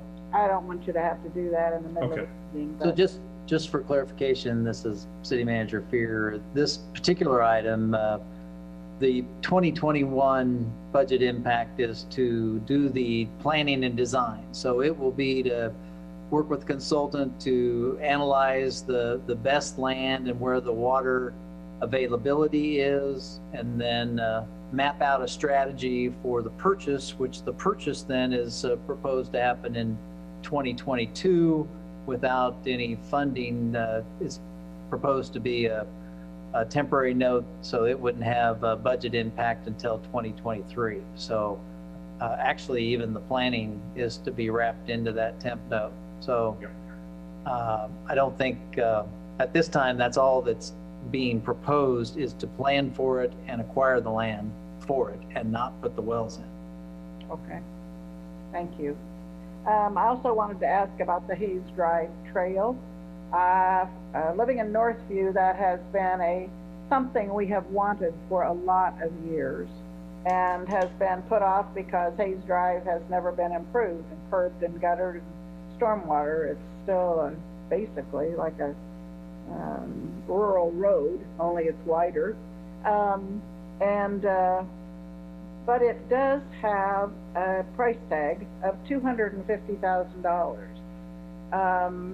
And so I'm just questioning that huge expense. And then another $100,000 in another place is mentioned for that trail or sidewalk, whatever, of $100,000 from stormwater. So that'd be $350,000. It just seems like a really high cost. Yeah, this was certainly, in working with the Northview committees, the Neighborhood Action Committee, and this is one of the projects that was kind of identified in those discussions. Excuse me. And you're correct. There's two components to funding that project. There's the rec and trail sales tax, as well as stormwater for some improvements that are needed near kind of the Hayes and Casement area in order to get over some drainage way. So, we certainly have been trying to improve. I know that just like a couple other areas of the community, we're trying to improve that connectivity for that Northview resident, able to use alternative transportation other than a vehicle to access the commercial and shopping area of the McCall Road area. So I don't know what other questions you had, Commissioner. I know Wyatt and Eddie have been involved with some of those discussions, as well as John Adams from Community Development. We've tried to be as collaborative as possible between departments in working with that neighborhood on that project and provide some connectivity. Rob, I am very supportive. I'm just questioning the high cost that's on. So one option on this particular project, it does call for paying cash for the project. We could do a 4-year temp note on the construction, which would help. One of the things we're watching, and we don't know the results yet of, obviously we've got our sales tax for the rec centers and trails. Whether or not there'll be enough cash in that trails funds to support that is to be determined. We won't know that till the end of the year. And so whether or not this one stays in that time frame is yet to be determined. It is a long distance. I mean, we're basically going from Casement Road, paralleling along the west side of Hayes Drive, all the way down to McCall with a 10-foot pedestrian bicycle trail. That's the cheaper option than converting Hayes to underground stormwater and getting rid of the ditches. The 3-lane section is adequate for the traffic there currently. So it's kind of the lesser of two evils, but we're seeing more and more pedestrian and bicycle traffic on that corridor, and this would be a better option from that standpoint. So I think we do have some options to go in the future, but we're certainly going to have to assess it as things start next year as to whether or not there's enough cash in that fund to do it, or if we wanted to temp note it to give it some more time to build up. But none of that's postponing it's not going to save us any money in the general fund for next year, right? That's correct. Okay. You're absolutely correct, Commissioner Henderson. Temp noting will just make it cost more. So, well, the temp note rates, we're going to sell some here next month, and we'll find out. But I've seen some colleagues get under 1% interest on temp notes. That's pretty free. So what is it about $100,000 worth of stormwater costs? Again, there's some drainage ways that we have to cross. There's a potential we may have to extend those storm sewer pipes or the box to provide adequate clear zone for that trail to go along Hayes Drive. Understand, Commissioner, we haven't even started design. This is all conceptual planning level dollars. We try to use GIS and the data that's in that in our estimates. As Ron mentioned, the length is not a short one, and and so forth. So again, it's planning numbers. And as we develop plans, we can certainly always bring those back to the commission, especially if they're out of line. So. Thank you. Okay. I really, on the CIP, you also have the Stonehaven Park out at the Miller Ranch. And I'm not enthusiastic about any park development this coming year. There have been parks that have waited a long time, and I know that, let's see, the amount is, the development is, let's see, total would be $145,000 or so for, well, no, Stonehaven alone would be about $100,000, a little over 90. And I'm just trying to look at things that I can say, can we do without that? And so that's what I'm looking for, projects like that don't have to be done this year or the coming year and can be postponed. So, and I don't need to belabor the Park Haven program, but I just wanted to raise that question, and I'll let other commissioners. I might, Commissioner Morse, I might just comment on that. That project envisioned, there's a master plan that was completed for that park that had park amenities as well as trail components to it. 3 sides of that park are going to receive trail with public infrastructure that's going to be placed around that park. This project certainly could be scaled back considerably and possibly just completing that 1/4 side of trail around that park, because I don't disagree with you. Continuing to expand and improve at this time right now, we need to question that. So I think this could be scaled back.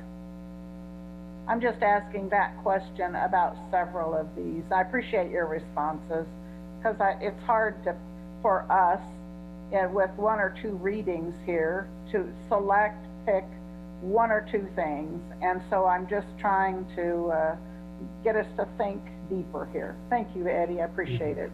You're welcome. Okay, I think with that, maybe we will take a 5-minute break so we can stretch our legs a little bit and come back for another 3 hours.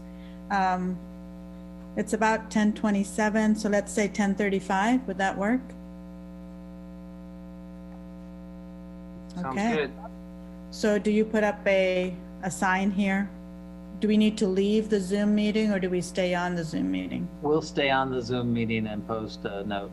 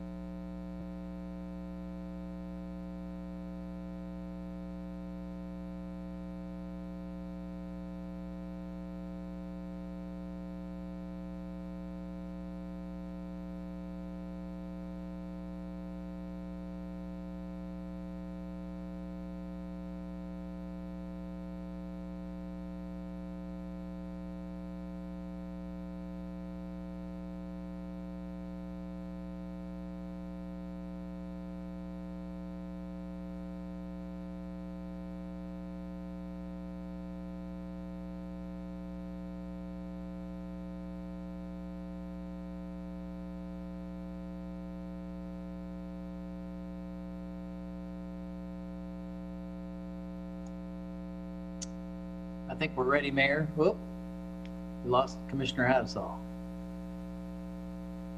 There he is. Somebody want to take the break sign down? Is Dennis back? There we go. Okay. Okay, welcome back, everyone. We're back, right? Yep. Okay. Going along with our budget presentations, next up is Human Resources, and BJ Thompson is going to be presenting this evening. Actually, Mayor, I'm going to present for both Human Resources and Finance. This is Tammy Galvan, the Director of Human Resources and Risk Management, as well as the Interim Director of Finance. A lot of hats. Just a few. Again, that's interim. Not sure about the capacity to sustain this long term, but it's definitely something that I'm happy to do for the organization in the short term.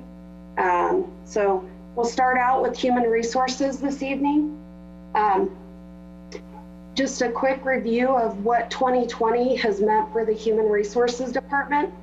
Back in April, the City Commission approved the technology purchase of Paylocity, our human capital management system, and we have started working with them and implementing that software. We also implemented a policy that was effective April 1st for the Families First Coronavirus Response Act, which was federal legislation providing paid sick leave and paid emergency family medical leave for individuals impacted by the COVID-19 response. So we also in April, we moved the payroll position from finance to the Human Resources Department.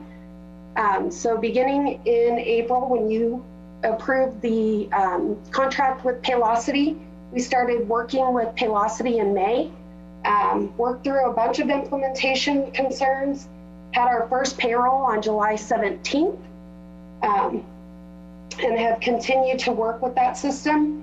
We're forecasting in August to start using the time and labor module, as well as going into the fall, we'll start doing the online recruiting using that tool through Paylocity, as well as the onboarding and the benefits module for the open enrollment period that begins at the end of October, beginning of November for our employees.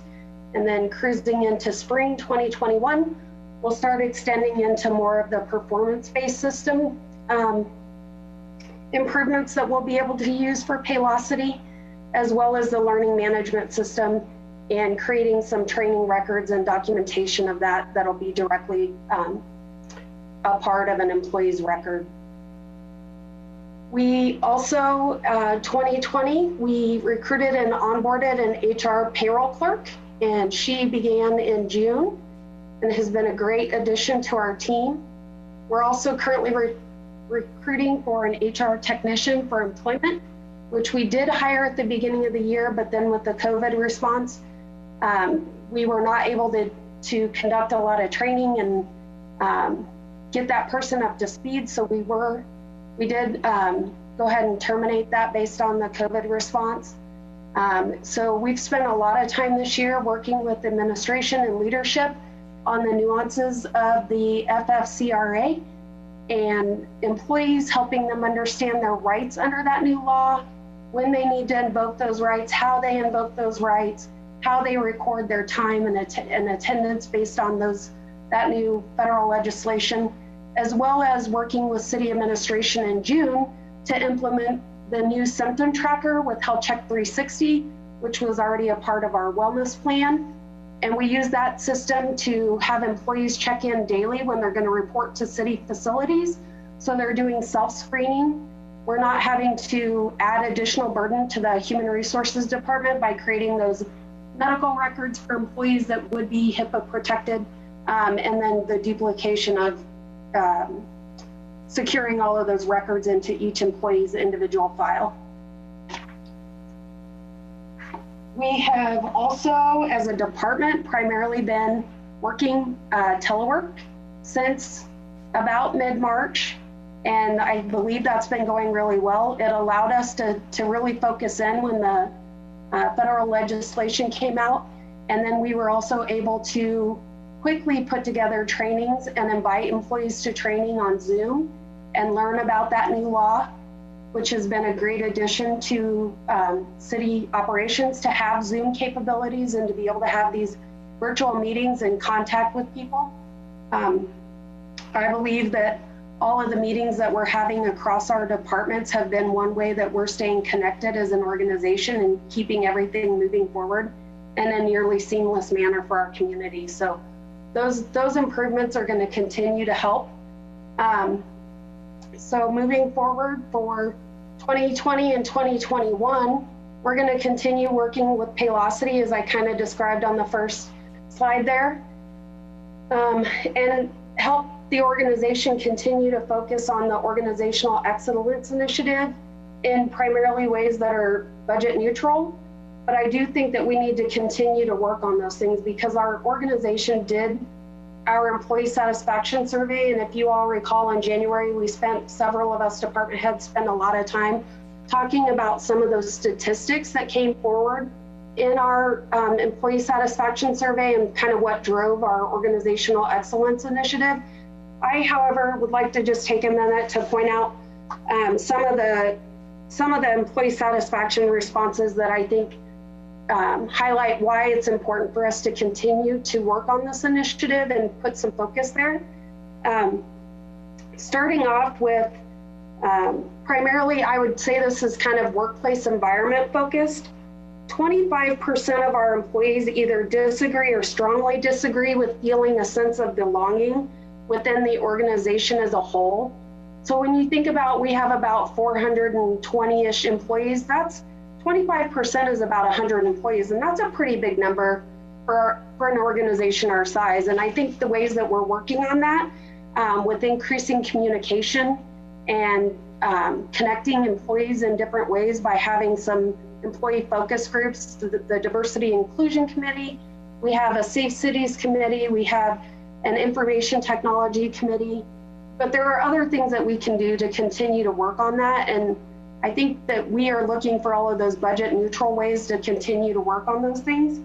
One of the things that I also would like to highlight is, as part of the presentation that you heard tonight, our departments are pretty lean personnel wise. And you guys saw that in the cuts that are being proposed. Also part of our employee satisfaction survey was a question about whether or not employees experience health issues due to stressful situations at work. And we had about a 60% of employees reporting that they have frequent or occasional health issues due to the stress that's created in their work environment. A lot of that is due to the do more with less that we hear a lot. And we can't continue to do that to our employees. They're already cracking under the stress, as indicated by the satisfaction survey and then some other indicators that we have internally. We also have talked a lot tonight about decreasing training budgets and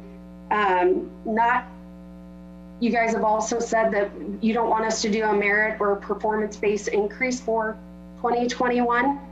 Our employees reported that their job satisfaction could be improved if they were given more training opportunities. We had 67 employees provide a favorable, a very likely or likely response that could improve their job satisfaction and their job performance. We also had 83% of our employees say that performance-based rewards, whether it be monetary or time off, could improve their job satisfaction. So those are kind of big portions of our population. When you think about, you break that down into the numbers, 70% of our employees is about 210-ish, 280, sorry, it's almost 11 o'clock and my brain's going to bed. So that's a pretty big portion of our employee population. One of the things that we've focused on and we've talked about a lot is workplace environment. We're talking about work hours and benefits. But one of the things that we've tried to focus on internally is diversity and inclusion. And without the addition of a diversity and inclusion officer, which I know the chamber made that request to you, we are kind of limited to the HR staff that we have. Currently, as a reminder, in 2019, when I assumed the position of Director of Human Resources, we had 4.5 regular employees in the Human Resources Department, which was down from 7 in 2009. So similar to Katie's scenarios in the legal department, our department shrunk when the rest of the organization grew. In fact, when we talked about these numbers in January, in 1999, the city had 257 full-time equivalent employees. In 2009, they had 352. And in 2019, we had budgeted for 418 regular full-time employee equivalents.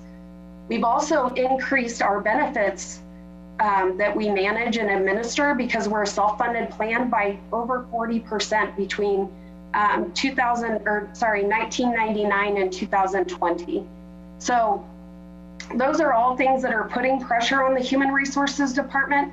Add in some of the priorities that we just talked about with OEI, the Human Capital Management System, which is going to do great things for our organization and improve communication and help us work on some of these other things in a more comprehensive manner, just based on the analytical capabilities of the software.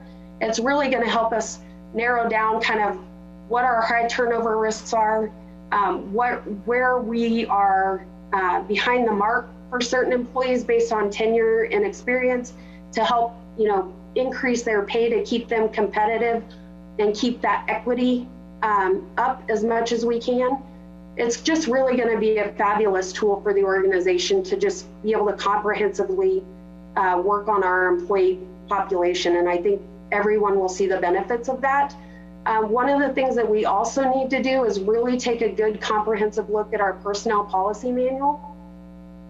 We are running into issues where we have policies that reference policies that contradict each other. And we don't have the staffing capability to sit down and spend the time. Katie Jackson and I attempted to start this project in 2019.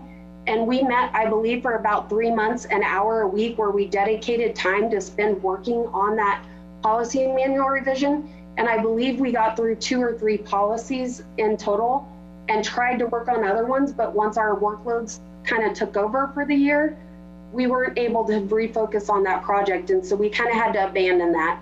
I don't think that as an organization, again, that manual is about 450 pages of just employee policies, and then about another 150 or 200 pages of HIPAA and privacy and kind of all the things that go along with our benefits.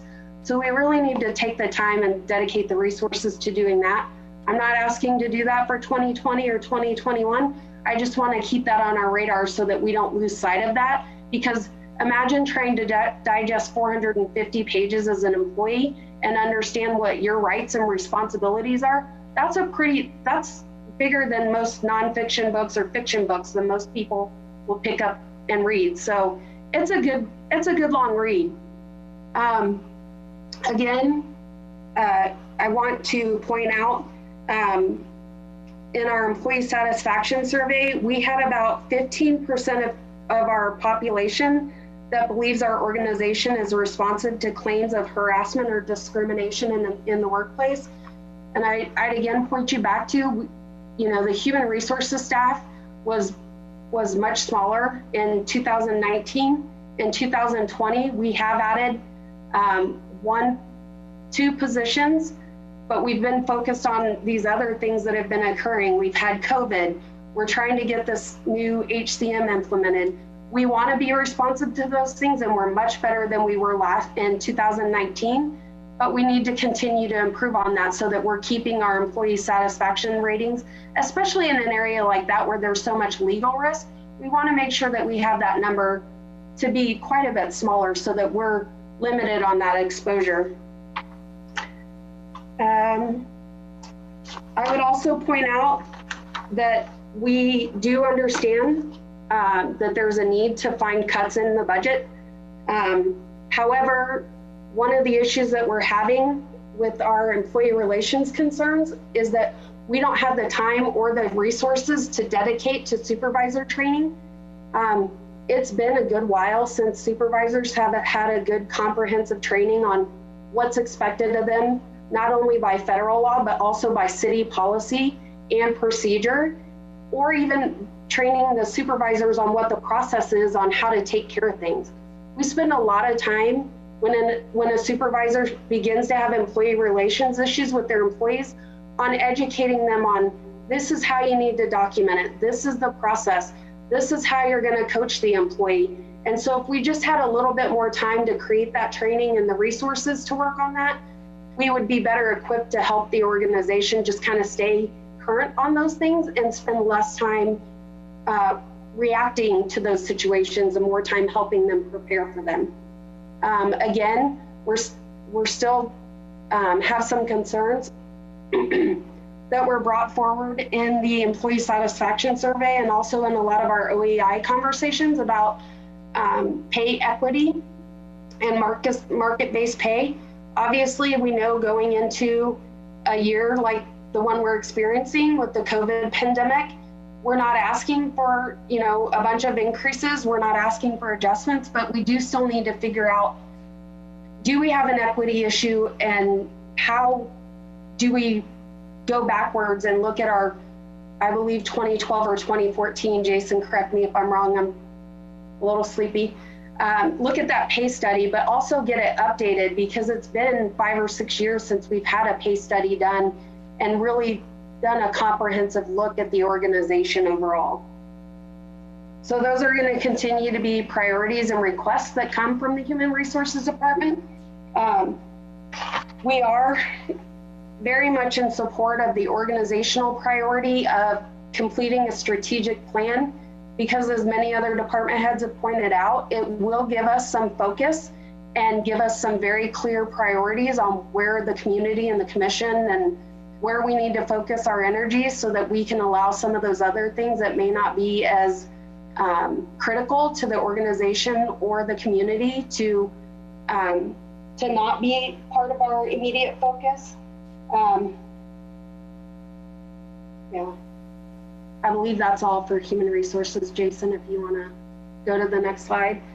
So I was asked to be the interim finance director. Did you want to answer questions in between, Yusha? I'm sorry. Yeah, no problem, Tammy. Commissioners, do you have any questions or comments for Tammy before she goes on to finance?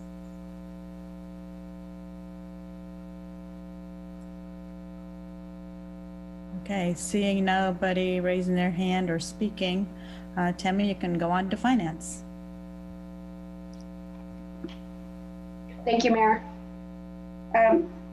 So I began as the interim finance director right at the end of May, beginning of June.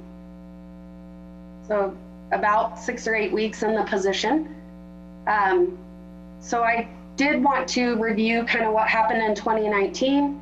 We had our assistant finance director left right at the end of 2018, beginning of 2019. That position has remained vacant. We had a 2017 city audit that was completed late. Part of the reason for that was we had to engage with a new audit firm late in 2018, October, November, December timeframe. And so as a result of that, our city audit for 2018 was started late and completed late as well. One of the things that's brought to light is that we have been more closely monitored by rating agencies, and they're watching the city. We hired Baker Tilly to be our continuing disclosure agent. And we're working with both Baker Tilly and our bond counsel to continue to work through all of our temp note sales, our geo sales, kind of all of those things, just to keep that technical expertise available for the organization and to keep us able to continue to do business.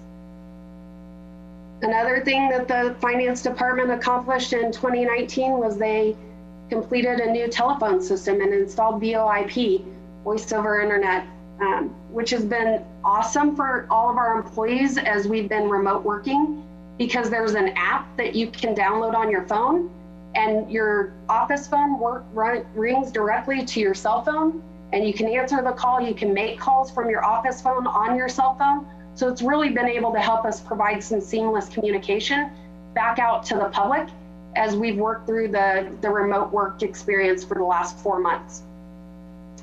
Our director of finance resigned effective June 12th, which actually got moved up to May 29th, I believe.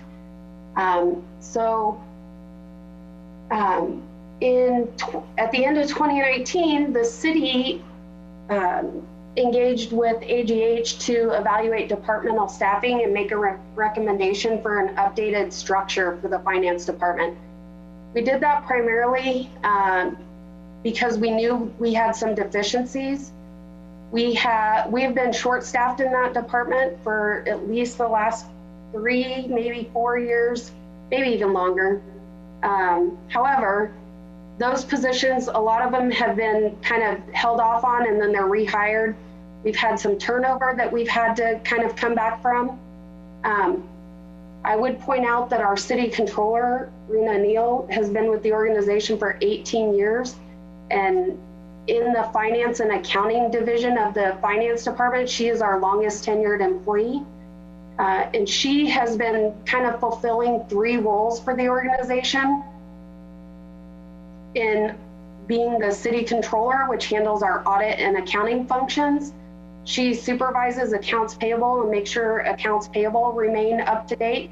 And she's also been handling a lot of our treasury functions, as well as special assessments and some of the debt side of things. So she's carrying a pretty heavy load.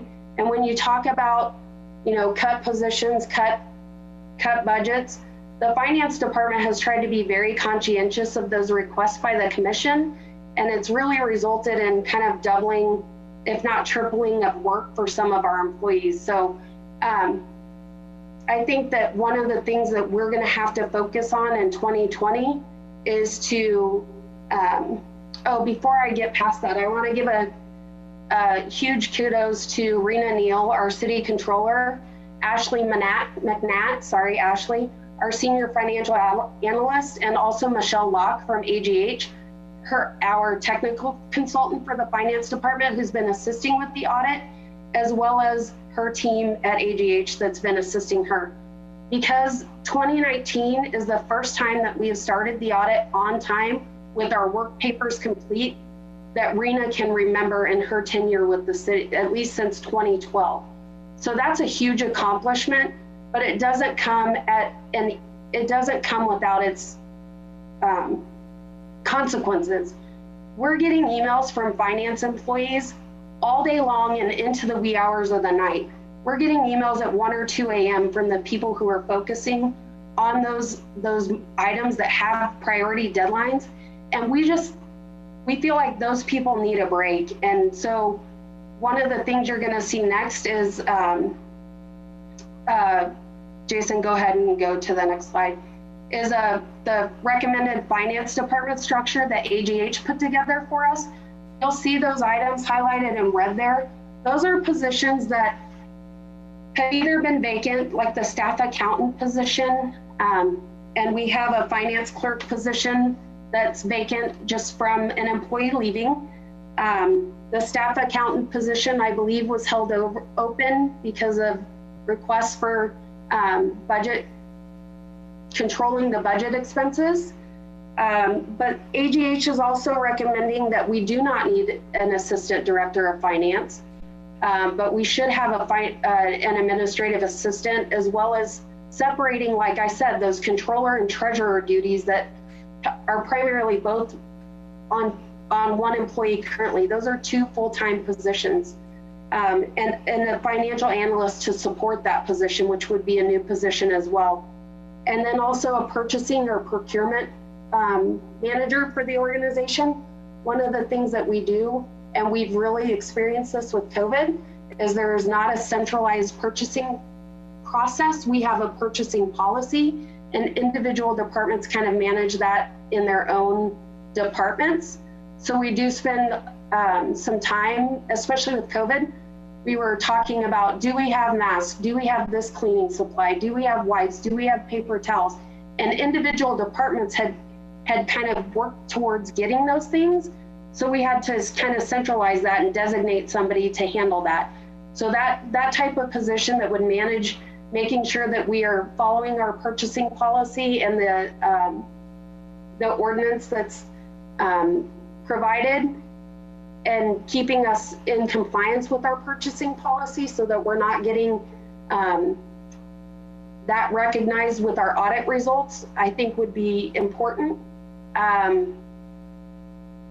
Jason, if you want to go to I would point out that finance is probably the only department that isn't being asked to cut positions in 2020 by administration because of the deficit in employees. So we are actually going to be recommending that we increase the department personnel and make those adjustments in other departments to accommodate that for the organization because of the support that the department does provide to the entire organization. This next chart, I just tried to very quickly kind of put together some illustrations. I know some people are visual, some of us are we want to look at the data, but I did want to point out that as you can see from this graph, that top green line is the total budget for the finance department. The light green line is the personnel budget for the finance department from the years 2012 to 2019. That top red line, and I'm sorry, it looked a little bit better on my computer, but the top red line is the total actual expenditures for the finance department from 2012 to 2019. And then the bottom orange line is the personnel actual expenses for the finance department from 2012 to 2019. So you can see in 2012, we were pretty close at the personnel side as well as actual expenses. And then as we get further away from 2012, we really have some gaps here. And the finance department has done a great job of responding to the request to cut expenses and make sure that we're, trying to maintain our budgets. As you can see, the personnel budget is, there's a 26% gap between the actual or the personnel budget and the personnel expenses for 2019. And the total department budget, there's a 20% gap from total budget and total actual expenses for 2019.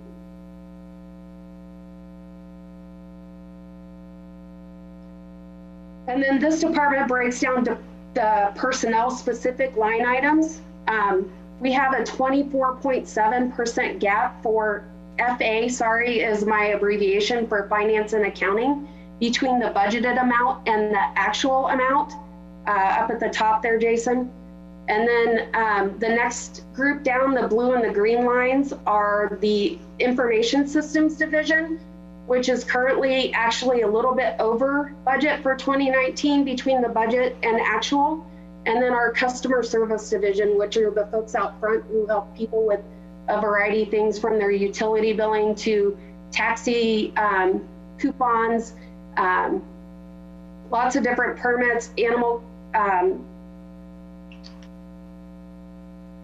licenses, and all of those things. And so there's some savings that's been generated by the finance department overall, which is about, I lost my paper, about what, 22%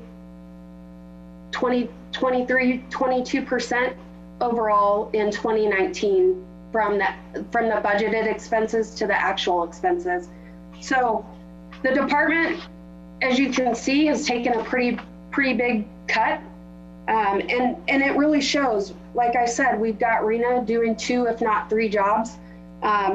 We are managing a budget of 160, if you round up, $164 million, whereas in 2012, we were managing $113 million. 68% of the general fund budget is personnel for 2020 budget book.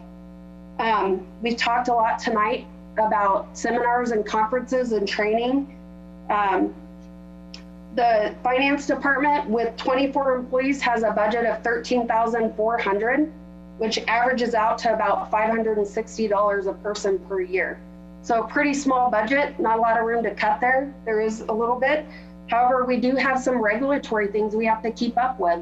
When you think about changes to accounting principles, GASB regulations, we need to stay current with all our other government finance officials so that we know what's changing, how they're dealing with it, what we need to do in response. I just think that there's a real need to get that department back up to speed.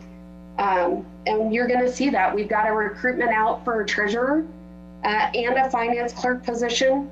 We also recently had our I-Series support specialist who supports the finance system for the organization. She was offered and accepted a position with another firm locally, and we weren't able to compete on that position, so we will be getting that position posted soon as well. In addition, we're probably going to be needing to get at least one more accountant position filled so that we can meet the audit requirements and fulfill the budget requirements through the end of the year. And then we'll start looking at some of those other positions as we start getting people on and acclimated and trained. And we feel like we have the capacity to continue to add so that we can remove some of those duties from some people and hopefully relieve some of the stress that they're all feeling. Thanks, Jason. So in 2019, we've really worked and I don't take a lot of credit for it. Jason and Dennis and Ron worked with AGH to really focus in on getting our audits caught up and up to date so that we can relieve some of that work that we have to do when we are going out for any of our debt servicing or investment requests, I guess. So we're going to continue to do that. And like I said, 2019 is the first time in quite a while that we've started the audit on time with our work papers ready, which is a great accomplishment for the organization and really speaks to the commitment that Rena and Ashley are showing this organization right now. As well as, you know, she's getting support from the rest of the department, her AP staff, Sarah, Tracy, and, oh goodness, Kathy Sterling. As well as Rebecca and Amy. So they're all working really well together as a team to support the organization. We are going to continue to analyze the department and figure out where some efficiencies can lie. We are talking to Baker Tilly about doing a financial scorecard just to provide an update to the commission potentially on what our financial scorecard is when agencies are looking at us and rating us. And again, continuing to work with our continuing disclosure agent, bond counsel. One of the things that I don't want us to forget about is that you guys have talked a little bit about being willing to invest in technology. And I know Jason mentioned in a former budget session, the potential to upgrade or change our financial services system. And that is a big investment. It's $1 to $2 million. And I do think that it could create a lot of efficiency and streamline processes interdepartmentally and really make the organization a lot better. So I don't want us to lose sight of keeping that a priority because we are using a software that we've been using since 1994. And although it's a great secure software, it doesn't provide a lot of the interfaces with current technology and does create a lot of redundancy and work between departments and into the finance department to make sure that those items are balanced and that they're checked and in compliance so that we're not getting a deficiency rating for the audit so that those things are done correctly. We are also going to continue to look at the budget process in concert with management and departments and discussing what ways we can do things better. Like I said, we're going to work on filling the vacancies that we have in the department and ensuring continuity of day-to-day operations to the best of our ability, and also supporting departmental OEI objectives. One of our goals is to get that 2019 audit completed on time so that we can look forward with a new lens. So we're going to continue to focus on that and I believe with that, I would answer any questions you all have about that presentation. Thank you, Tammy. Are there any questions for Tammy on finance? Okay, seeing none. Tammy, thank you for wearing 2 hats. Those are pretty intense, challenging positions, and I'm glad you stepped into that role, and hopefully I do appreciate all the finance department. I know the heavy load all of you carry. So once again, thank you for staying up so late and presenting this evening for both departments.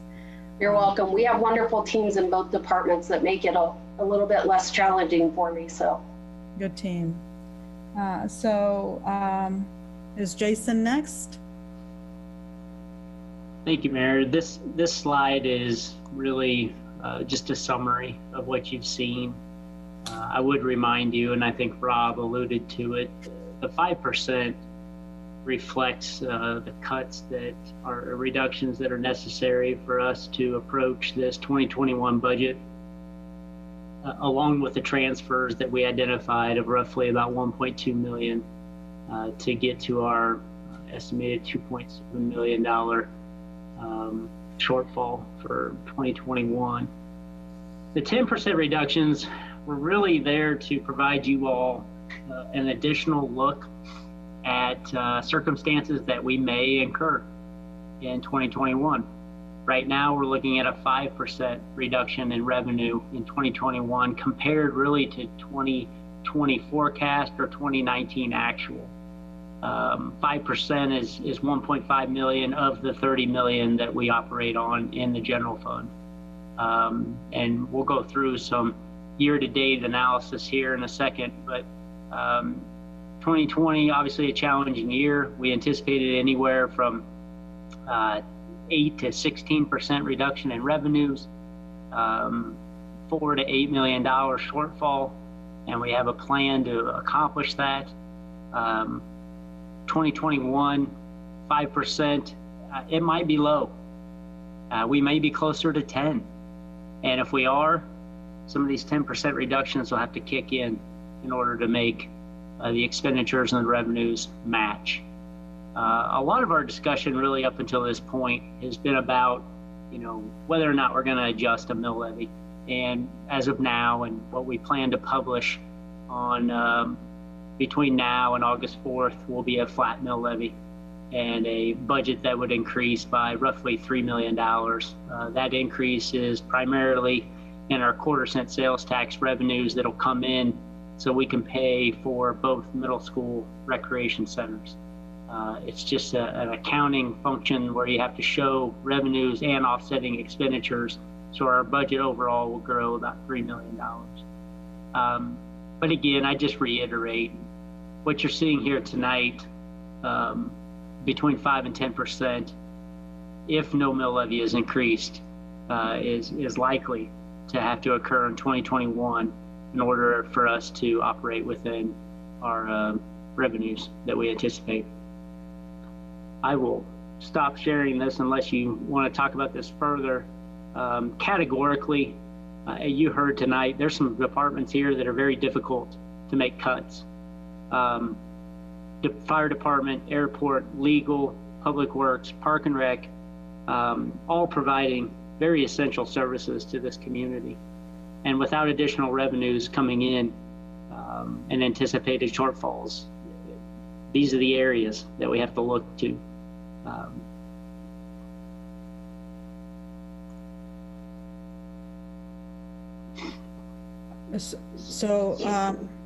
Jason, did you want to have commissioner comments on this, or was there another piece? I saw that you, Ron, and a bunch of you were going to be speaking to a variety of issues. There are several items we can cover, and we do have prepared. But if you all want to talk about the departmental budgets before we move on, that's fine. Or Ron, however you'd like to proceed. Jason, why don't you? 45 minutes here before. Yeah, we don't have a lot of time to cover a lot of territory, but your comments would be important. Why don't we, while you're thinking about that, why don't we show that all funds expenditures and revenues that we're looking at basing that publication on, which spoke to the the $3 million increase due to the sales tax caches. So this is what we would recommend for publication. We would like to get some concurrence on that. Keep in mind, the budget number we publish is a maximum, and it can always come down, but it can't go up. So basically what the proposal is for the flat mill levy. So there is a little bit of growth in the mill levy that is captured in the general operating fund. But the majority, almost all the funds are down compared to what they were in 20. Those are the revenues. Why don't you switch to the expenses? Ron? Yes. I just want to interrupt for just a brief moment. Since we are at about 11:20 or so, can you just briefly remind the rest of the city commissioners, since we have 2 new onboarding, what the process is since we changed policy to midnight, so that we understand as we continue more dialogue into this, the time frame we're speaking about tonight? So our policy stipulates that we are to end by midnight. And if we wanted to extend it, can we extend it or not? Help me out there, Katie. I think you can, but. Yes, by a majority of the commission can make a vote to extend it before midnight and then settle a time on which it will end. Okay, I just wanted to be clear about that, so. Or any item, just as an FYI, the alternative is to end as scheduled and to table an item or move it, to table an item and move it to a future meeting. So that exists as well. Okay, we will know more in about a half hour, then we can make a decision about which direction to go. So go ahead, Ron. So this is the summary of all the different funds with a total budget projection of $166,667,587. So that would be the number that we would publish on the state form. Again, Jason kind of pointed out that Recreation Trails Fund is where the bulk of that increase is, because we have additional sales tax revenue that's come in, and we're estimating that to be about 10.8 million to be able to pay off a portion of the project. So as I said, there's a few other minor increases in a couple of the funds. Obviously, the utilities show a little bit. I think actually they're maybe down just a tad. Looks like wastewater's up a little bit and stormwater's up a little bit. But the general operating fund, we are capturing some of the mill levy growth, the value of the mill levy in that number. So 31 at the top, the 31.7 million versus the 32 million. Ron, Commissioner Hattasol here. Remind me what the industrial promotion money, is that generally property tax money that goes to what? And why no, the industrial promotion fund is really the revenue we receive from sales of land in the business park out at the airport. Occasionally we have put some property tax money in it. I don't think it's had any property tax revenue in it for several years. A little bit of sales tax maybe if we anticipate some expenses. What do we spend that money on? Okay, what do we spend it on then? There's a number of different things. That's where we take our regional council dues out of. Some of our MPO dues are coming out of that. Some other kinds of economic development type funds generally. Sometimes there's park related expenses we have to take out of business park related expenses. But it's mostly spoken for apparently. Just depends. I mean, sometimes when we've had a lot of lot sales, there's some revenue there. So if there's never really been a lot of cash there to be able to make a difference in anything. Okay, I think that's fine. So are you saying if we publish this at 166 million, and you take out the 10 million for the Recs and Trails, Recreation and Trails Fund, it's actually 156 million? No. So we wouldn't take that out. I mean, No, I meant not take it out. I meant, since the bulk of it is from that sales tax fund. I'm looking at, does it look like does it look like we're still at the same pace, or like we're reducing is what I'm trying to, if other than the Parks and Rec Trails Fund, which is because of the sales tax, I was wondering about the rest of it. Yeah, almost all of the funds are lower, with the exception of the wastewater and the stormwater, which have some proposed revenue increases to them. The only other fund that's up slightly is the general operating fund. Again, that was, we're holding the mill levy flat and capturing the valuation growth.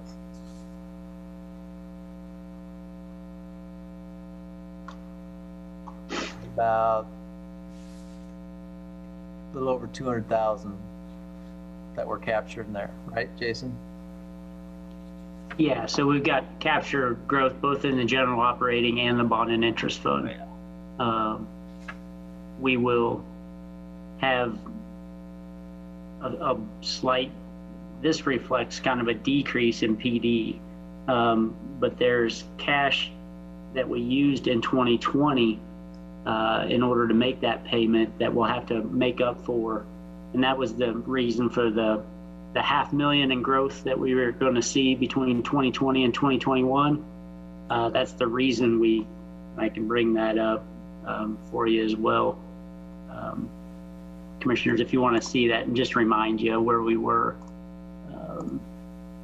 We talked about that growth, both from community improvements and the market changes of 513,000.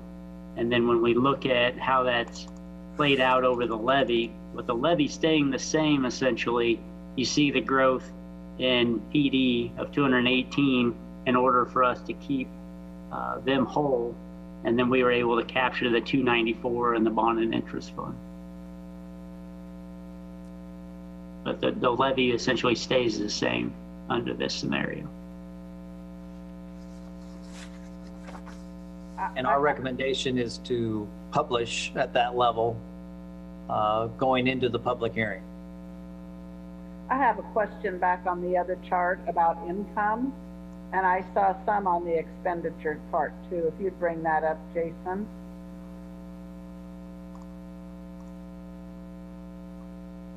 Yeah. It's there. Thank you for leaving the headers. I'm thinking about like the City University Fund for 2020. Well, 2019 was 703,000, and for this year it's 820, and then 852 for next year. And since the City University Fund is sales tax funded, are we really expecting sales taxes to be up that much? So these are amounts that you are gaining authority to spend. So you have carryover funds in a lot of these. They aren't true reflections of what you and I would consider income. They are expenditures that you have to have the authority to spend. So there are funds here, much like the Rec and Trails Fund. It's an accumulated fund. Every year it's about 2.7, 2.8 million. And as it grows by the year, you go ahead and budget the full amount so you have the authority to spend it. It's no different in City University. Over the years, it accumulates and it's pledged towards projects. So there's not excess funds there. And that's why in municipal budgeting, you'll go down here and you'll look at City University and it's the exact same amount. You have to have a balanced budget. Okay. So your revenues and expenditures need to match themselves and make sure you have adequate revenues to cover those expenditures. So this is a part of what you'll be submitting then? So there's a budget form. It's a 2-page form for the state of Kansas. Okay. That 166 that Ron identified is what will be in the budget form. We can come down from that at the hearing on August 4th and even on August 18th at second reading. Sure. You just can't increase it. I know. Yeah, thank you. I just am, so this is not the place for this discussion, but we have to have a reasonable estimate of our sales tax income for this year from some entity. Does the State Department of Revenue, who would provide an estimate like that? We would, based on our best estimates. I mean, there's, you've seen the state's estimate for themselves. It's off by several hundred million. So all we'll be able to do is piece together a projection chart, and we did that a while back to look at what we thought the cuts and the ranges of cuts would need to be. Like I said, in April we were off about 5%, which we thought we'd be closer to 15%.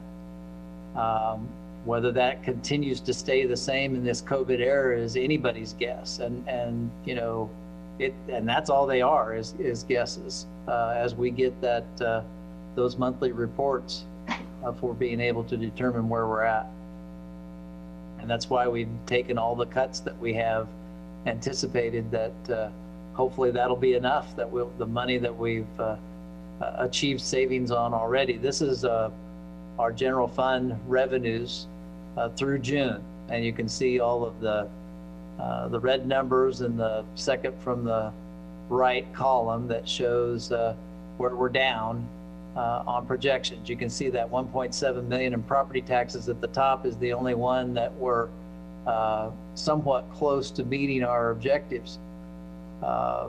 Everything else is down substantially year to date. Now, and the reason we're not in worse shape is because we've done budget reductions across the board. You heard about a lot of them, a lot of vacant positions.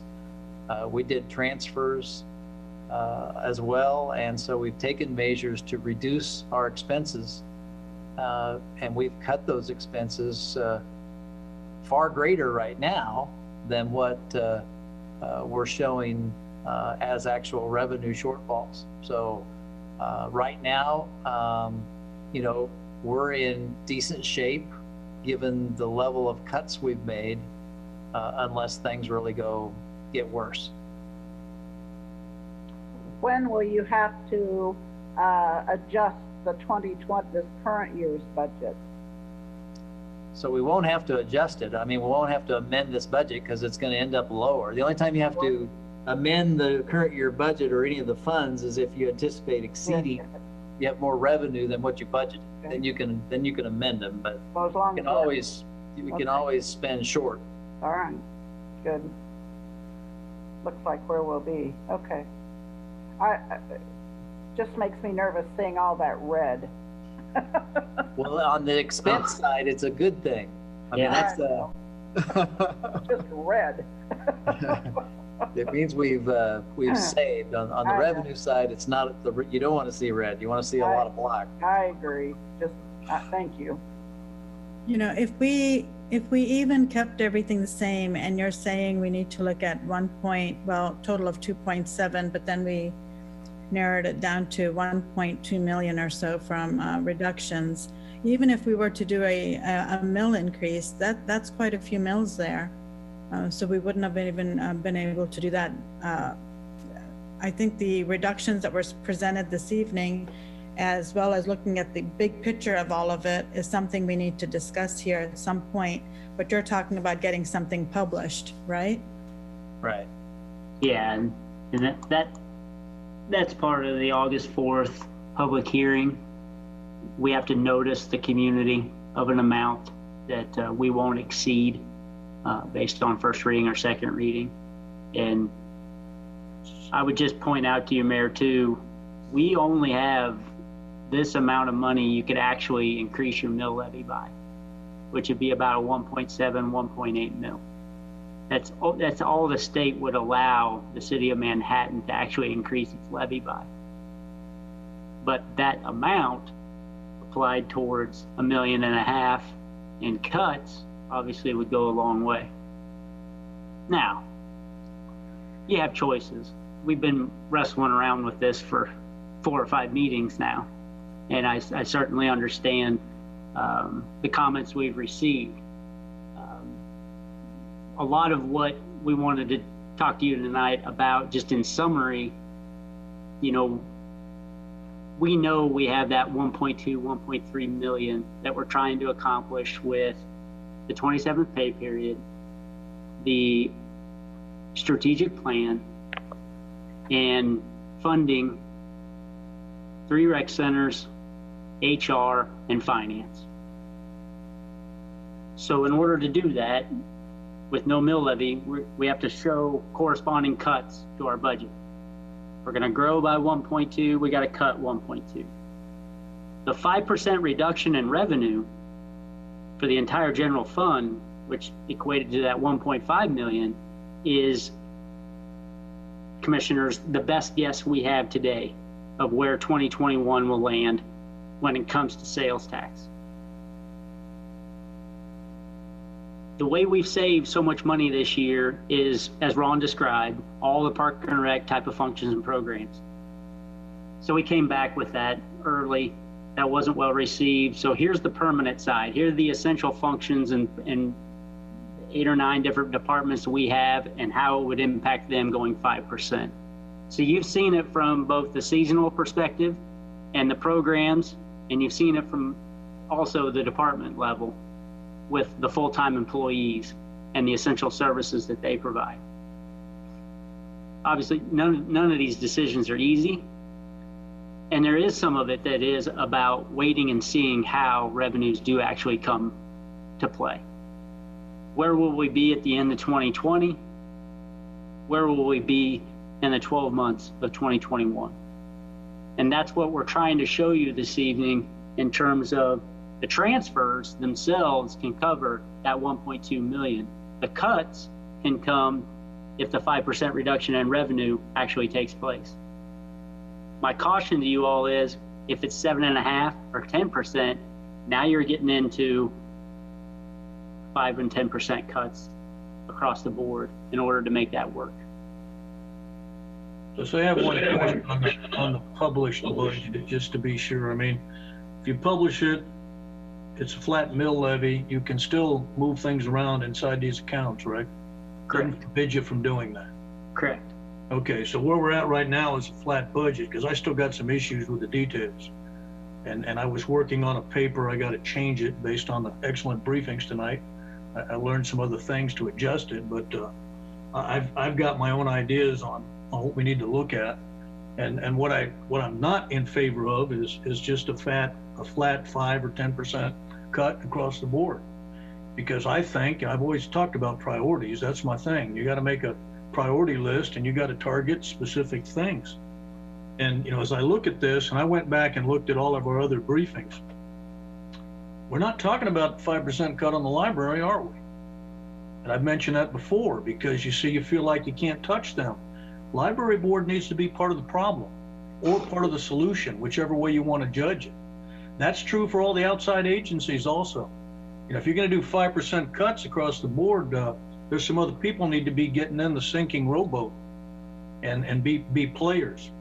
So that's the first comment I have. Now, as I look at your list on reductions, Manhattan Fire Department, for me, is just like RCPD. Leave them alone. They don't get any cuts. That's absolute vital. Police, fire. They got to be number 1, number 2. And based on what Scott French published tonight or briefed, I wouldn't mess with the Manhattan Fire Department at all. I don't have a problem with the city manager's office or community development taking up to a 10% cut. I think that might be a good place for it. The airport, I think, could go as high as 10, especially with the air service down, and they've got the advantage of the federal money. I wouldn't cut a nickel out of the legal department. There's no way to do that. And I think Parks and Rec, 5% is too high. We've gotten a lot of feedback from the community, about 2.5 maybe. And don't be firing any animal control officers. I think that's a huge mistake. And then Public Works, I wouldn't take a dime out of that either. The only thing I think is worth looking at is maybe the snow removal, but only on residential streets, if we just get an inch and they're flat, like the one I live on. There's some people up in Stag Hill that's probably not a good plan because they'll never get out. Or where I used to live on Payne Drive years ago, I used to have to shovel a path up for my car because they didn't plow back in '78. And you had to plow your own self out of some residential streets. So I think that is worth looking at. Now, when we get down to things like let's take money out of water, wastewater, and stormwater, absolutely no. And the reason is you go back and look at those CIP projects, and there's millions of dollars there. And we've done a great job in improving the stormwater issue and the roads issue and the potholes. Let's not take a giant leap backwards by messing with public works or messing with those utility funds. And then that brings me to the next one, which is part of the next topic. We've got an economic development fund. I published a paper there in the last meeting. It said that in 2025, there'd still be $4 million in there based on the commitments that we have. Various things like taking care of the conference center and taking care of, payments for, K-18 local match and things of that nature. So I really think you plug the hole with that.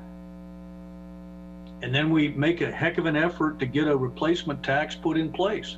But apparently, if those numbers are correct, we're not going to end up with a crisis in that EcoDevo fund, even if we use a lot of it, until 2025. And then some things like conference center payments and things like that are going to catch up with us and cause a property tax hike if the economy doesn't grow and we don't have some other incomes come in. But for me, all these pieces have to fit together.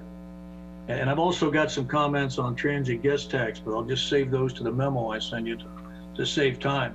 But that's where I'm coming from. I've looked at this in detail, and some of those things are just, that's not even a wise choice to think about messing with the fire department or the legal department. And then when it comes to HR and finance, I think, like we said earlier, I'm all for hiring the vacant positions, leaving the new ones alone for now, and wait a year on that. But I know we need to improve that. But that would be the step forward on that. Don't cut anything in that particular realm. And then lastly, I still think look at outsourcing a few things and see if you can save money, like pet licensing. Just one. There's a number of others I could bring up.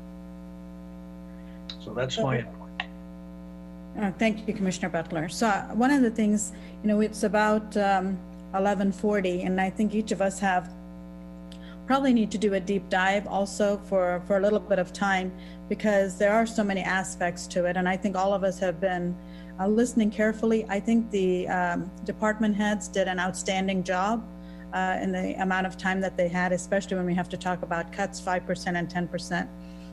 But at the same time, there is a lot of information to digest. And I think we've all been taking notes from social services, library, RCPD, debt reduction, all of these things, and probably figuring out the amount to publish and have a discussion again. I think July 24th, a longer discussion. And if necessary, we can have another special meeting before we approve any type of budget.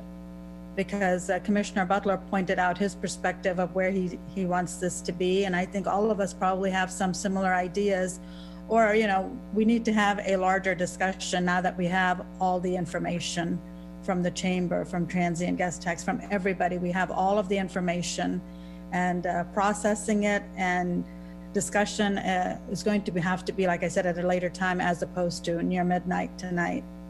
So we'll figure out that number we want to publish at and see what those projections are. And then Jason, I think you're probably right. We need to look at, a worst case scenario, because this is not over yet as far as COVID. And we don't know where that's going to fall. We don't know how much money there's going to be from the Spark funds for any of the social service agencies.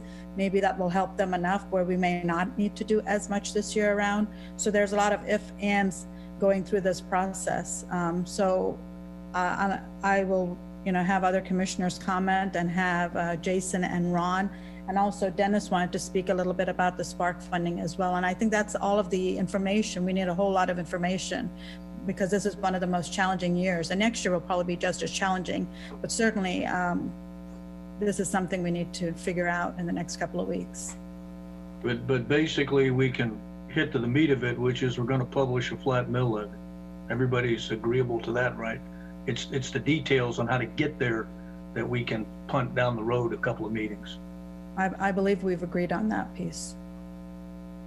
Yeah, that was the main thing we needed, was to go ahead and get authorization to publish the 166, 676, 587, which reflects a flat mill levy. And then obviously the public hearing would be an appropriate place to do that. And if you want to have more discussion at next week's work session beyond just the utilities, that would be fine as well. We did want to get some Sparks feedback from you tonight because of our deadline to turn in our assessment on Friday. And then we also want some direction relative to the emergency resolution. So I'm anticipating that we're going to need some more time.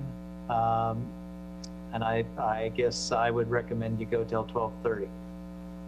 Okay, just one second. And the other component would be, that doesn't leave a lot of time for the special sales tax discussion, which you could potentially put off a little bit, maybe till next week as well. Yeah. Yeah, In I fact, think.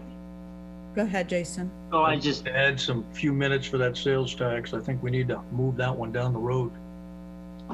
we've got a presentation I sent you tonight, and we can move it to next Tuesday, and I think we'll still have enough time on the 28th to address this fully. I imagine we've lost a lot of our audience this evening, and that item may be better off with the 28th as well. So if you want to get through your Spark and your resolution for the emergency, we can take up sales tax on the 28th.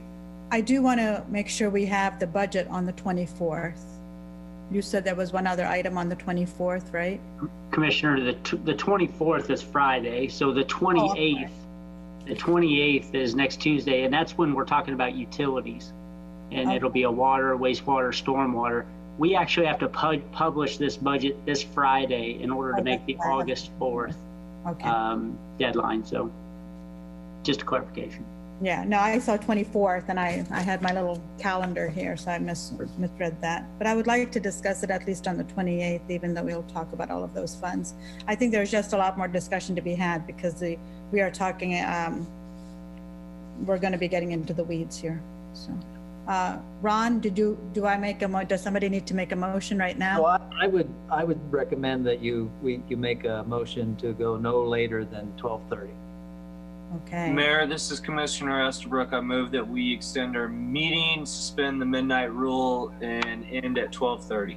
Or no later than 12:30. No later than 12:30.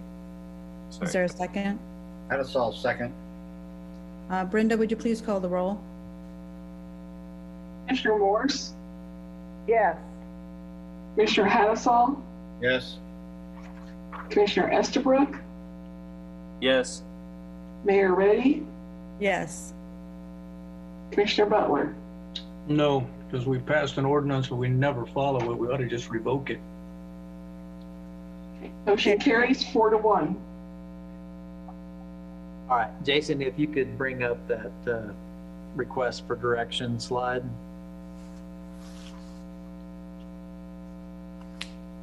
Yep, one thing that will help delay some of the discussion is hopefully we'll have some of our sales tax data for the meeting next week as well. Yeah. And go to the next one. We've kind of already covered that one.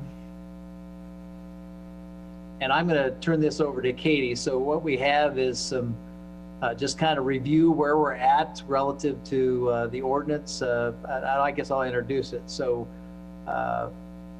back on the 7th, we passed a new resolution for the emergency aspects that extended the opportunity to meet virtually till just before the August 4th meeting.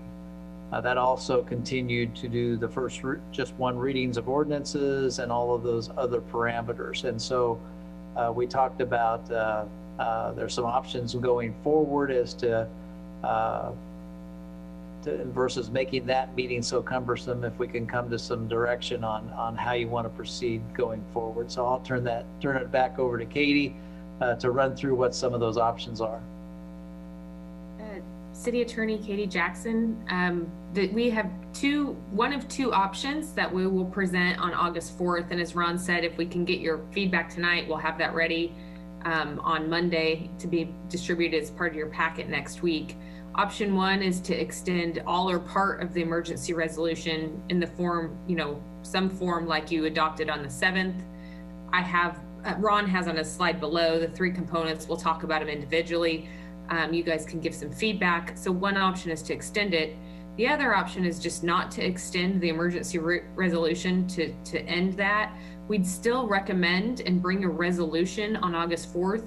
All this resolution would do would maintain an option for an individual commissioner or any other city board member to appear and attend remotely, and then adopt the Attorney General's best practices for remote attendance.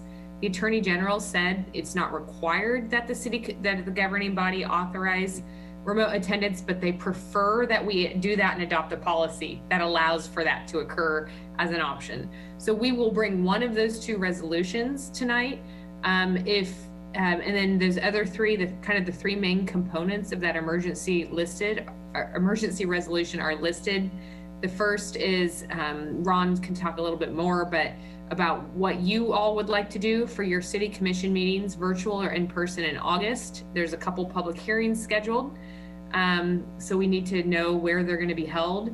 The other main aspect of that emergency resolution was to have one or two readings of the future ordinances.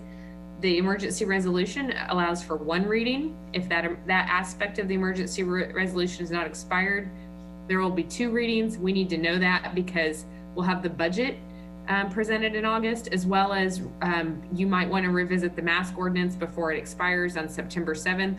And if so, we'll need to know whether that needs to be on one meeting or two. And then the last thing is the increased city manager purchasing authority. So you can do any or all of these if you decide to renew the emergency resolution. We could allow parts of it to expire and only renew, for example, the city manager's purchasing authority, but not do the other things.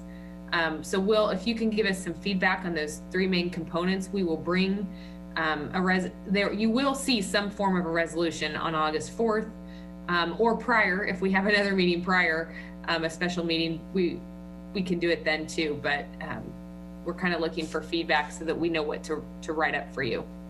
Thank you, Katie.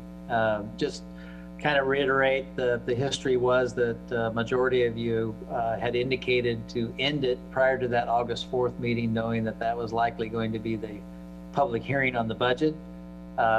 So that would be the discussion we'd like to have relative to that, and then the other parameters which Katie indicated. If there's you recall that even if you did adopt a single ordinance reading, you could always specify that you want to go two readings for this one. That wouldn't be an automatic thing, but that would be an option for you, like the budget would be one where we want to do two readings, or zoning issues would be two readings. Those, you could still make that even with the one reading component. So if you could give us some feedback on that, that will help us a lot in helping to prepare resolution options for the August 4th, or we had talked about maybe even settling it in having a special meeting next week, but we've kind of filled that one back up again. So I don't know if we want to do that or not. Sure. Commissioners, any comments on bullets 1, 2, and 3 and where you want to go? This is Win Butler. I just assume, get rid of all of it except for the purchasing authority. That's the only one I'm interested in. And I could consider, one reading as long as there's an option there for any individual commissioner to require a second reading. Because there's a handful of, things that we deal with that really should be two meetings, but I can't write some parameters. I mean, clearly the budget should be, but there's other hot topic ones. And so I think that way it gives you the flexibility, just like on the consent agenda, the commissioner can pull it and put it at, as a general agenda item. And so I could see handling this the same way. And that gives us the flexibility of things that, you know, are sort of routine, fine, read them once, but then things that people get excited about, like smoking ordinances and noise ordinances and things like that, we can have 2 readings for those. Other commissioners want to chime in before I say anything? That's all here. Yeah, I would generally agree with Wynn. We don't extend anything, but drop the AG's best practices thing and leave Ron's purchasing authority in place and meet in person on August 4th. 1 reading is an option of 2 readings also, but don't make 2 readings mandatory. Linda Morse, I agree to not extend the emergency resolution. So it will expire August the 4th, right? Yes? And instead adopt the policy to allow members to attend virtually per the Attorney General's best practices. So we have both, both can happen. We aren't sure when this coronavirus is going to really peak. And so I think that we need maximum flexibility with regard to our meetings. And so I want to accommodate the public also. And it seems to me that in-person piece is what we have all been speaking to, that is necessary and is needed. With regard, well, that will settle, the in-person meeting will settle the where. So the city hall would be certainly set up and functioning, and a member could call in, a city commissioner. 1 or 2 readings, I can go along with the 1 reading as long as any commissioner can request a second one. And I certainly want to do that with the budget. But I also know that sometimes we're really pressed to do something. And so that option for 2 will not always be there, because the deadlines are pushed so close sometimes that there's not an opportunity for 2 readings. But I would like for the staff to make it a point to make sure that there is in most situations. I want us to address the mask ordinance and renew it. So whatever the staff has to do to bring those to us in a timely way.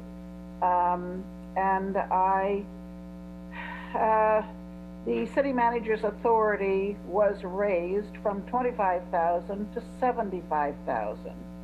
I was comfortable with the 25,000. I'd be willing to go to 50. I'm just not sure that I want the 75,000 indefinitely. There's my opinion on that, and I think that's all the items. Commissioner Estabrook? I think, to speak quick about it, I think I'm in agreement with what Commissioner Butler has indicated in the one reading with 2 expiring the emergency order, and I'm okay with the purchasing authority. Okay. I think we can do away with the emergency resolution, but I do want the AG's best practice. So if a commissioner wants to do it remotely, they need to have that option. Make sure we have technology working in that piece. I'm not sure, we need to figure out, I'm assuming that we're going to be meeting in City Hall. I am in favor of 2 readings. I think usually we have 2 readings. We used to have them before COVID happened. And one of the things I realized was When you have two readings on anything, things that I may or may not think are important are usually important to somebody else, and they realize, oh, they're going to be discussing it again it's going to come up for second reading. I didn't know it was on the agenda the first time around. So I prefer just going back to how we used to do it, to having everything on second reading, unless it's an emergency and you say specifically this is a timing issue and we need to do it in one reading. Otherwise, I would rather just do what we've been doing. I preferred that. It gave the public a chance to understand what it was we were talking about, because some of them don't know, one, it's on the agenda, and two, they don't know what it means to their neighborhood or to their surroundings. So I'd rather just have everything be two readings on that. The one or two readings, the purchasing authority. I think I have an idea for some of the things that were used for the $75,000. I think my only thing is I don't know everything that was used with that purchasing authority. And Ron, it may not be your fault. You may have told us and I just wasn't paying attention. But I think that piece probably needs to stay there for just a little bit longer. So I don't know if we need to have another deadline of some kind to revisit that, mainly because once August comes, I have a feeling things are going to go rather fast as far as students coming on and K-12 opening up, and there's going to be lots of movement going on in our community, and probably other orders coming from the health department or from other agencies, K-State, Riley County, whatever it might be. I still want there to be that little flexibility of the 75,000 and see, how much longer we want to keep it that way. But right now it feels like everything is okay, but we don't have 15,000 students on campus or in our community, and things may change really quickly. So I just want to make sure we are open to the suggestion where if we need to go back remotely, that we have an idea to do that. I don't want to muddy the waters. Hopefully I gave enough information for Katie and Ron to move forward. Yes, I think that's adequate information from my perspective. Any follow-up there, Katie? Yeah, I have an understanding of what a majority wants to do. I just want to let you all know that a majority actually wants to extend the emergency resolution in some form, because a majority wants to extend the purchasing authority, have one reading, except we're going to add some circumstances in which two will be an option. And then a majority also wants to have a remote option, which we'll change that language. But just so you all know that this is still going to be an emergency resolution if we're going to maintain those all to a certain degree. So the last thing I need to know is just the term of this, because we are suspending some of the typical practices still. And I would suggest, this is just throwing it out there, I think we should do more. If we're going to dial back the in-person meetings, I would suggest at least a couple months, so that we're not revisiting this again in, a couple weeks. I don't know if there's a date, if you want to say through October 31st or you want to do, but since we're going to dial back some of it, the county commission's ordinance or emergency extends until December 31st, as I recall. So we could just make ours extend through December 31st. Yes, we can. And we can always repeal it or change it early. That's a good point, Commissioner. So we could go ahead and do it to the 31st, but if you decide you want to change it before then, that power would exist at any time. That's fine with me. 31st is great. I've always thought that, there should have always been an option for commissioners to join remotely if they were on vacation or extended, gone somewhere, and that was not possible before. So I think that's something that should be added, almost permanently myself. I agree. Katie, is it possible? How can we keep a declaration of emergency on indefinitely, just so we can have that virtual option to meet? We have not declared an emergency. Okay. This is an emergency powers resolution, but I could do what Commissioner Butler is suggesting. That's probably a good idea, is actually to break out the virtual meeting stuff and make that a new permanent policy so that option exists beyond. And then we would just do the other powers to expire December 31st, as you directed.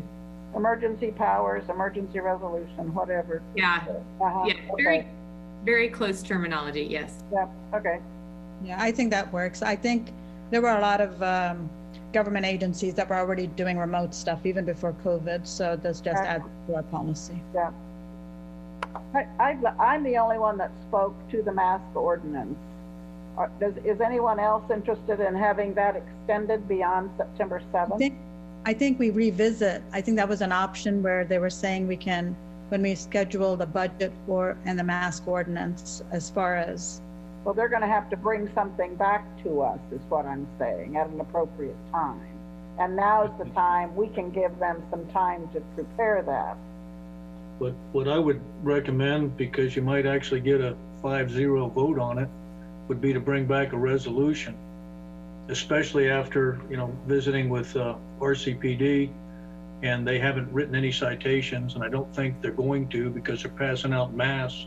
And I think we might get better support for the education plan if we did that. That's just my sense on how things are going, especially with all the corporations basically deciding they can't deal with all the local regulations. So, the big corporations just said to heck with it, wear masks, across the United States. And that would put us in sync then with the counties and even the president, as you mentioned, because he's not going to mandate it because he can't constitutionally, but we can sure help sell it that way. So I would advocate, going with a resolution. I can support that 100%. And then that makes things a little bit easier with the way we deal with the other government agencies surrounding us. Katie, is this what we're discussing tonight? What did you need to know about the mask ordinance? All we were asking was just if we should schedule it for a meeting and revisit it. And then the reason it was important was we'll have to schedule it to be over 2 meetings if it was going to be 2 readings. So we'd have to schedule it August 18th and September 1st for 2 considerations if one. So the idea was just whether we wanted to have another. That's what I thought. Yeah. It sounds like we do. We do. Ron, I guess, Ron, if that's your takeaway. That's the key. I mean, if we write the rule as the majority expressed, where one commissioner can ask for 2 readings, we would have to schedule the mask item for August 18th with the second reading on September 1st in order to get it resolved before it expired. Okay, I guess. Unless you wanted to have a special meeting, you could do that too. So. I think what's been proposed is adequate. Do 2 readings, one in August and one September 2nd, 1st, or whatever it is. That's the worst case scenario, so let's plan it. Yeah. Okay. I think that's great feedback. So I appreciate you taking the time to do that. And if we could then move, unless there's any more questions about any of this, we could move to some discussion on our Sparks assessment that we need to turn in Friday. And while we're moving to Dennis's slides, he's probably got this in the slides, but essentially what we have to do for Friday is what the county is calling an assessment. Now, not every county is doing this. Riley County, through its consultant, is doing this assessment. And it's essentially a survey of what expenses, what are our sources of CARES revenue. So we have several different sources. The airport, the FAA is one, CBG is one, FEMA will be one, and Sparks will be one. So we have to turn in some estimates for what our reimbursements need to be through, well, I'll just let Dennis take over. I don't want to give this presentation. So anyway, this isn't the actual application. It's just information for an analysis so that if they get 25 million in requests and they've only got 15, that they can help prioritize where they will then be invited to come back and make a formal application by the next Friday. Got it.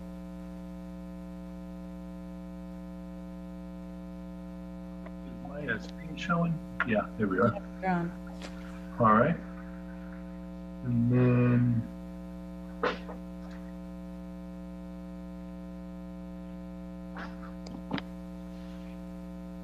we have there just a few things for you. This is Dennis Marshall, Assistant City Manager. I don't know if my face is showing on your screen or not. So what we You're have not here, showing, but we can hear you good. that's fine. We just need to see the screen, so we're good. What we see here Hear you. is, there we go. So we've heard a lot about, Lost you again. so we've heard a lot about CARES funding. So that's simply what the federal government did in March to address the pandemic. So that was March 27th. Then in May 7th, the governor, Laura Kelly, introduced her effort called SPARK, which is basically using the federal funds at the state level. So when you hear people talk about CARES funds and SPARK funds, they're the same, but just used at different levels. And so of all the SPARK funds that the Kansas legislature and governor are using is about 1.6 million. They have carved off, or they've specifically directed from the federal government, 400 million to local governments. Can we And go that to is slide based- 2? Oh, let's see, is that not working? I don't know why my technology's having some troubles. There you go. Okay.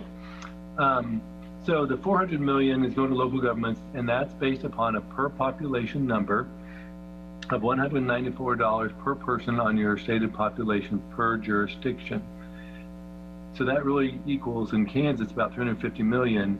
So then another 50 million is also then given out to different communities based upon what they call impact rates, which is their unemployment rates if they've gone up sky high during COVID, or to those communities who have had a high number of COVID cases. So that was a separate pot of money. And as you see, the state, with federal guidance, has basically outlined 3 rounds of how the SPARK money will be distributed. The first round is where we're at right now.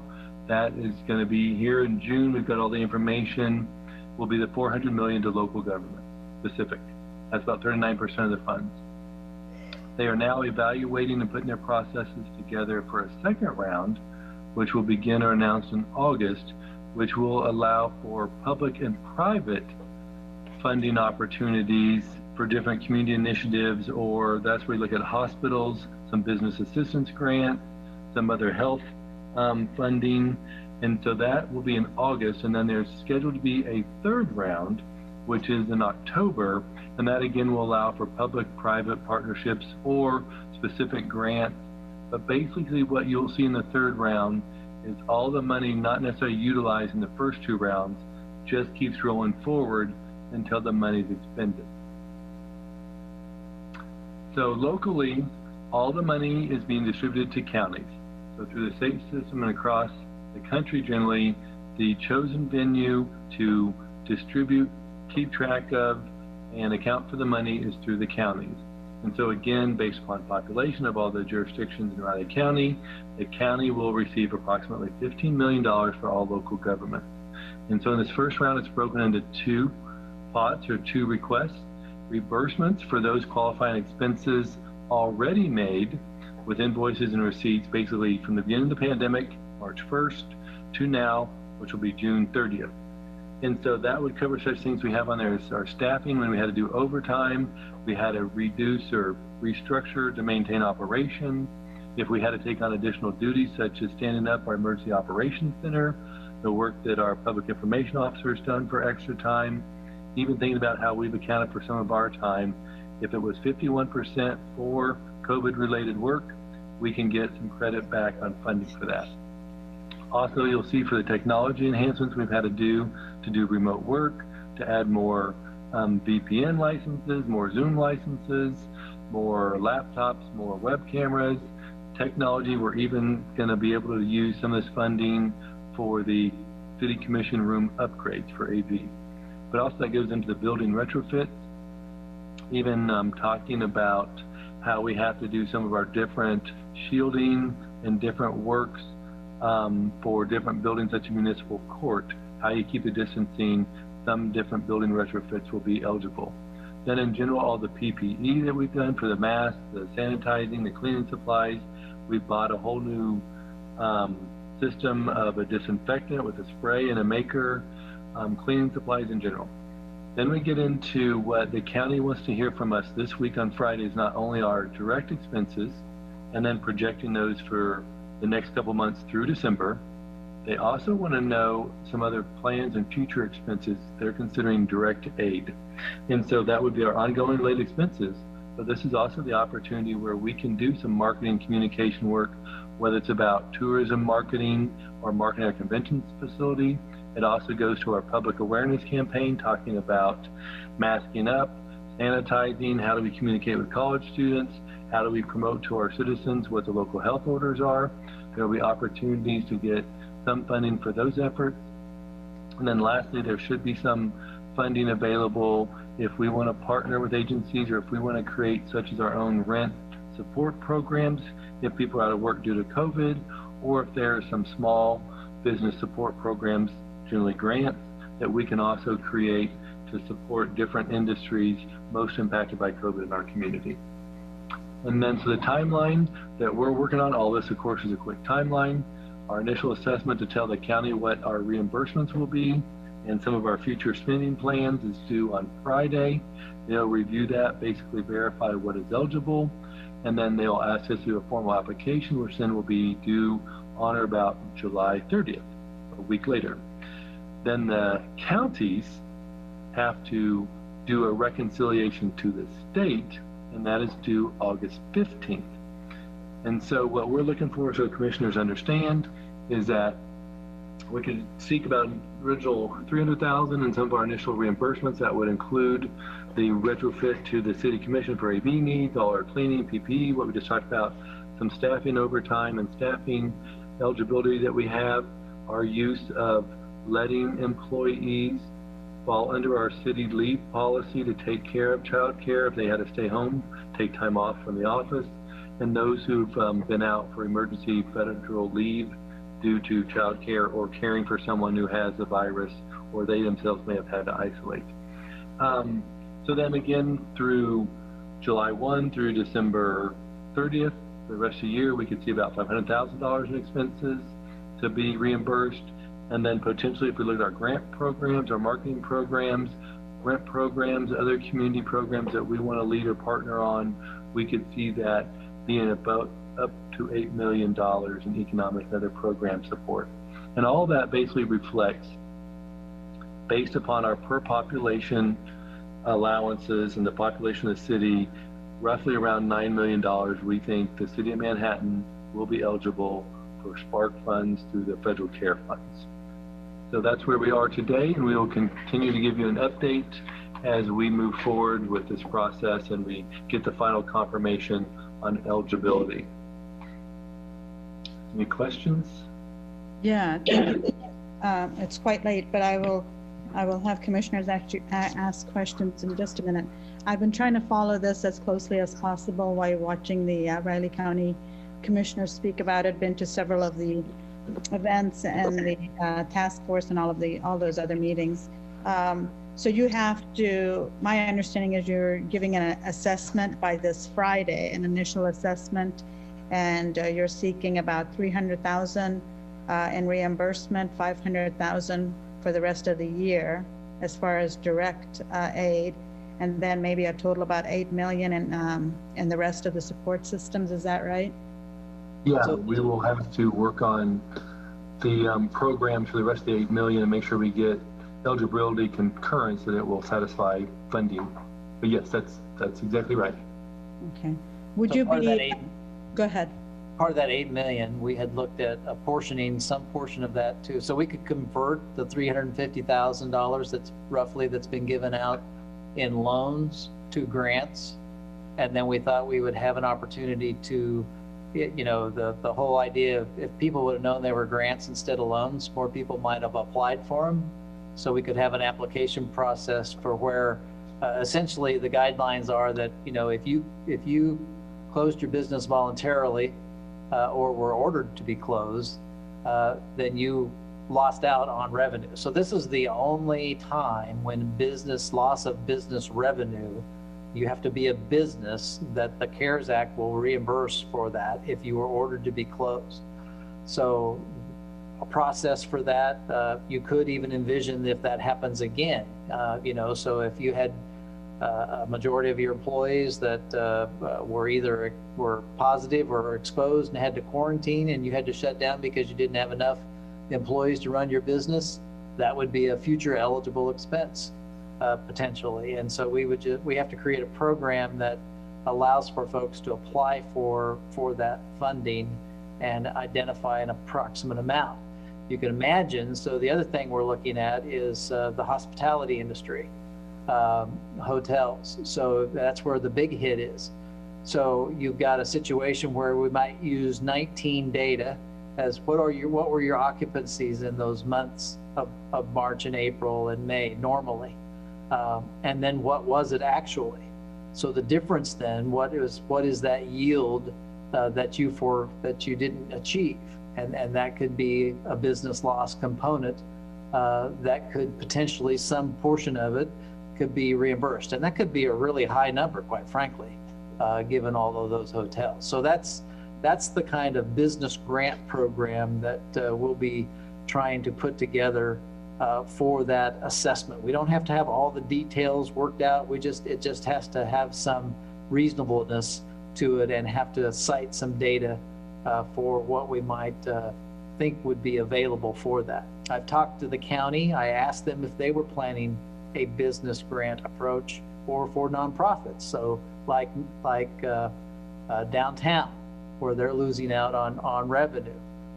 They had to close, so they would be eligible. Nonprofits are also eligible for some of these types of funds if they had some and or some of their supplies they had to do. So the other one, which we'd like to get some, and certainly open to feedback on any of it, but was the rent assistance. So if you have a lot of the breakdowns are happening now where you don't have the backstops necessarily to keep people from being evicted. So one of these situations is surveying our social service agencies that provide rent assistance on a regular basis. So what did that look like locally when unemployment was at 3%? What does that potentially look like as different potential unemployment levels that we're experiencing today?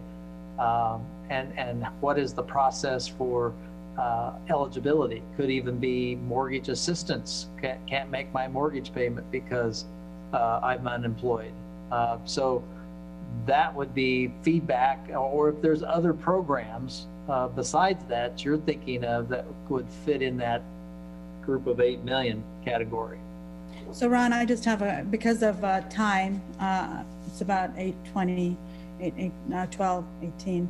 I want to give room for commissioners to ask, but since there's 3 rounds to this, I'm getting a little confused because when you talk about businesses, wouldn't that fall into round 2 and 3 for public-private as opposed to the first round? So great question. So to me, the advantage of now in round 1, I mean, if we don't come up with these programs for our 9 million in claims, all that money is going to go back to the state. So this is our opportunity to help our businesses with our pot of money and or individuals. Everything in rounds 2 and 3 will be a competitive process that the state will control. Okay. So that's the difference in the two.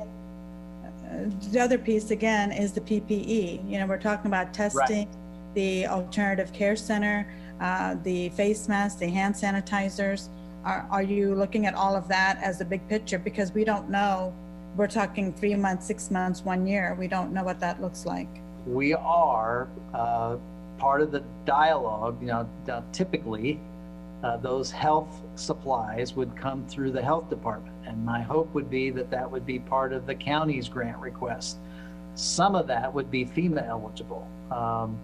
And that's what we need to try and nail down. I wanted to verify that we weren't duplicating each other's requests.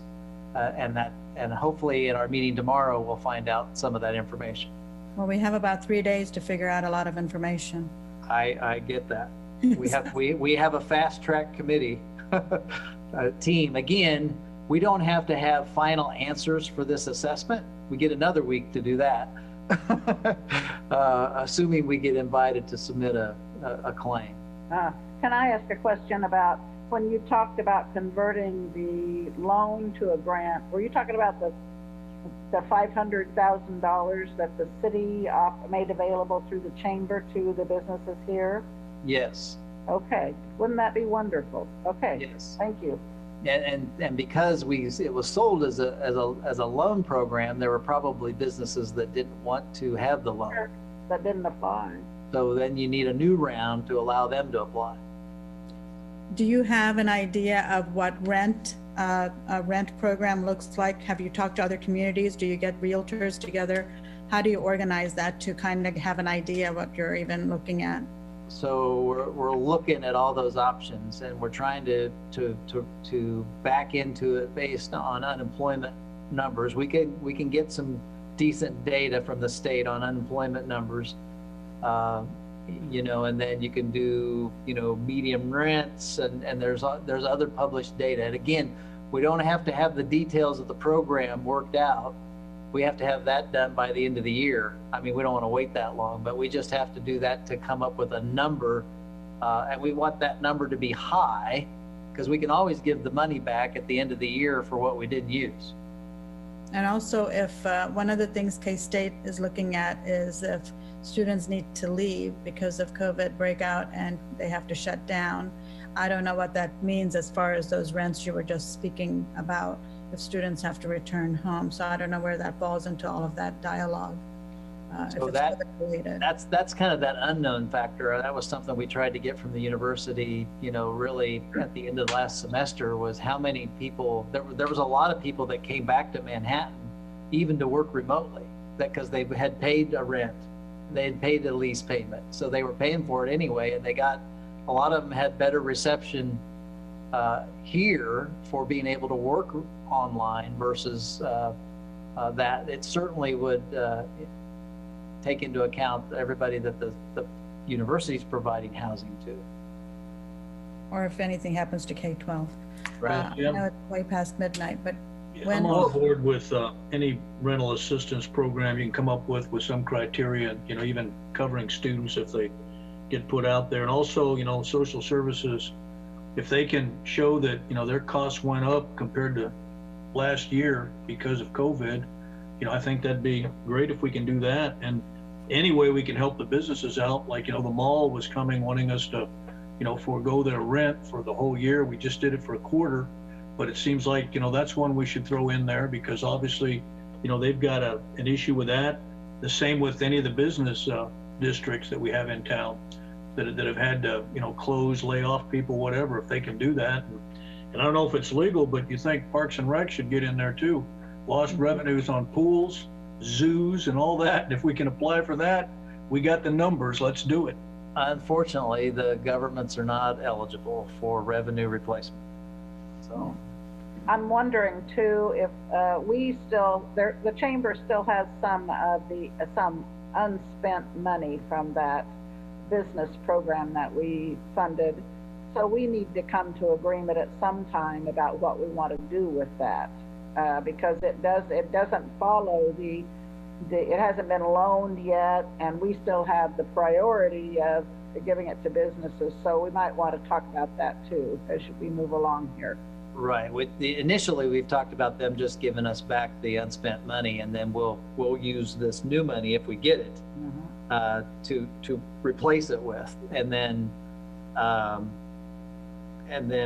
if we need more, we could have that discussion about what to do with the rest of it. All right.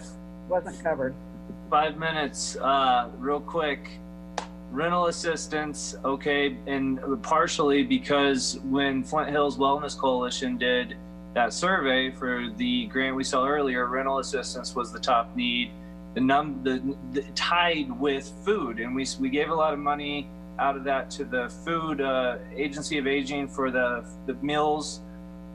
There's maybe some ways to demonstrate food desert need, deliverables of, I don't know, I know the school district provided feeding sites, things with you can use numbers based off of the free and reduced lunch based on the school districts. All of that should calculate into a reasonable number. And then I guess you talked about the PPP, but the ways that I hope the county and I hope emergency management is doing that, but also how the city can provide, or I guess maybe working in collaboration with the school district again to modify buildings, modified space, preparing if there needs to be an extended school year, those kind of things that go into December. So those are my things. The rental assistance. Oh, the home HP, that homeless prevention covers mortgages then. So then you got the format for the rental arrears of up to 3 years. That's homeless prevention that Nisai was talked about earlier. And I'm good with that. Ron, I think Kansas Legal Services would see if they are eligible also. There's a lot of people that need attorneys or go to Kansas Legal Services, and my impression was they were usually understaffed or anything like that. But I know there's a lot of people related to COVID-19, whether it's because of unemployment or healthcare or childcare, whatever it is, that are needing legal services and don't know where to go. So that might be an agency or in some format of legal services to see if they would also be eligible. Okay. The Manhattan Housing Authority has, I don't know, 6, 8, 10 people who have not been able to pay their rent. That will expire at the end of December too. And I know HUD has some rules, but if you might check with them and see if there's any, if this program can be of any assistance, either to the housing authority or to the individuals. I'm not sure how you want to approach it. Sure. And I know that, you said governments can't apply for this, but what about things like the Flint Hills Discovery Center Foundation and Friends of Sunset Zoo? Because they are nonprofits, right? So maybe there's a loophole there where they can tap into some of these funds. Supposedly nonprofits are eligible, but they have to show where they had it's kind of like Eric covered before, where they typically would have done their fundraising. So it is some lost revenue, and it's not quite as crystal clear as the business side. The business side's crystal clear. The nonprofits are a little bit squeakier. Well, I think we should send them a note, maybe Sure. they can do Wine in the Wild and the brew thing at the zoo and lost X amount of money, and they could use those as benchmarks, and the Discovery Center, I'm sure there were a few things there too. And, that'll help us with the Parks and Rec problem indirectly. Yeah. All right. Well, I appreciate the feedback. Obviously, it's a quick relay race to get this all done in the time that we have, but it's a good problem to have. So obviously the one that's not in that population equation is the school district. So they have other sources of funds as well, but that'll play into, that's why I use the example, if there's 25 million in requests for the 15, I think that's really why the county is trying to do this process, to make qualitative decisions on how to divvy it up. And we are getting $1,000 from Pottawatomie County for our allocation of having 5 residents in Pottawatomie County. So we're taking care of that process too. Claims for a lot more than that, because there were businesses in Pot County that got some of our EcoDevo money, and we had expenses at the animal shelter and at the wastewater treatment plant, so which are in Pot County. So anyway, they may say no, but we're going to try. I'm sure the county's going to tackle mental health, but there may be other mental health measurements that the city provides in Katie's Way and other things locally. I don't know. Yeah. Okay, we're at 12:30. So Ron, we will email you any other questions, requests that we have. Absolutely, and I will include it in my daily update or some special updates as the pots are divvying out, kind of what we're thinking. Okay. Okay? Thank If you. there's nothing else, we will adjourn for the morning. See you all later. Thank you very much Thank you. for your time and direction. Thank you.